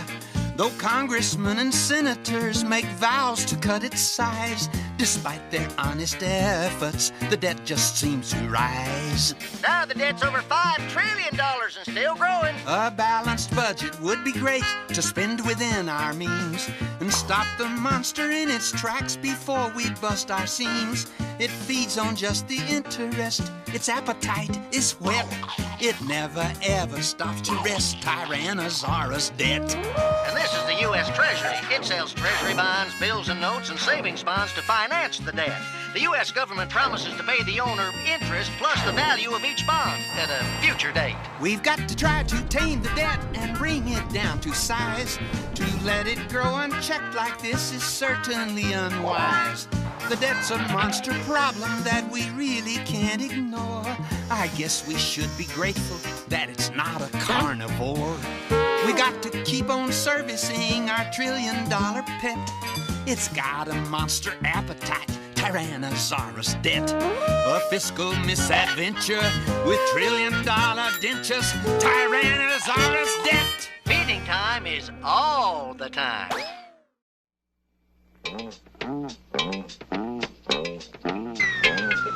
Hey, hey, hey! It's Bud Albert, and I'm gonna sing a song for you. And Bill's gonna show you a thing or two. You'll have some fun now with me and all the gang, learning from each other while we do our thing. Gonna have a good time. This is Bill Cosby coming at you with music and fun, and if you're not careful, you may learn something before it's done. So let's get ready, okay? Hey, hey, hey! Gonna have a good time. Gonna have a good time.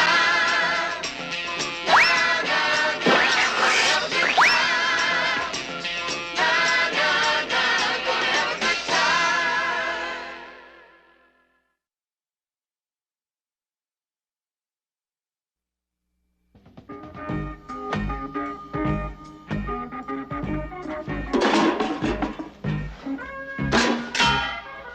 You know, this is really hard work. Of course, nothing's really hard work unless you'd rather be doing something else. This old clock, I dig it. My uncle had one just like it, and the alarm never worked. Neither did he. Because this uncle of mine had his own ideas about work. He used to say, early to bed and early to rise. Makes a lot of money for the other guys.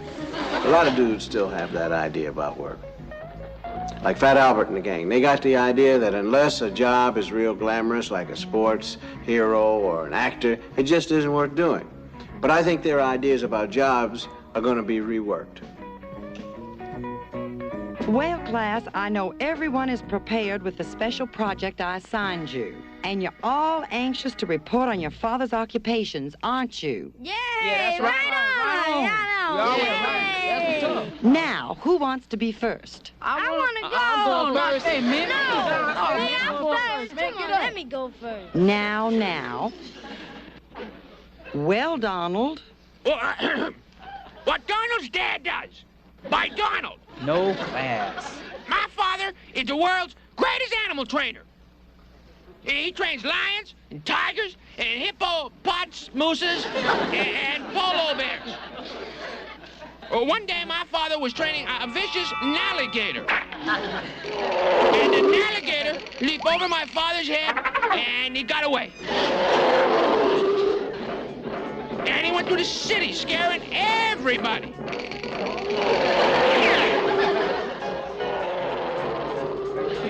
And then he climbed up a big building, and he started grabbing an airplane.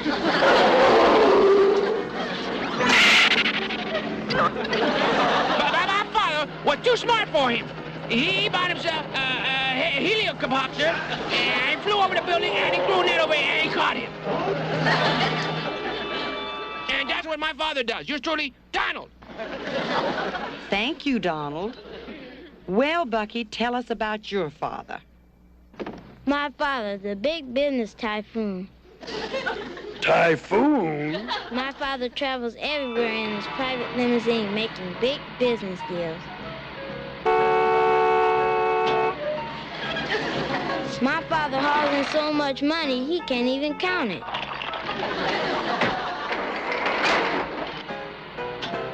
My father is so important, even his license number is unlisted. The end. Uh-huh, I see. All right, Bill, you're next. My dad, the secret agent. What? Louder. Louder! I can't hear you. Yeah. Yes, Bill, speak up. My dad, the secret agent. The end. Huh? What? What you mean, the end? What my dad does is so secret, I can't tell anybody. Harold? Underneath the ocean top with my pop. Every morning, my pop goes to work in a submarine as far down as 20,000 leagues. Don't you mean leagues? Uh-huh. And my pop has to fight off vicious tiger sharks, and lion sharks, and leopard sharks, and all kinds of sharks, and an octopus.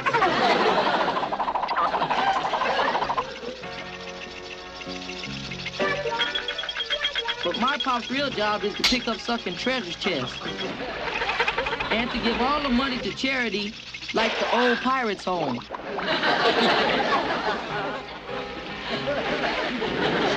And that's what my pop does. Next, please. My father, the big movie star. To be or not to be? That is the question. Why can't we talk about my father now? Because he was a rehearsing me. Rudy, may we hear your story? Yours truly's father, the antique collector. Oh, come on, Rudy. Cool it, man. Yeah, get out of here. Dude, what's your problem, man? Continue, Rudy. My father travels far and wide, collecting objects d'arte. What? Objects d'arte. You know, things you find in museums, like the Louvre. You mean objects d'art in the Louvre, I take it. But go on. Anyway, he collects lots of neat old things. You mean like your house and your car? No, expensive arty stuff. Like the Statue of Liberty and old comic books. And he sells them for lots of money. That's what my father does. Very well, Rudy. And now, Fat Albert. Hey. Wait till you hear what I got to say. My dad is the world's greatest heavyweight boxer. Nobody ever hit him. They called him Old Hammer Fist. And when it comes to fancy footwork, nobody can touch him. Yes, sir. There isn't a better boxer in the world than my father. Well, I have to commend you for your highly imaginative dissertations. However, now I would like to know what your fathers really do. Fat Albert, your father's not a boxer, is he? Oh, yes, ma'am. He is. He boxes a lot of things at the warehouse. And Rudy, your father isn't a knot collector, is he? Well, he is a collector. A junk collector. And you, your father's not a movie star, is he? Well, he be topping in front of an audience on a tour bus. And now, Harold, tell us the real story about your father, the submarine captain. Well, he does work on a boat. A tugboat. Funnier. Bill? Well, my dad isn't exactly a secret agent. He's more sort of like a night watchman. And Bucky? What kind of big businessman is your father? He sells brushes. Brushes! And Donald, what does your father really do with animals? He's a dog catcher. Now, quiet. There's nothing to laugh at. There's something important about everybody's job, and it's vital that you learn that for yourselves. So I'm going to give you all a special outside assignment. Special assignment? What's this? Special? Outside? Hey, special. What's going on? But before I do that, I'm phoning all your parents.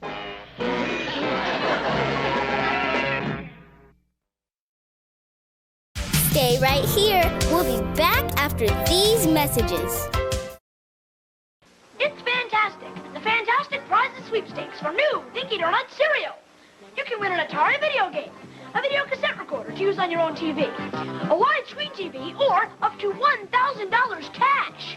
Inside each specially marked package of new Dinky Donuts cereal is a chance to win. Millions will enter, hundreds will win. Details on Dinky Donuts packages or write to Fantastic Prizes Sweepstakes, P.O. Box 4247, Monticello, Minnesota, 55362. Maestro, give me a chord. Now, safety rules can be cool if you know what you're looking for. So when I unplug, this lightning bug would never pull the cord.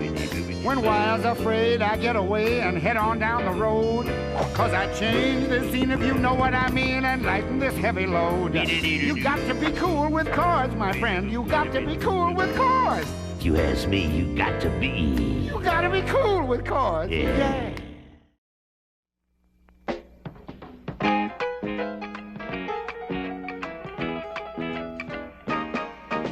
Oh boy, Miss Bryfogel's gonna phone the kid's parents. That usually means bad news. But maybe there's less than meets the eye. It's just possible Miss Bryfogel has something other than punishment in mind. Uh-huh. Yes, Miss Bryfogel. Mm-hmm. Albert did what? Mm-hmm. Uh-oh. Uh-huh. I think that's an excellent idea. I'll take care of it right away. Goodbye. Albert? Albert, come here. You know where you're going? To jail? What? No. You're coming to work with me. Huh? Yeah. All your classmates are going to work with their fathers. But I can't go on no job. I'm too young to work, Dad. No. It's just for one day. Miss Bryvogel wants you kids to see what our jobs are really like.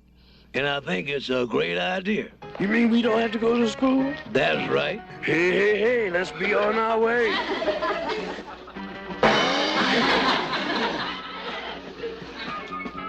Well, what do you think of the junk business, son? NC. NC? No class. Listen, I'm junking a car out back. You keep an eye on things while I'm gone. Phooey. Hey, kid, where'd you get this genuine 1912 Chicago elevated station gun machine? Huh? I've been looking for one of these for years. What? That old thing? Oh, being cagey, huh? I'll bet you want a bundle for it. And how about this? It's genuine Atwater Kent Super Heterodyne. Looks like an old radio to me. Oh, and look at that. That phonograph is a classic. Classic? Rudy, I need the toolkit. Oh, good day, sir. Say, you've got some wonderful items here. Who would have thought you could find such treasures in a junkyard? What were you saying about no class? Man, this tugboat stuff is the slowest. Well, we're not built for speed, but these big ships couldn't do without us. That dude's asking for trouble. I don't know, but it sure looks cool to me. Uh-oh, he's headed right for our line. Oh my gosh, he tipped over. Tell the skipper to sound the alarm. Harold, stand by with the life preserver.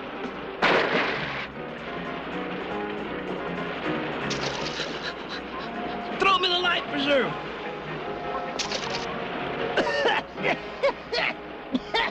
You gonna be all right. Too bad I can't say that for your boat. I don't know how to thank you for saving my life. You can thank me by doing me two favors. What's that? Always wear a life jacket What's the other favor? Don't pile the boat like a fool. Do me a favor, Dad. Sure, Harold. What? Help me learn how to work on a tugboat. That's right. The shipment is on Dock 8 and taken to the flat car ramp, right? Hey, Dad. Just a minute, Albert. What? That order absolutely has to be out by 3 o'clock. Mm-hmm. Dad? No, Albert. Use your head. I can't get the boxes up that high. Use the forklift. No, not you. I was talking to my son. Listen, I'll get back to you. You shouldn't lift heavy loads like that. Put the boxes down. Mm-hmm. Man, Dad, these guys really work hard around here. You ought to get shorter hours. Shorter hours? Yeah, 60 minutes is too long. It only seems that way because you're unfamiliar with the job.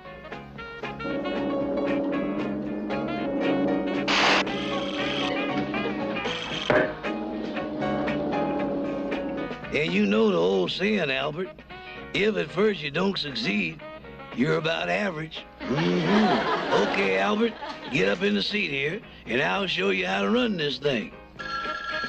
Darn it, I'll have to get that. Just wait here. Hey, this is okay. Albert! Hey!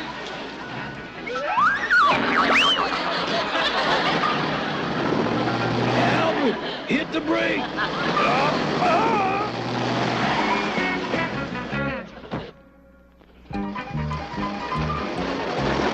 I hate to cut in like this when Fat Albert is headed for that big pile of boxes, but I'd like to say just one thing. Look out! Albert, are you all right? Yeah, except I feel all boxed in. Hey. Lucky those paper cartons were empty, or Fat Albert would have made a pretty package himself. Who been feeding you those wild stories about dog catchers? Everybody knows dog catchers like to lock up dogs and put them to sleep forever. No, Donald. Nobody enjoys destroying dogs. Matter of fact, we find homes for lots and lots of them every day. You mean you find a home for every loose dog? No, but we try. What's happening, Dad? Here, doggy. Here, doggy.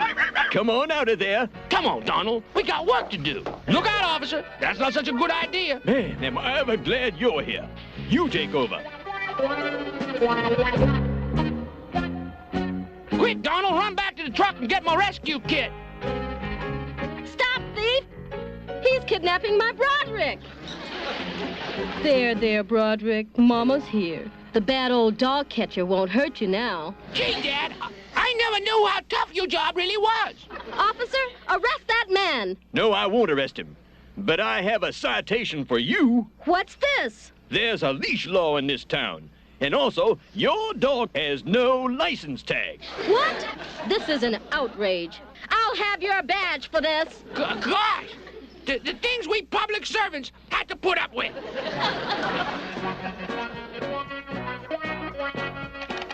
Oh, no. Another one of those time clocks? I bet we checked 1,100 million of them already. It's all part of the job, Bill. Yeah, come on. Nothing ever happens on this job. Now, that's why I'm here, to see that nothing happens. Darn it, anyway. Didn't want to come here in the first place. This is a drag of drags. Golly. Shh, quiet. I don't hear nothing. Wait here. Huh? What's going on? We got robbers? Don't go in there, Dad. Oh. Don't go back in there, Dad. The police are coming. Let them do it. No, that's the fire department. There was a small fire in the warehouse, but the automatic sprinklers put it out. You mean there's no robbers? Not this time, no. Well, son, you can be proud of your dad here. Saved us a lot of work. But he didn't put the fire out. No, but he saved thousands of dollars worth of merchandise from water damage when he turned the automatic sprinklers off. Yeah, Chief. Me and Pop, we like to keep on top of things, you know? This car business is tricky stuff. We gotta know what we're doing, you know? You gotta keep a close eye on everybody and everything. And even though it looks like ain't nothing going on, it probably is. And that's why we're here. Well, I must compliment the class on the reports you've given on your father's jobs. Do you all think you learned something? Yeah, we sure did. You bet. Right on. Yeah. I'll say. I don't be know but nothing about but my dab is turbo business. You didn't? Why not? I missed the barbers.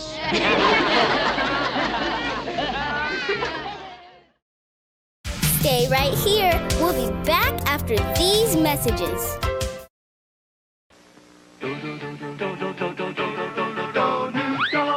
A powdered donut cereal? They look like powdered donuts too, taste like powdered donuts too. New donuts. Little powdered donuts. Powdered donuts, crisp and light, with a crunch in every bite. New donuts. They're delicious. Part of this breakfast that's nutritious donut cereal. Delicious. New donuts. The cereal that tastes like powdered donuts. New donuts. Delicious. Hey, kids, want to have teeth that shine? Then do what I do to mine. Open up. Learn to brush with little strokes at the gum line. Up and down, back and front, not across. And after brushing, rinse them. Then pull down between with dental floss. Every day you must protect them, or else cavities will wreck them. Decay may strike in some forgotten spot. Be fair to yourself. Take care of yourself. Remember, you're the only you've got. Time to make the donuts. Introducing a big idea from a giant in the business, the world's smallest donuts. Ta-da! In new Dunkin' Donuts cereal, you get delicious, crunchy little donuts by the hundreds. All your favorite donut shapes, rings, holes, and twists. You can choose rich chocolate or glazed donut flavors, or both as part of a nutritious breakfast. Dunkin' Donuts cereal, crunchy little donuts, great big taste. Time to eat the donuts. Poor Mushmouth. He not only missed the bus, he missed the boat. Because all the other kids had learned something. They learned that no matter what your job is, if you do it right, it's important. And the kids even wrote a song about that. Sing that song, kids.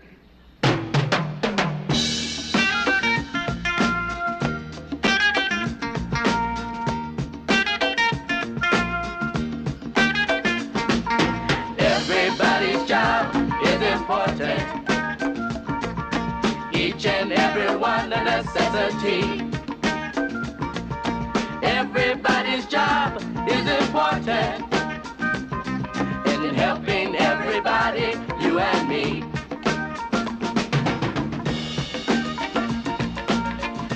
What if you didn't have a doctor? You can't always take care of yourself. And what if there were no policemen there to lend a hand when you need help? Everybody's job is important. Each and every one a necessity. Everybody's job is important. In helping everybody, you and me.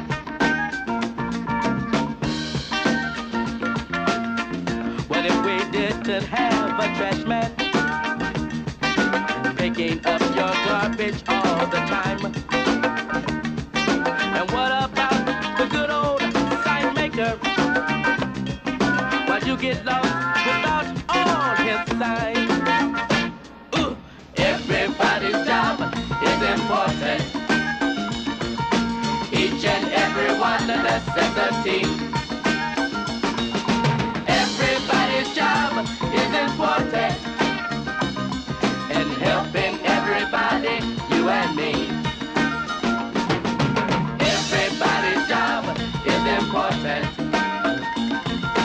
Each and every one a necessity. Everybody's job is important. In helping everybody, you and me. Everybody's job is important.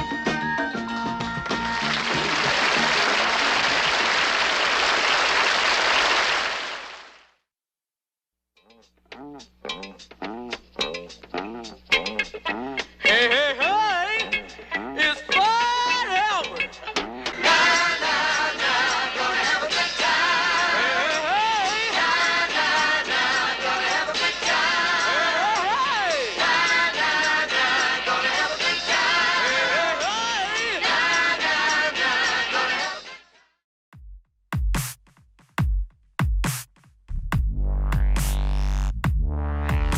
I woke up this morning feeling great. I went to bed early, I slept in late. The birds were singing a beautiful song. The sun was shining, nothing was wrong. I looked in the mirror, I liked what I saw.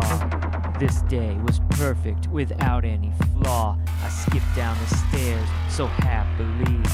I knew that breakfast was waiting for me. There on the table, what I saw was awful. Uncooked eggs laying on top of waffle. Woke up this morning to a real shitty breakfast. Woke up this morning to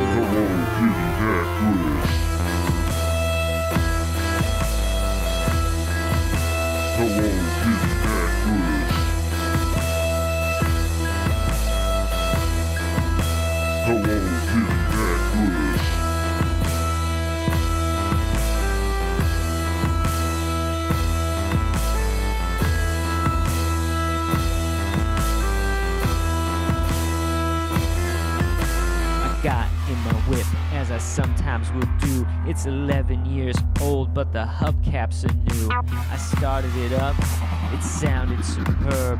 I pulled on the street, away from the curb. Every stop sign, I braked at completely. Hand over hand, I did turn so neatly. I saw a red light, it was in my rear view. It was a cop. Now what did I do? Was I under arrest? Was he going to yell? No, all that he said was, "You drive so well." Driving down the street, and I'm not driving reckless. Driving down the street with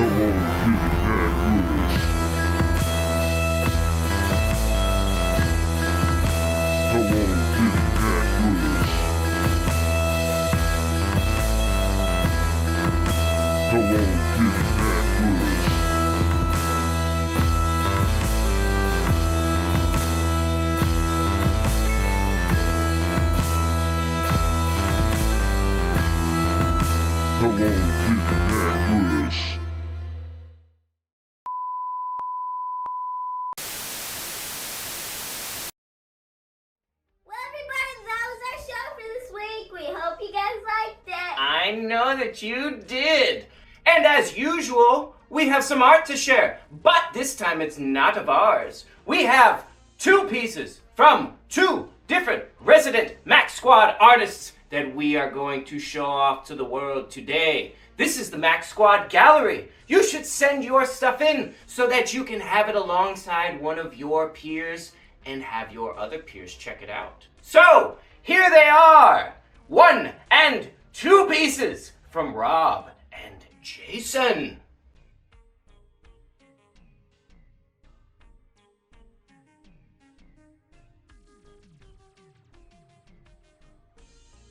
And as usual, if you wish to send something in, and we encourage that you do, you send it to smc.maxout@gmail.com. I don't know what all this is, but it is my hand-speaking sign language for .com email addresses. Huh. Send it in, and we will show it.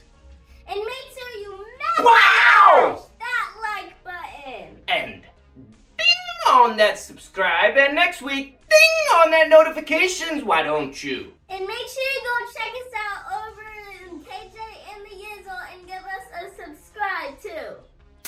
And a like, Buckow, another one. Give it another one. Give me as many Max Smashes on as many things as you can for the like button.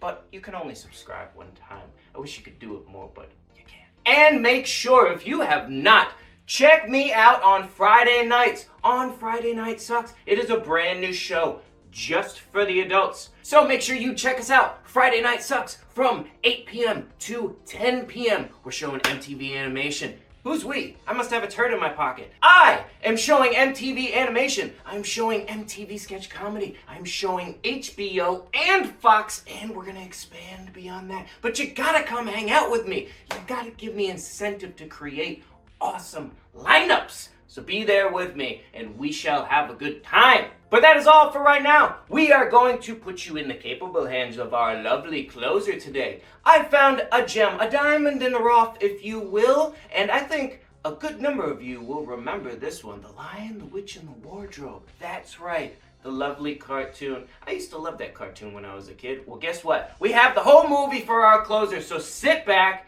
and chill out for the next hour and a half, and make sure that you are here next week from 8 a.m. to 12 p.m. Boop! Eastern Standard Time. And then a little bit later for the closer if you want to. But the place to be for that is the one and only Saturday Morning Cartoon MAXOUT with the rest.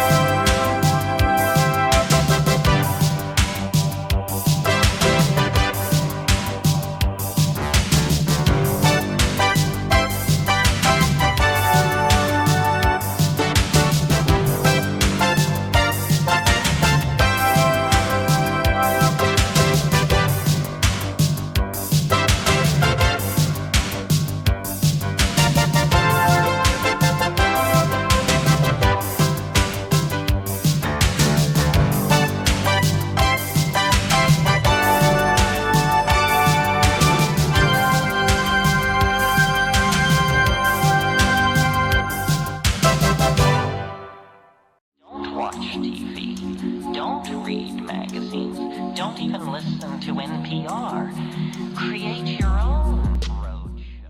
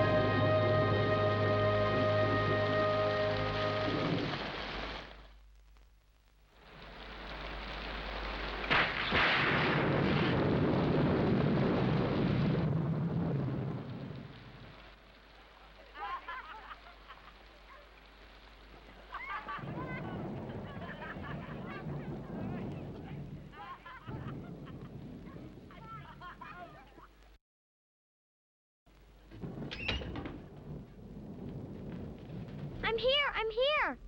I've come back. I'm all right. It's all right. I've come back. What on earth are you talking about, Lucy? Haven't you been wondering where I was? You'll have to hide for longer than that if you want people to start looking for you. But I've been away for hours and hours. I hardly notice when you're here.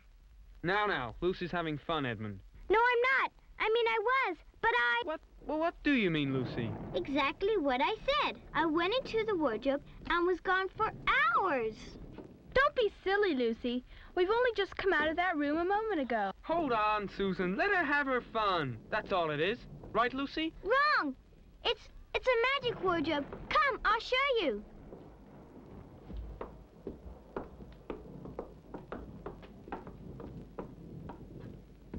You said magic? Yes. There are woods inside, and it's snowing, and there's a fawn, and there's a witch, and it's called Narnia. Come and see. Now, go in and see for yourselves. Why, Lucy, it's just an ordinary wardrobe. Look. You can feel the back of it. Good joke, Lucy. You really fooled us.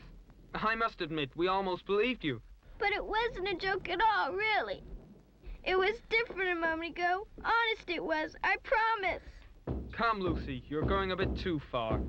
You've had your fun. Hadn't you better drop it now?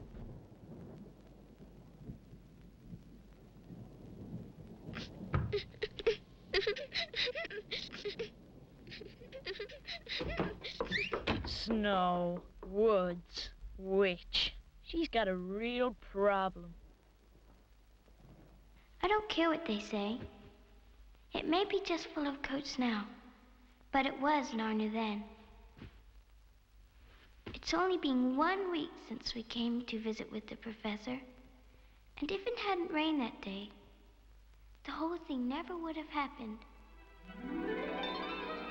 We were exploring the house.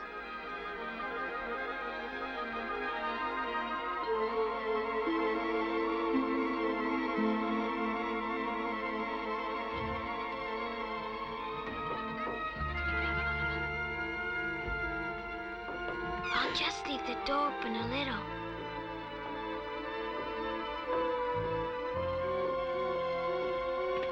This must be a simply enormous wardrobe. What's that? Why, it's snow. This is very strange. Why, it's just like branches.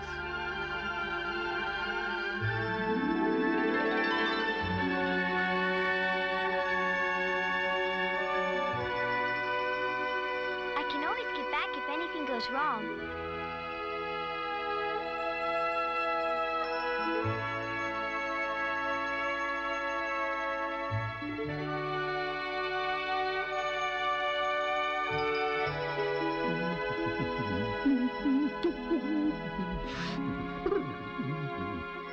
Good evening. Goodness gracious me. Good evening. Good evening. Good evening. Good evening. Excuse me. I don't want to be inquisitive, but should I be right in thinking that you are a daughter of Eve? My name's Lucy. But you are, forgive me, you are what they call a girl? Of course I'm a girl. You are, in fact, human?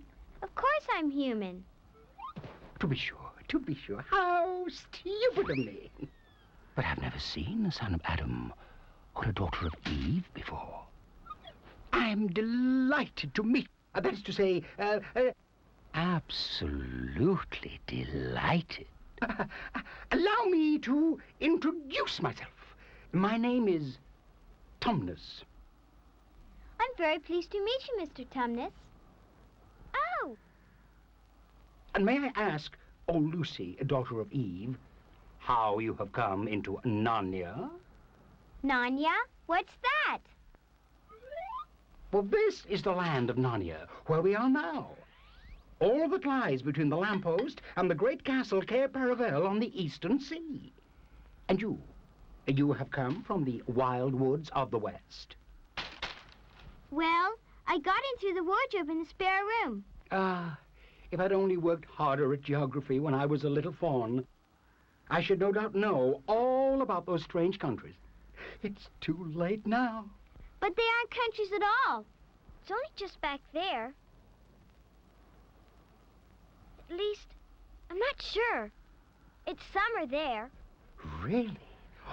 It's winter in Narnia, and has been for ever so long. And we'll both catch cold if we stand here talking in the snow. Daughter of Eve, from the far land of Spare where eternal summer reigns around the bright city of Ward Robe. How would it be if you came and had tea with me? Why, thank you very much, Mr. Tumnus. But I was wondering whether I ought to be getting back. It's only just around the corner. And there'll be a roaring fire, and tea, and toast, and cake. Well, it's very kind of you, but I shan't be able to stay long. If you will take my arm, daughter of Eve, that's the way. Off we go.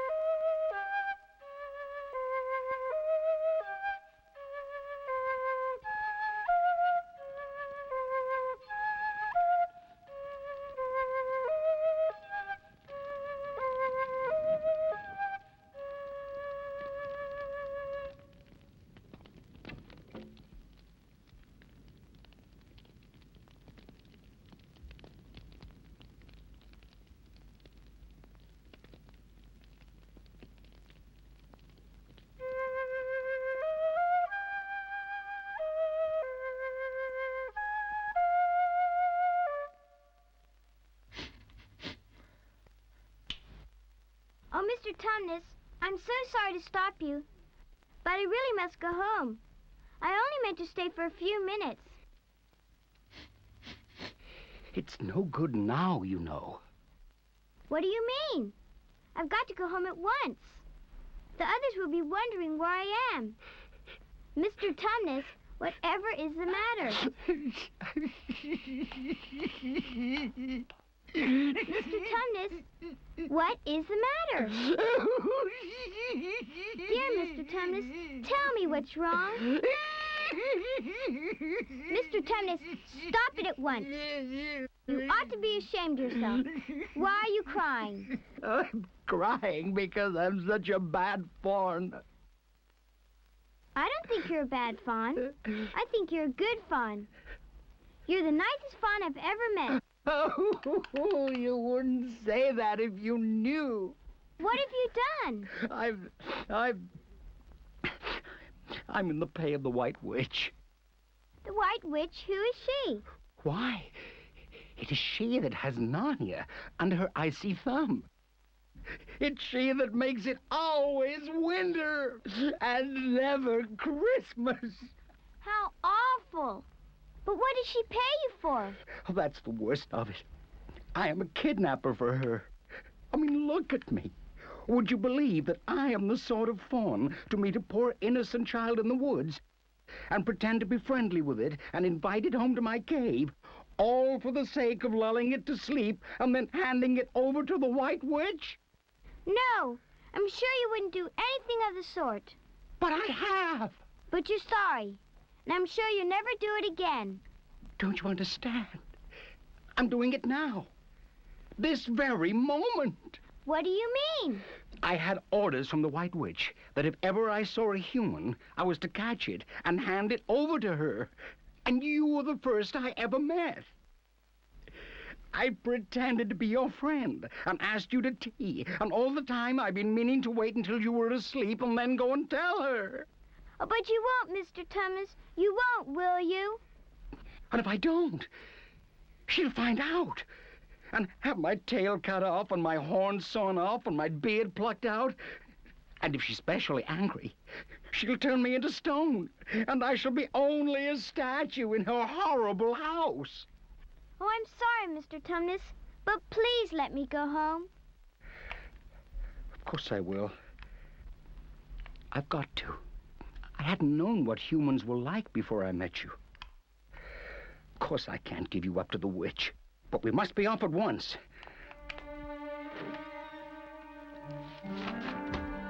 I'll see you back to the lamppost. I suppose you can find your own way from there back to Spare Room and Ward Robe. I'm sure I can. Shh. We must go as quietly as we can. The woods are full of her spies. In fact, some of the trees are on her side.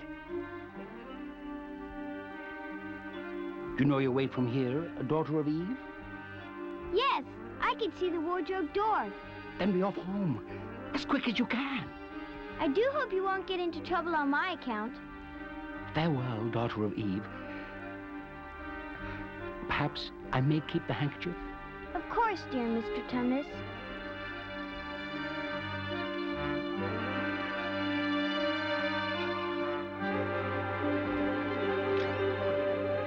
I'm here! I've come back! I'm all right! I know it happened, but I don't know how.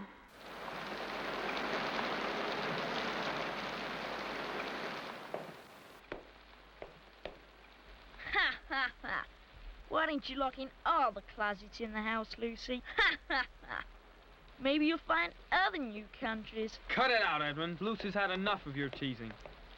Look, it's still raining, and... Of course. It would be raining. And we can't go play outside. Let's play hide and seek. Let's. I'll be it. All right.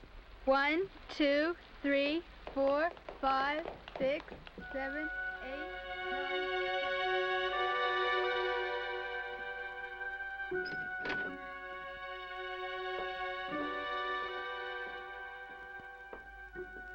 Ah. She's going in there again. I wonder. Maybe Narnia and Mr. Tumnus were just a dream.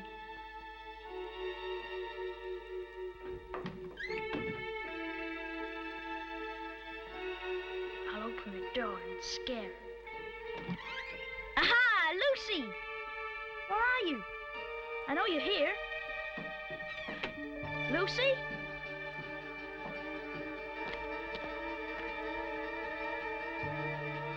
Hey, what's that? My goodness, she was right. This is what Lucy was talking about. But where is she? Lucy! Lucy! I'm here too! It's me, Edmund! She's angry that all her things have been saying lately. Lucy! I'm sorry I didn't believe you. Where are you? Silly Lucy. Probably sulking somewhere.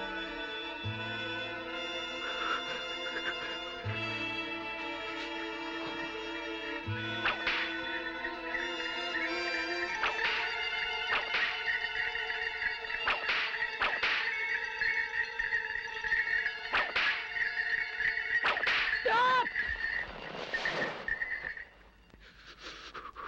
And what, pray tell, are you? My name's Edmund. Is that how you address a queen? I beg your pardon, Your Majesty. I didn't know. Not know the Queen of Narnia? Ah, you shall know us better hereafter. But I repeat, what are you? Please, Your Majesty. I don't know what you mean. Are you an overgrown dwarf that has cut off its beard? I'm a boy. A boy? Do you mean you're a son of Adam? Answer me once and for all, or I shall lose my patience. Are you human? Yes, Your Majesty. And how, pray, did you come to enter my dominions?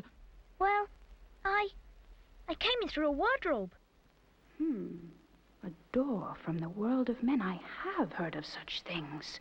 This may wreck all. But he's only one, and he is easily dealt with. My poor child, how cold you look. Come, sit with me here on the sled. I will put my robe around you, and we will talk. Perhaps something hot to drink? Would you like that? Yes, please, Your Majesty.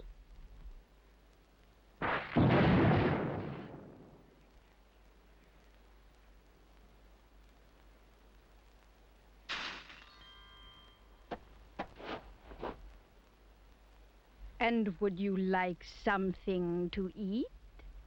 Some Turkish delight? Yes, please.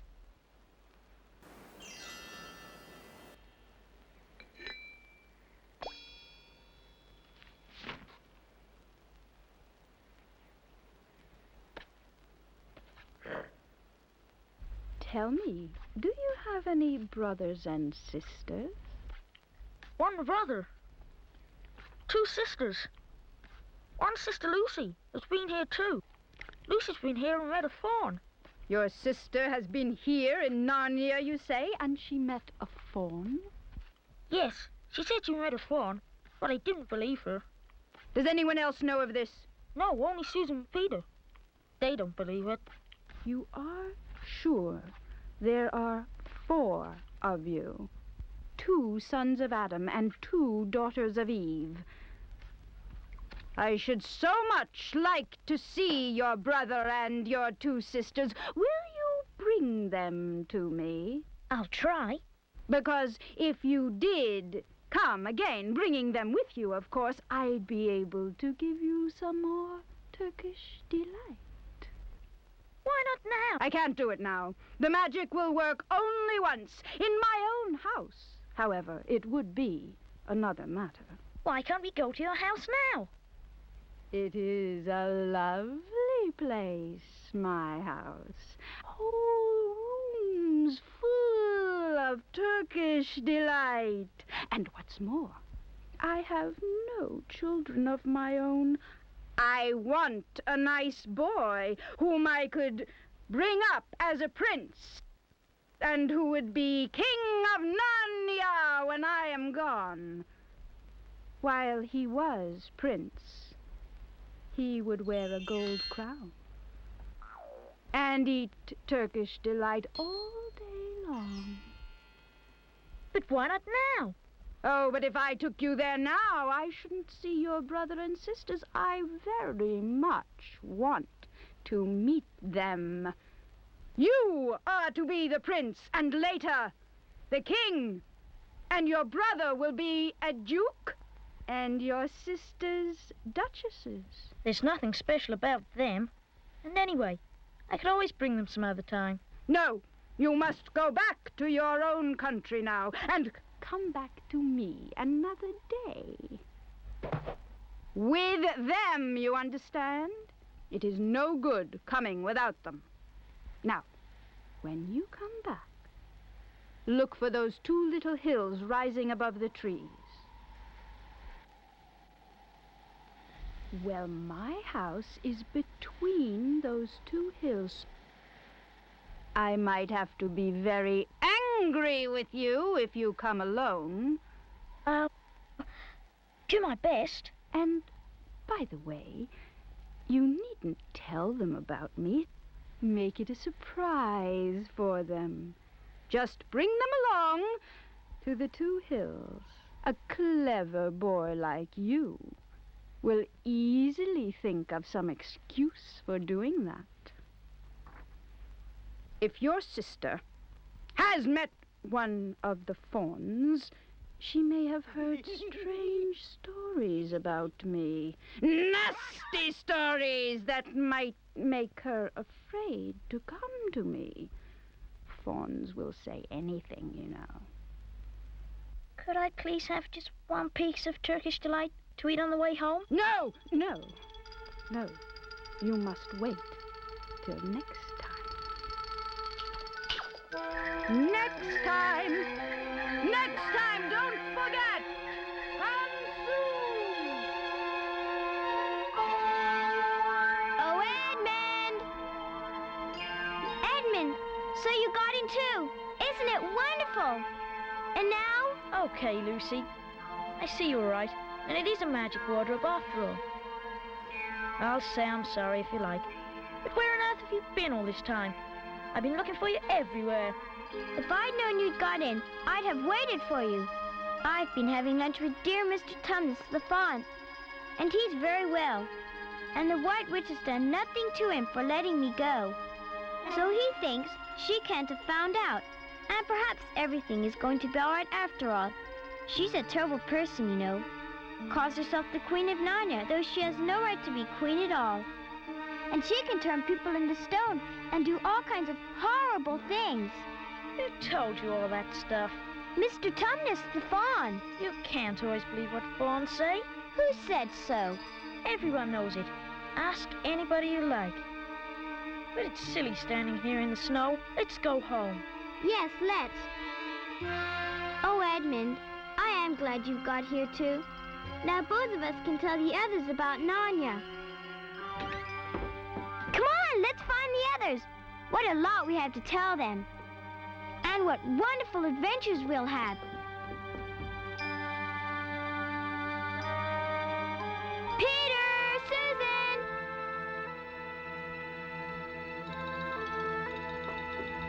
It's true. It's all true. Edmund has seen it too. There is a country we can get to. Through the wardrobe. We were both there. Go on, Edmund. Tell them all about it. What's this all about, Edmund? Tell us, Edmund. Oh, yes. Lucy and I have been playing. Pretending. Ah, yes. We've been playing. Yes. Only pretending that everything she said was true. Just for fun, of course. There's really nothing there. There she goes again. What's the matter with her? That's the worst thing about young kids. They always... Look here, shut up, you. You've been terrible to Lucy ever since he started this nonsense about the wardrobe. Just leave Lucy alone. But it's all nonsense. Perhaps, but what good do you think you'll do by teasing her? I thought... You didn't think at all. It's just spite. Stop it, both of you. Fighting won't make things any better. They're always on her side. Let's go talk to the professor. Now, how do you know that your sister's story is not true? Oh, but Edmund said they had only been pretending. Does your experience lead you to regard your brother or your sister as the more reliable? I mean, which is more truthful? Up till now, I'd have said Lucy every time. I say the same as Peter.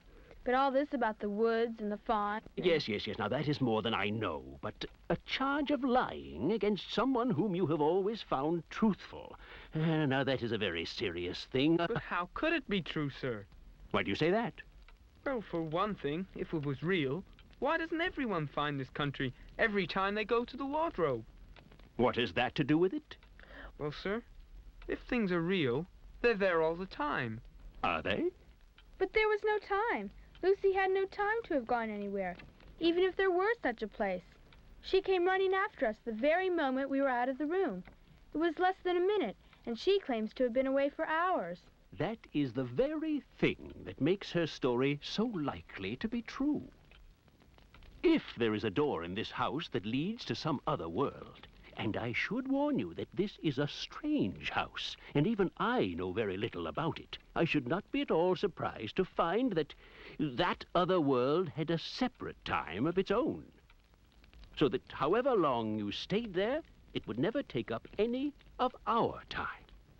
If she had been pretending, she would have hidden for a reasonable time before coming out and telling her story.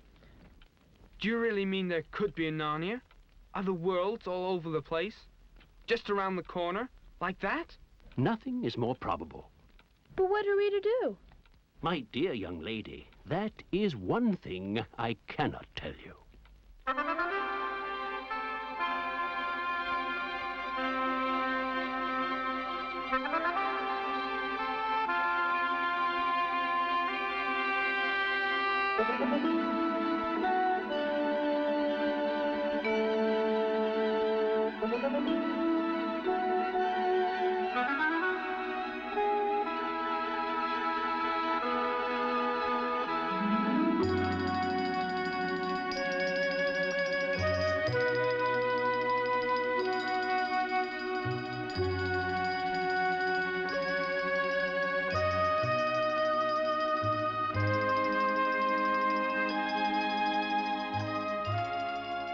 Shouldn't we be bearing a bit more to the left?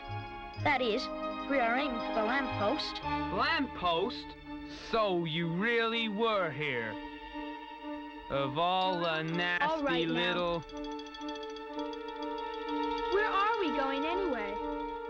I think Lucy ought to be the leader. She deserves it. Think you're so smart.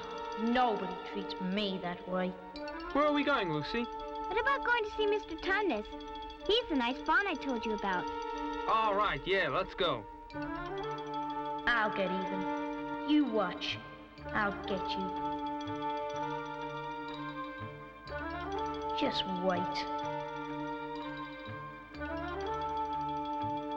He's not only the nicest fawn I've ever met, he's... Oh, no! Poor Mr. Tumnus!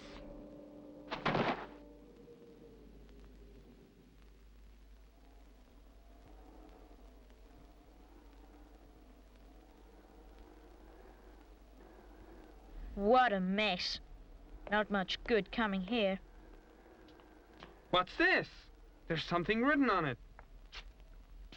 The former occupant of these premises, Fawn Tumnus, is under arrest and awaiting his trial on a charge of high treason against Her Imperial Majesty Jadis, Queen of Narnia, Chatelaine of Cair Paravel, Empress of the Lone Islands, etc.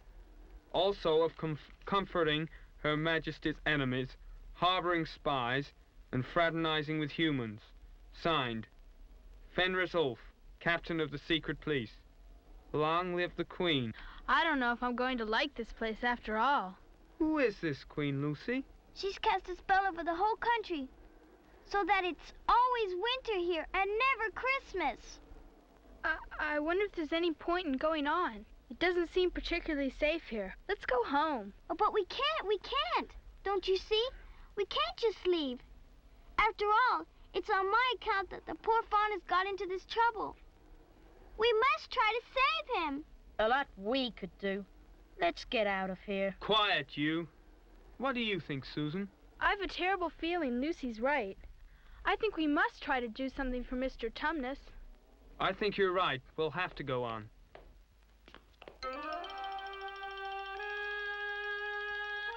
What a waste. I'm hungry. Shh, look. There's something moving among the trees. Over there, to the left. There it goes again. I saw it too. It's still there. It's just gone behind that big tree.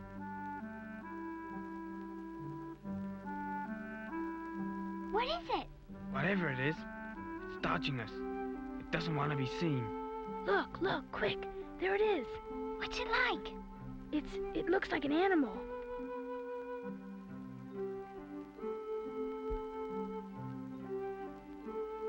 I know what it is. It's a beaver. I saw the tail. It wants us to go to it, and it's warning us not to make a noise. I think it's a nice beaver. Yes, but do we know? Shouldn't we risk it? I mean, it's no good just standing here. Come on, let's give it a try. All keep close together. We ought to be a match for one beaver if it turns out to be an enemy. If you're not too high-mighty to talk to me, I've something to say that you'd better listen to. What is it? Hush, not so loud. There's no sense frightening the girls. Do you realize what we're doing? What? We're following a guide we know nothing about. How do we know which side that animal is on? Maybe he's leading us into a trap. That's a nasty idea. Is it? Still, why should it be on the wrong side? If it comes to that, which is the right side? How do we know that the fawn is right and the queen is wrong? We don't really know anything about either. The fawn saved Lucy. He told Lucy he did. But do we know? And another thing, does anyone know the way home from here? I hadn't thought of that. Further in, come further in. Right in here, we're not safe in the open. Are you the sons of Adam and the daughters of Eve? We're some of them. Shh, not so loud, please. We're not safe even here. Why? Who are you afraid of? There's no one here but us. There are the trees. They're always listening. Most of them are on our side, but there are trees that would betray us to her. You know who I mean. How do we know you're a friend? Not meaning to be rude, Mr. Beaver, but you see, we're strangers. Quite right, quite right. Here is my token. Oh, of course. It's my handkerchief, the one I gave to poor Mr. Tumnus. That's right, poor fellow. He got wind of the arrest before it actually happened and handed this over to me. He said that if anything happened to him, I must meet you here and take you on. They say Aslan is on the move. Perhaps has already landed. What about Mr. Tumnus? Where is he? Shh. Not here. I must bring you where we can talk.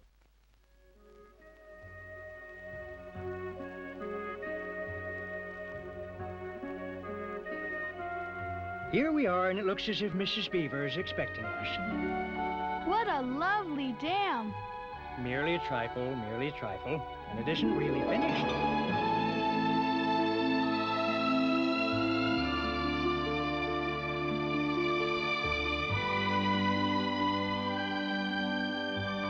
Between those two hills, whole rooms of Turkish delight. You will be king of Narnia. Turkish delight. Turkish delight. Turkish delight. I'll lead the way. Be careful and don't slip.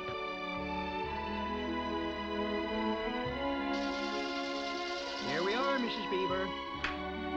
I found them. At last! To think that I should live to see this day. Oh, welcome. Come in, come in. Dinner is on the table. Here, we must hang your coats in the closet. Go ahead, my dears. Sit down, sit down.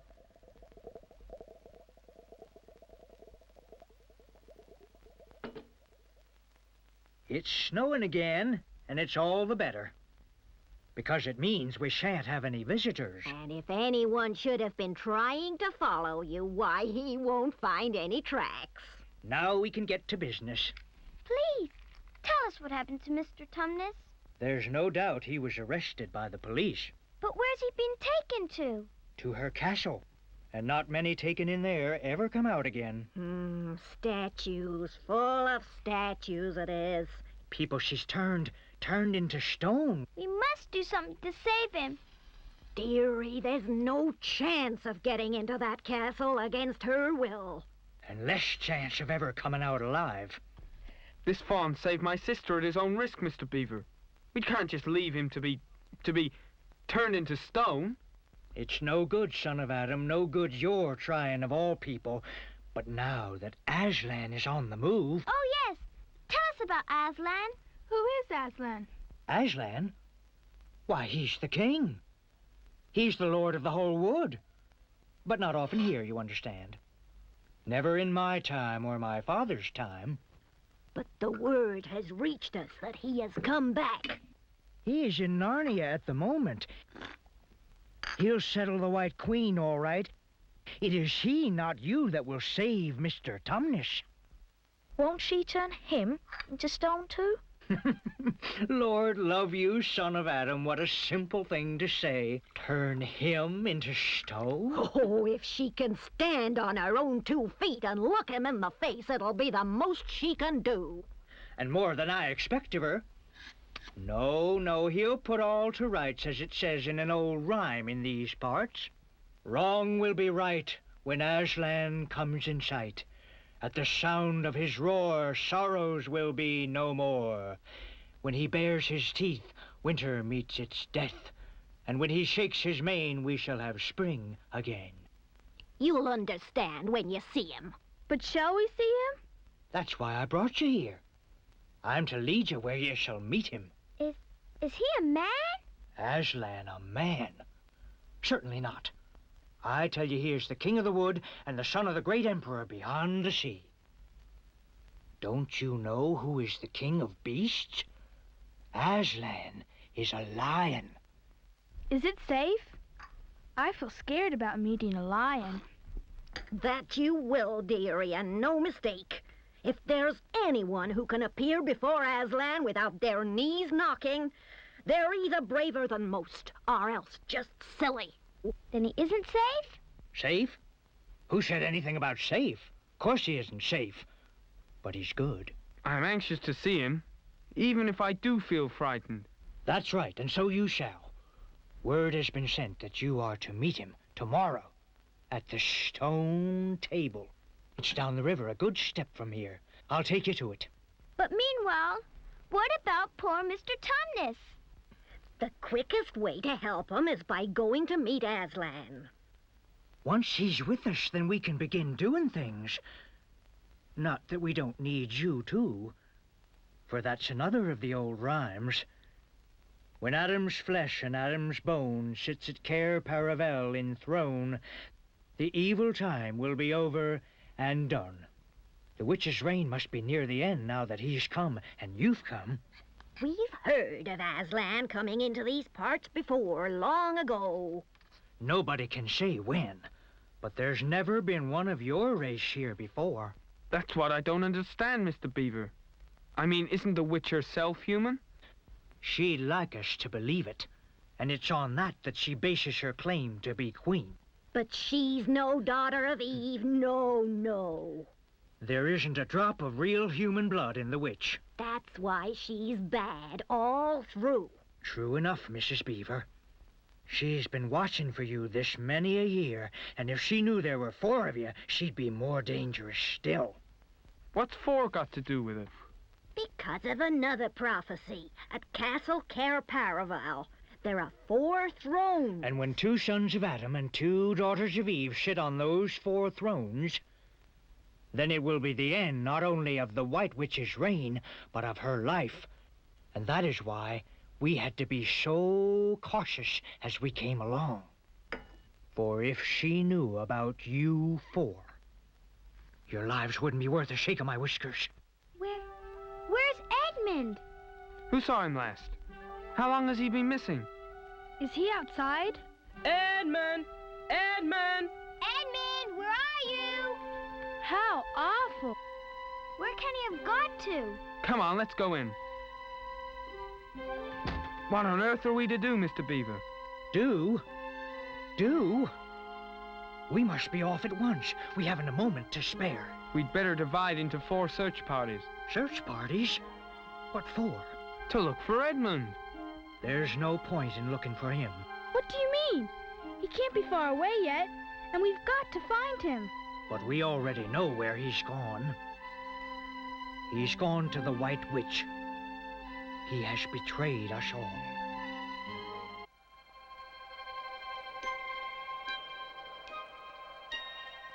I'll show them. Them and their lion. I'll show them.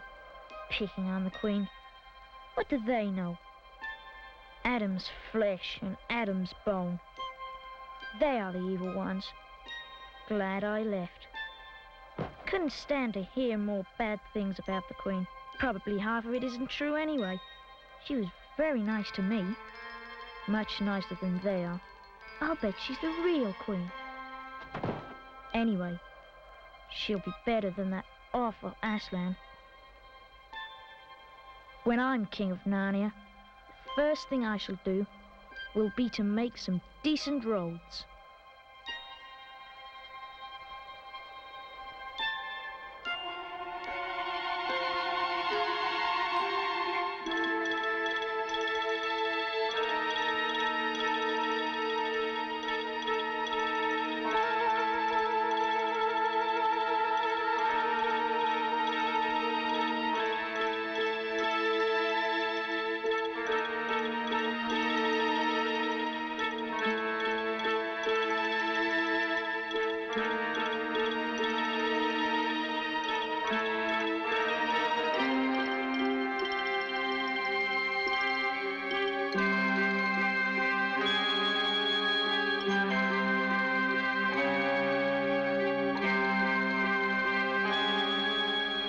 I bet this is the great lion Aslan we were all talking about.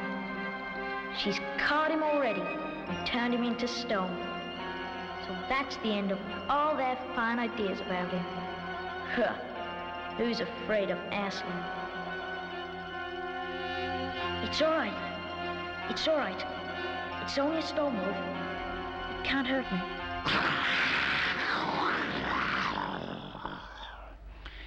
Stand still, stranger, and tell me who you are. If you please, sir, my name is Edmund, and I met the Queen in the woods the other day, and I've come to give her the news that my brother and sisters are in Narnia, quite close in the Beaver's house. She wanted to see them. I will tell Her Majesty. Stand and wait if you value your life.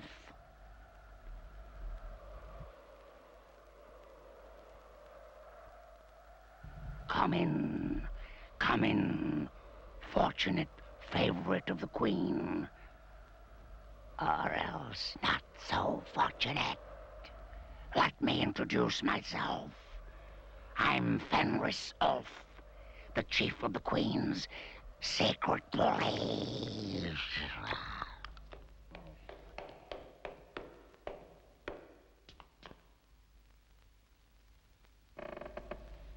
I'm here, Your Majesty. Can I have my Turkish delight? How dare you come alone? Did I not tell you to bring the others with you? Please, Your Majesty. I've done the best I can. I brought them quite close. They're in the little house on top of the dam with Mr. and Mrs. Beaver. Is this all your news? No. No, Your Majesty. Aslan is here, Mr. Beaver says. And something about a place called Stone Table. What? Aslan? Aslan?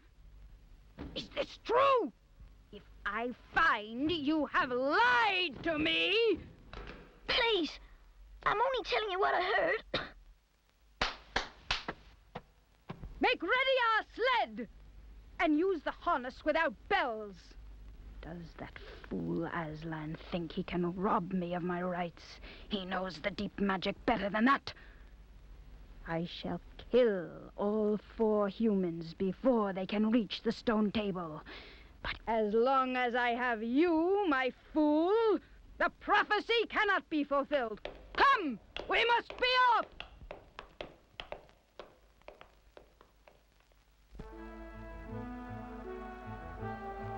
Best keep down here as much as possible.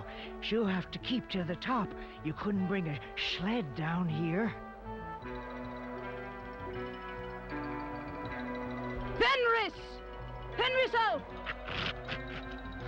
Take with you the swiftest wolves and go to the House of the Beavers and kill whatever you find there. If they are already gone, make speed to the stone table, but do not be seen. Should you overtake the beavers and 3 humans with them, you will know what to do. I hear and obey, O Queen. Rip! Ha! Run!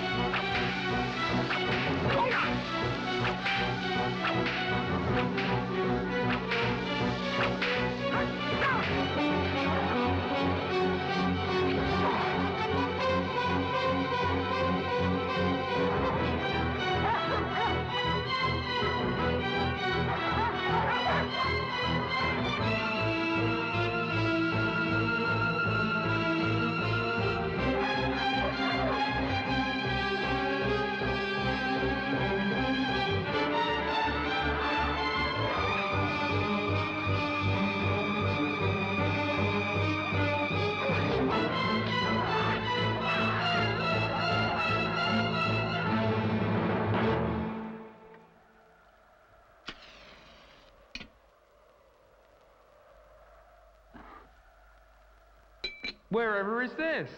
It's an old hiding place for beavers in bad times, and a great secret. We'll be safe here till the storm lets up.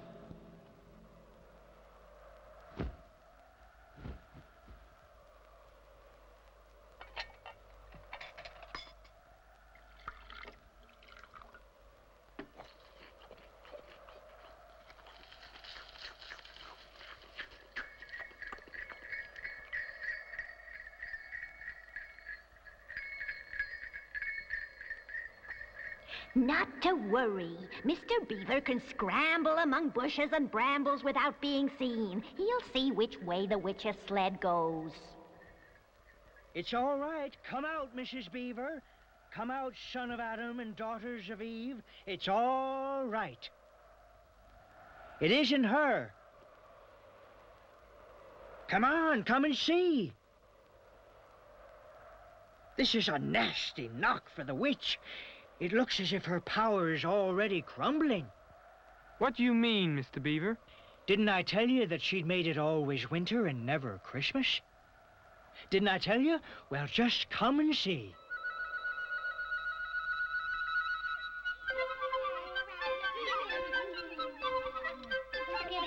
Now the Christmas has been here. The witch's magic is weakening. Aslan is on the move. See? Look around you. Spring is near. Mr. Fox, This is a glorious moment. This is the first time in many, many years that one can look forward to a Merry Christmas.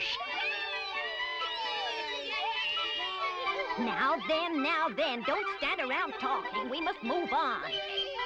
True, true, we must go, we must go. Goodbye. Goodbye. Happy days.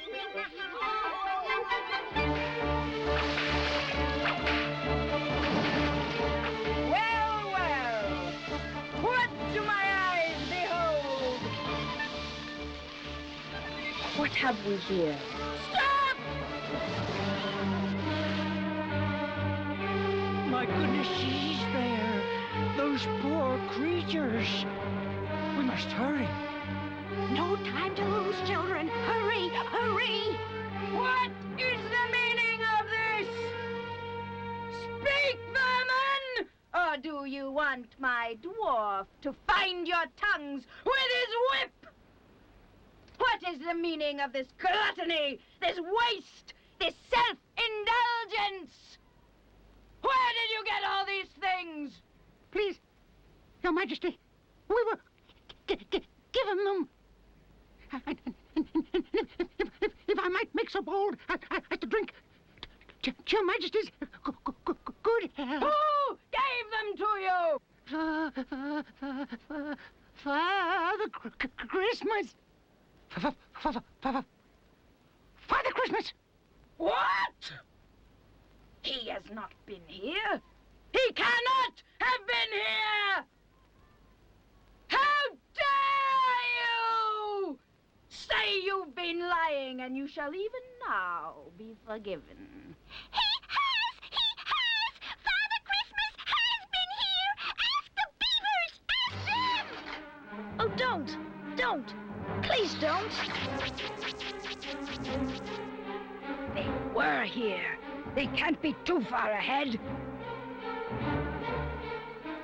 Let that teach you! Drive on! They can't be far.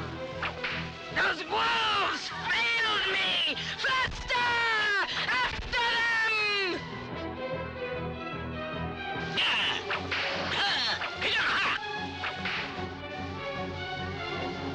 Faster! Faster, fool!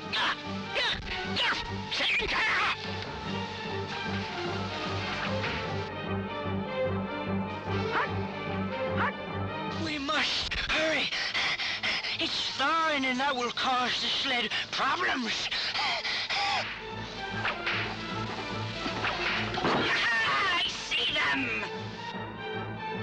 Faster! Faster! I can see them, fool! Get this sled going! Faster! Faster!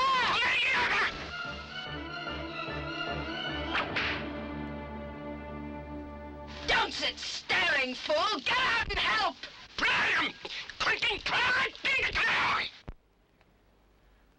We lost them.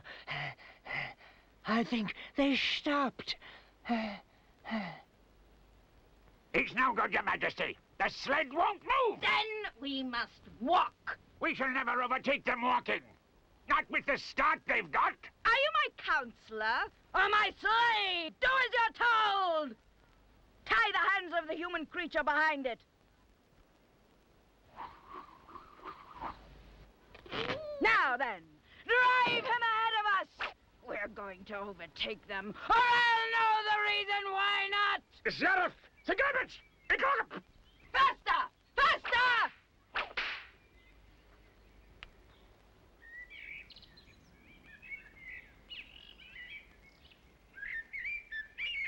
On with you! Till the tank! Karugaburi! Onward!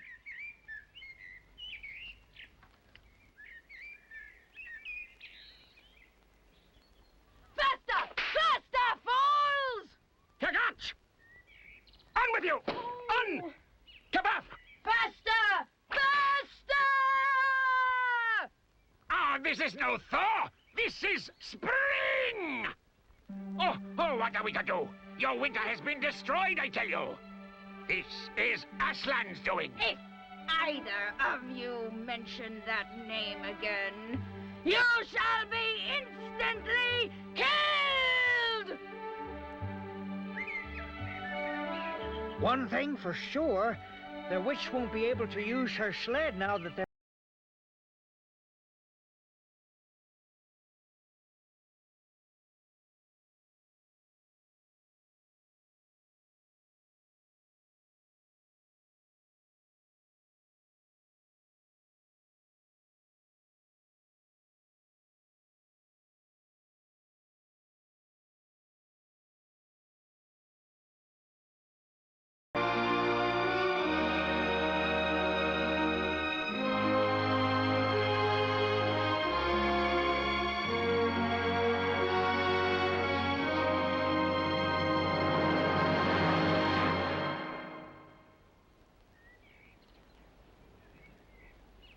Go on.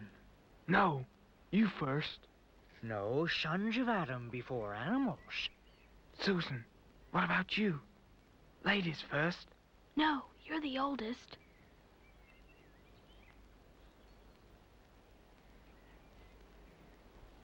Aslan, we have come. Welcome, Peter, son of Adam. Welcome, Susan and Lucy, daughters of Eve. Welcome, he beaver and she beaver. But where is the fourth? He has betrayed us and joined the White Witch, O Aslan. That was my fault. I was angry with him, and I think that helped him go wrong. Please, Aslan, can anything be done to save Edmund? All shall be done. But it may be harder than you think. Meanwhile, children, I have something for each of you. Come to the pavilion.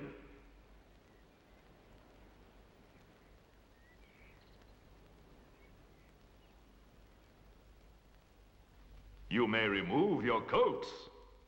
Winter is no more in Narnia. Son of Adam and daughters of Eve, these are the tools of your destiny. The time to use them is perhaps near at hand. Peter, son of Adam, the sword and shield are for you. It is a magic blade and will protect you well. Susan, daughter of Eve, the bow and arrows are for you. Use them only in great need. For I do not mean you to fight in battle. And whenever you put this horn to your lips and blow it, help will come to you. Lucy, Eve's daughter, in that bottle is a cordial made of the juice of the fire flowers that grow in the mountains of the sun. If you or any of your friends are hurt, a few drops will restore you. And the dagger is to defend yourself at great need, for you also are not to be in battle. Come, Peter. I will show you a far-off sight of the castle where you are to be king. That, O man, is Cair Paravel of the Four Thrones, in one of which you must sit as king. I show it to you because you are the firstborn, and you will be High King over all the rest. It is your sister's horn. Back! Let the prince win his spurs!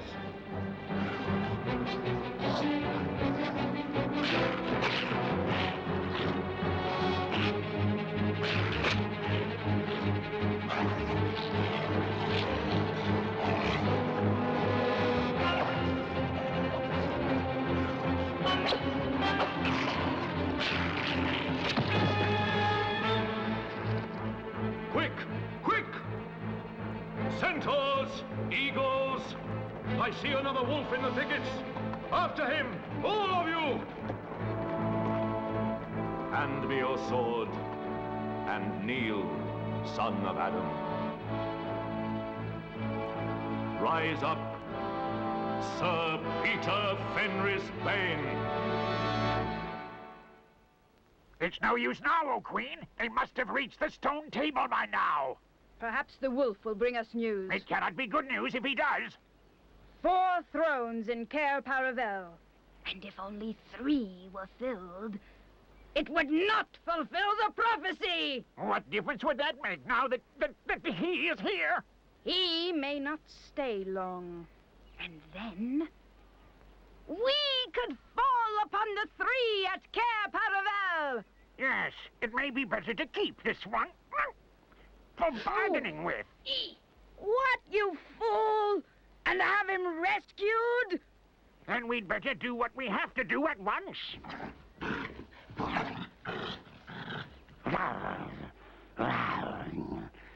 I've seen them. They're all at the stone table with him. They've killed my captain, Fenris Ulf. I was hidden in the thickets and saw it all. One of the sons of Adam killed him. Go quickly! Summon all our people to meet me here as speedily as they can! Call the ghouls and the buggles, the ogres and the minotaurs! Call the cruels, the hags, the spectres, and the people of the toadstools! We will fight! Have I not still my wand? Will not their ranks turn into stone even as they attack? Be off! I have unfinished business here. Now! We have no table. Let me see. We'd better put him against the trunk of a tree.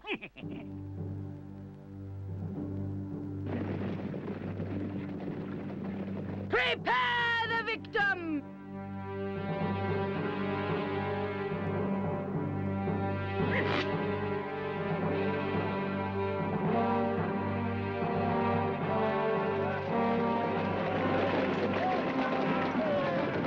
Untie him! Get them! Monarch! Get the witch! Steady now! Give him a drink! Who's got the witch? I thought you had her. I didn't see her after I knocked the knife out of her hand. I was after the dwarf. Do you mean she's escaped? One can't mind everything at once. Rat! She got away! Where is she? Come, we must take her to Aslan. Ah, to the stone table!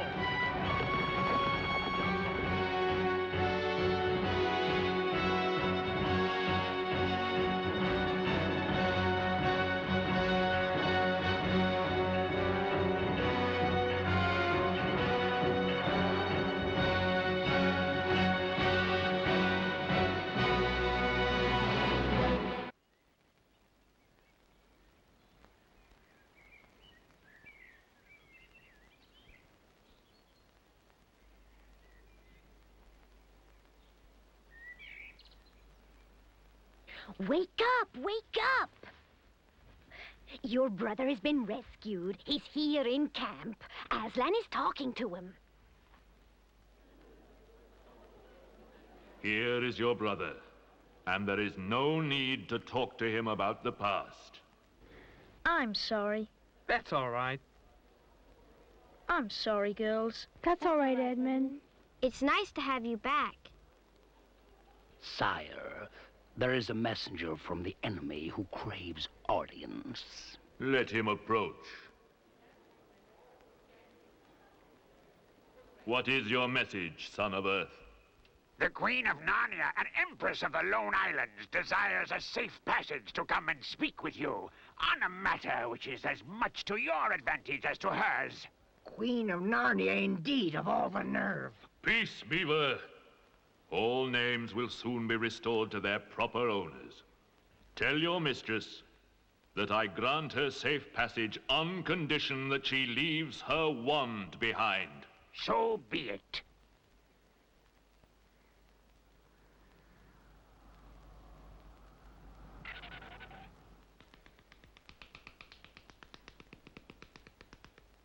It's agreed, O Queen, provided you leave your wand.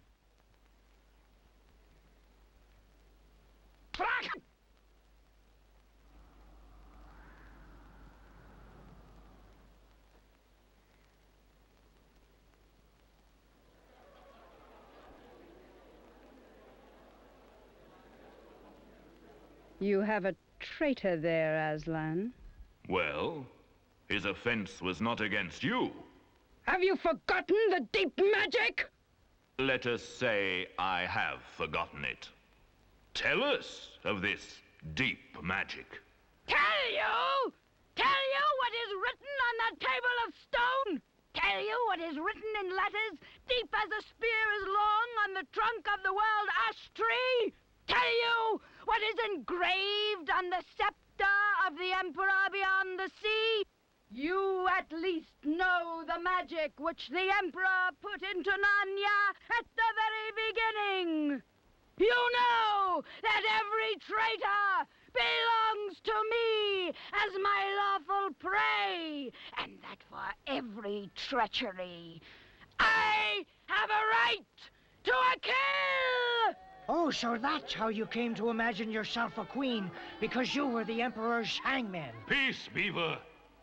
That human creature is mine. His life is forfeit to me. His blood is my property. Come take it then. Fool! Do you think your master can rob me of my rights by mere force? He knows the deep magic better than that. He knows that unless I have blood, as the law says, all Narnia will be overturned and perish in fire and water. It is very true. I do not deny it. Oh, Aslan, can't we do something about the deep magic? Isn't there something you can work against it? Work against the Emperor's magic? Fall back, all of you, and I will talk to the witch alone.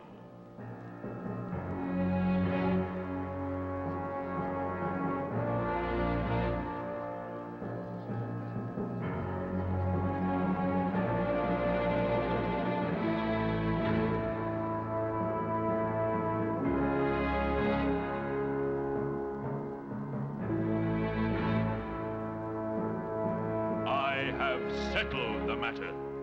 The witch has renounced the claim on your brother's blood. How do I know this promise will be kept?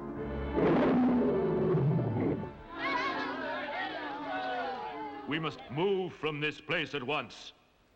It will be wanted for other purposes. Pack quickly. We must encamp tonight at the ford of Beruna.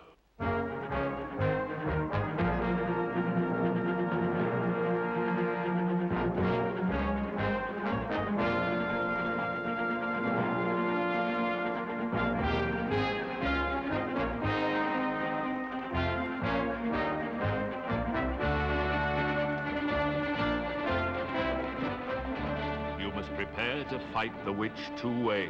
Aye? If things go well with you in the woods, she'll fall back to her castle. Me? You may or may not be able to cut her off and prevent her from reaching it.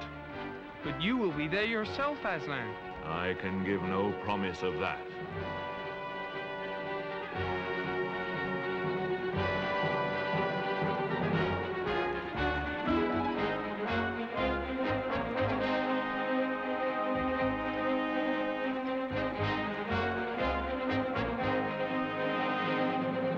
We shall camp here.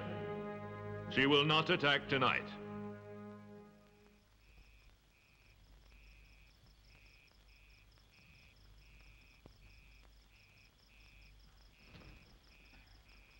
Can't you sleep either? No. I have a horrible feeling that something's wrong. As a matter of fact, so have I. Something about Aslan. I have a terrible feeling something dreadful is going to happen to him. There's been something wrong all afternoon. Lucy, what was that he said about not being with us at the battle? Where is he now? Is he here? I don't think so. Let's go outside and have a look round. We might see him. All right, let's go.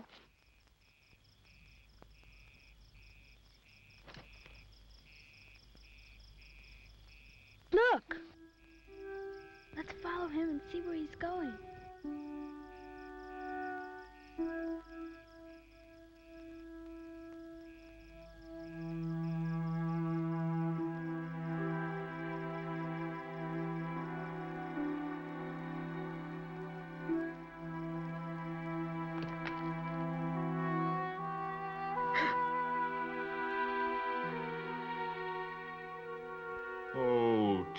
Children, children, why are you following me? We couldn't sleep. Please may we come with you wherever you're going? Well, I should be glad of company tonight. You may come, if you promise to stop when I tell you. And after that, leave me to go on alone. Oh, thank you, thank you. We promise.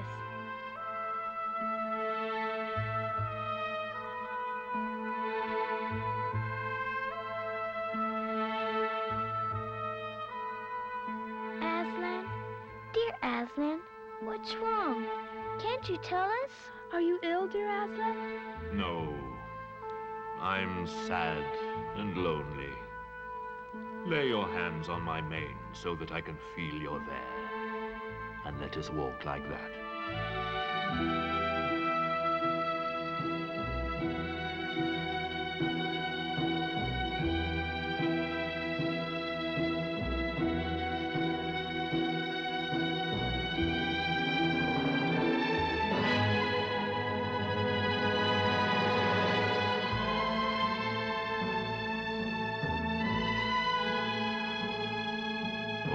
Children, here you must stop.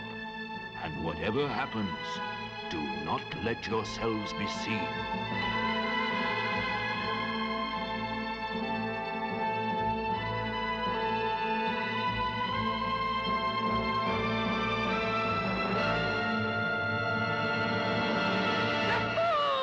The fool has come!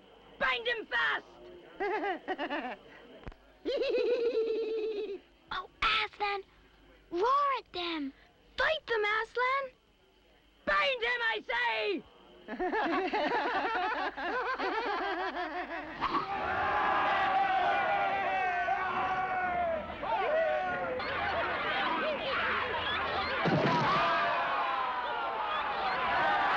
Stop!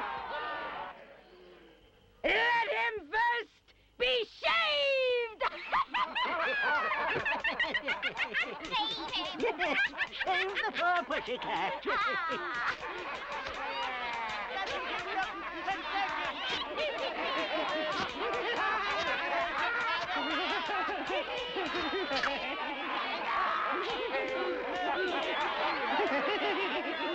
He's only a big cat. Is that what we were afraid of?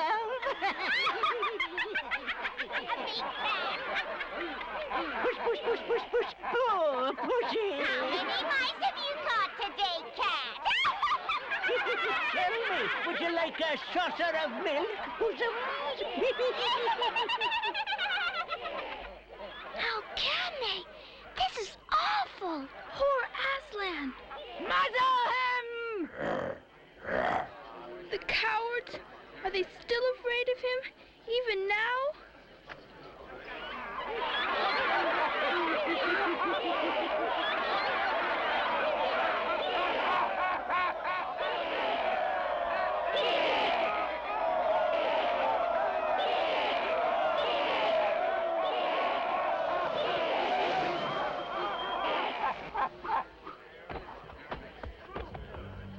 And now, who has won?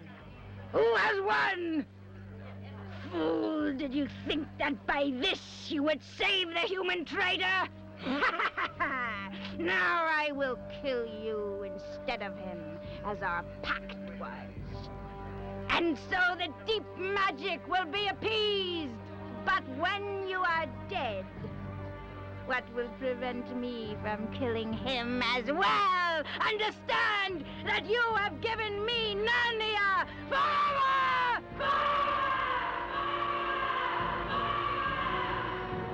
You have lost your own life, and you have not saved the human.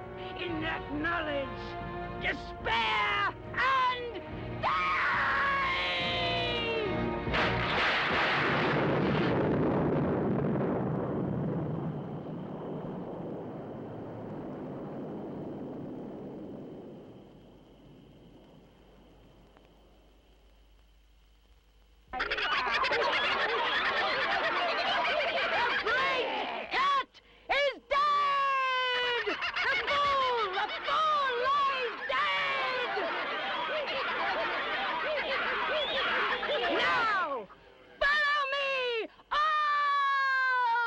Let us settle this war!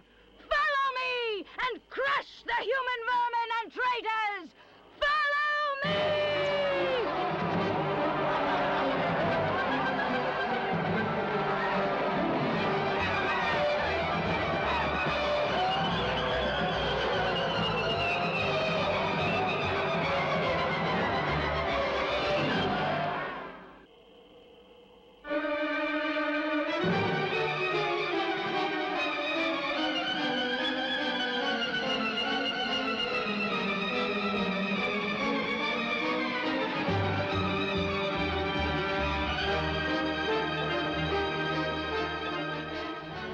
Dawn, we shall destroy them.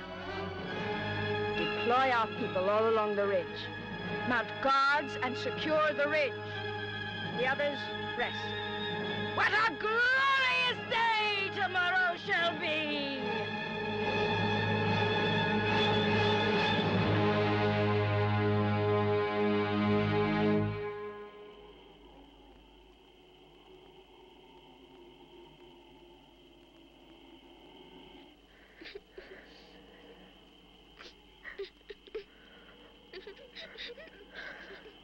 I can't bear the look of that horrible muzzle.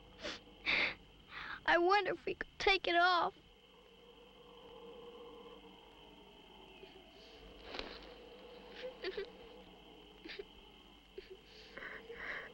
Why don't we untie him as well?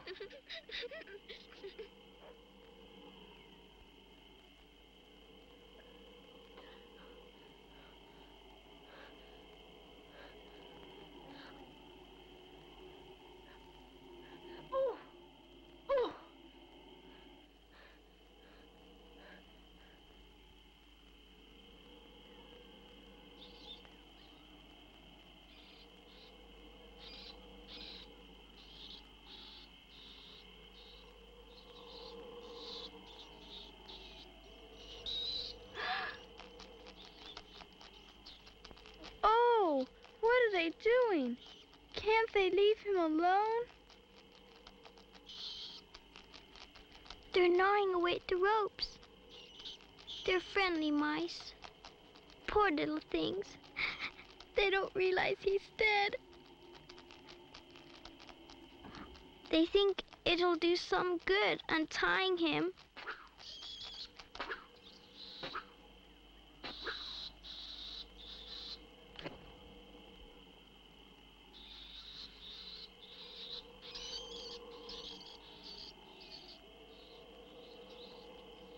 I guess there's nothing more we can do. I'm so cold. So am I. Let's walk about a bit.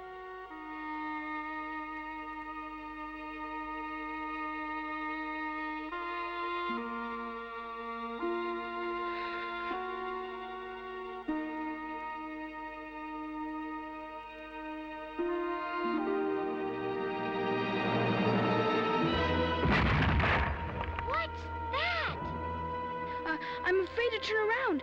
Something awful is happening. They're doing something worse to him. Come on! Oh no! Oh! What does this mean? More magic? Yes! It is more magic. Oh, Aslan! You're not dead? You're alive! You're alive! Yes. It is I. You're real! You're real! Oh, Aslan!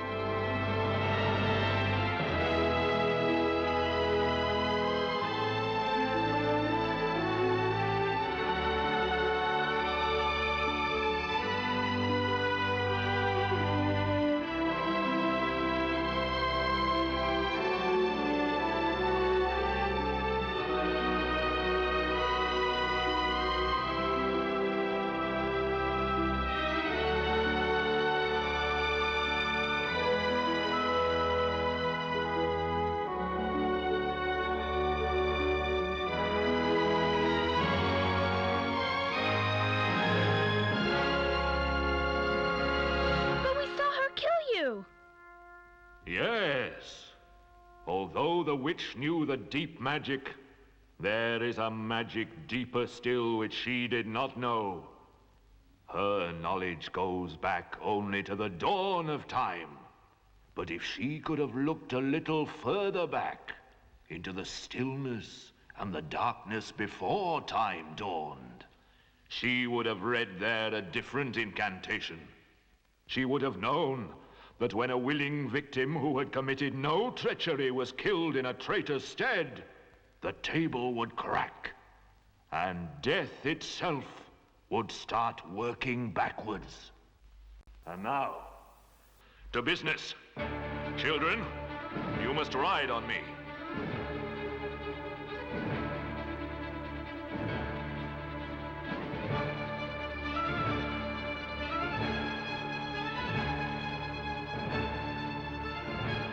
We must get reinforcements. The battle at Maruna Ford is not going well.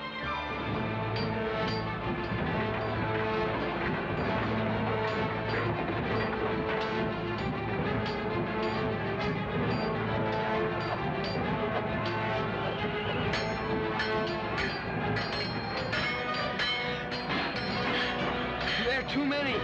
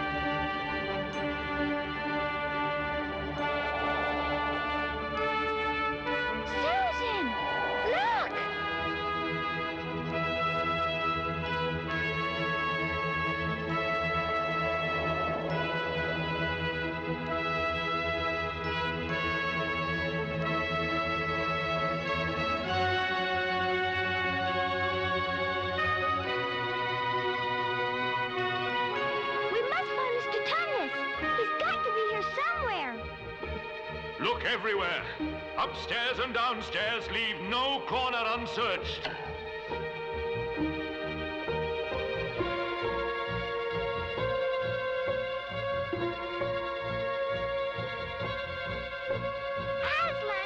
Aslan! I found Mr. Tumnus! Come quick!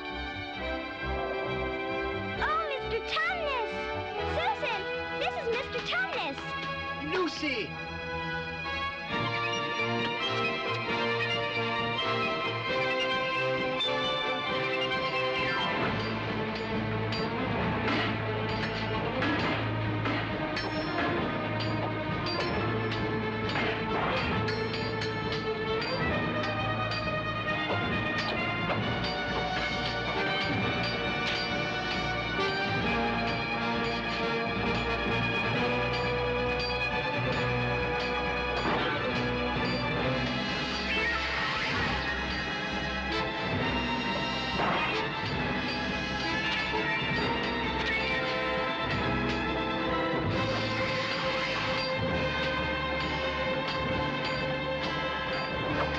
We gotta stop the witch. She's turning all her people into stone. We must destroy her one.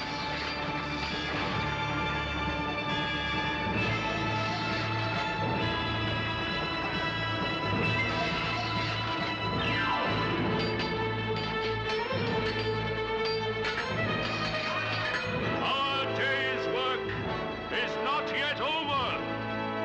Our people, even at this moment, are in dreadful combat, outnumbered by the witch's army. We must join the battle!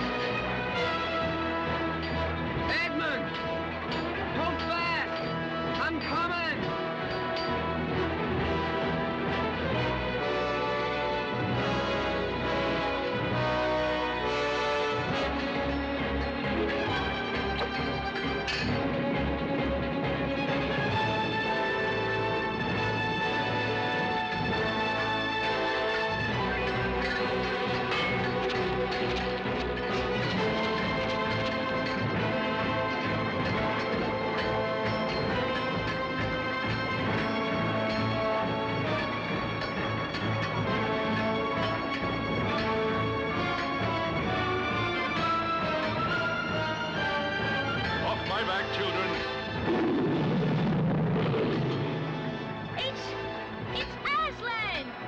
Can't be! Aslan is dead, fool!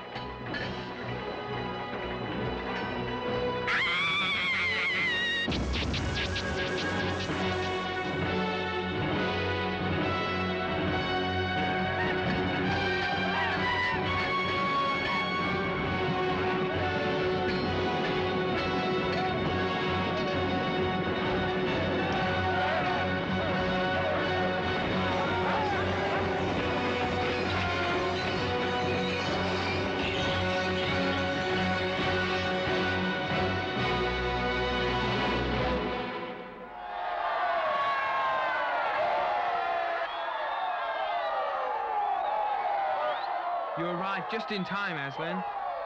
It was all Edmund's doing. Once he broke her wand, we knew we had a chance. However, poor Edmund was terribly wounded. We must go and see him. Quick, Lucy! The cordial I gave you. There are others wounded. Yes, I know. I must tend to them. Hand me your sword. And kneel, Edmund.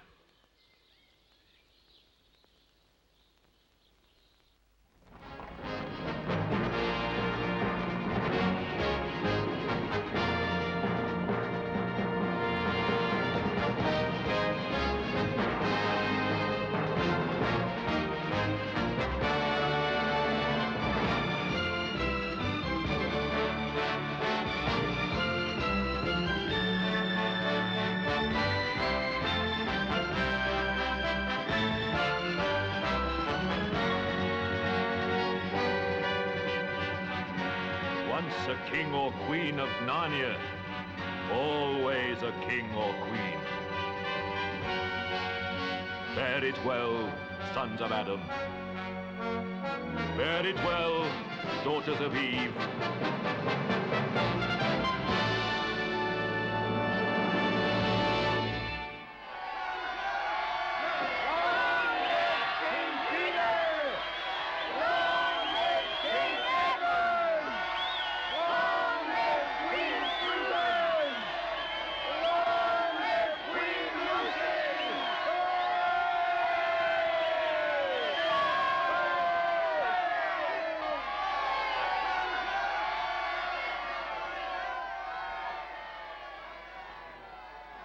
Where's Aslan? I don't see Aslan. That's right. He was here, now he's gone. He'll be coming and going. One day you'll see him and another you won't. And of course, he has other countries to attend to. It's quite all right, he'll often drop in. Only you mustn't press him. So the years went by. King Peter, King Edmund, Queen Susan, and Queen Lucy ruled in great joy and peace. And if ever they remembered their life in the other world, it was only as one remembered a dream.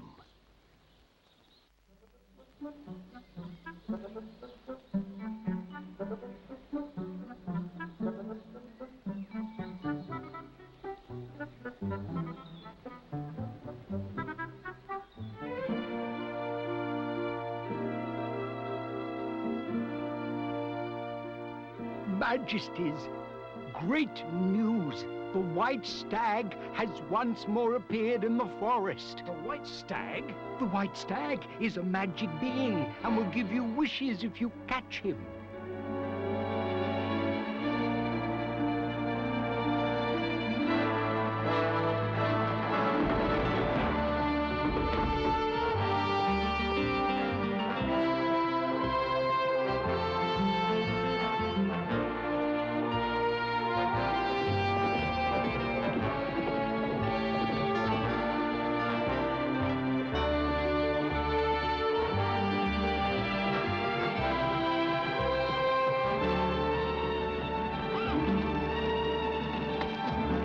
There's the stag! There he is!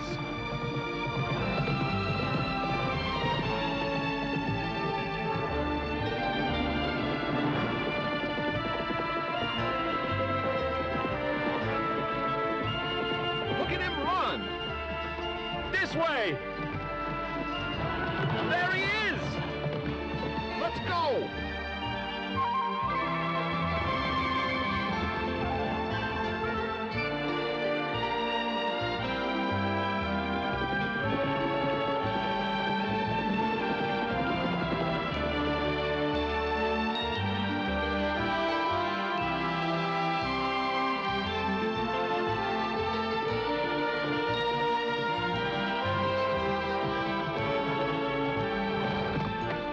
Him. There he goes!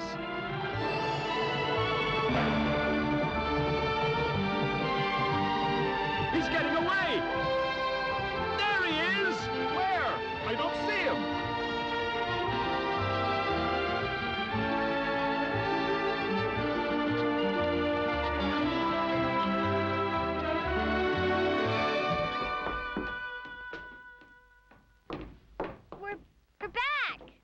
We're back! Professor, we're back! Hey, Professor, we've been to Narnia! We've been to Narnia! No, I don't think it'll be any good trying to go back to Narnia through the wardrobe. You won't get there again by that route.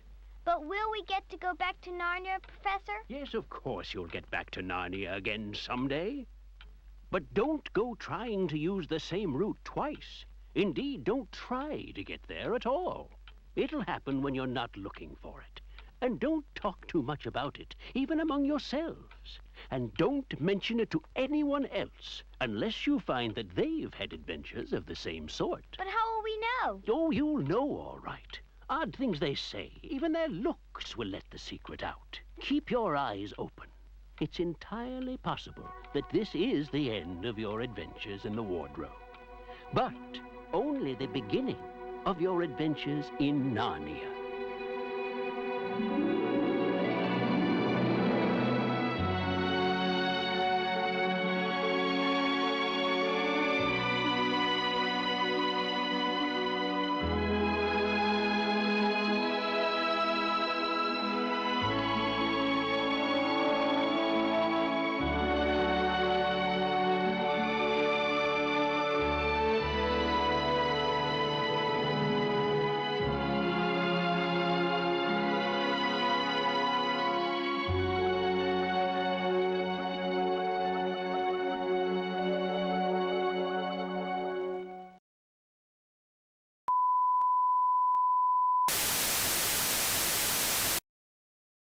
Watch TV. Don't read magazines.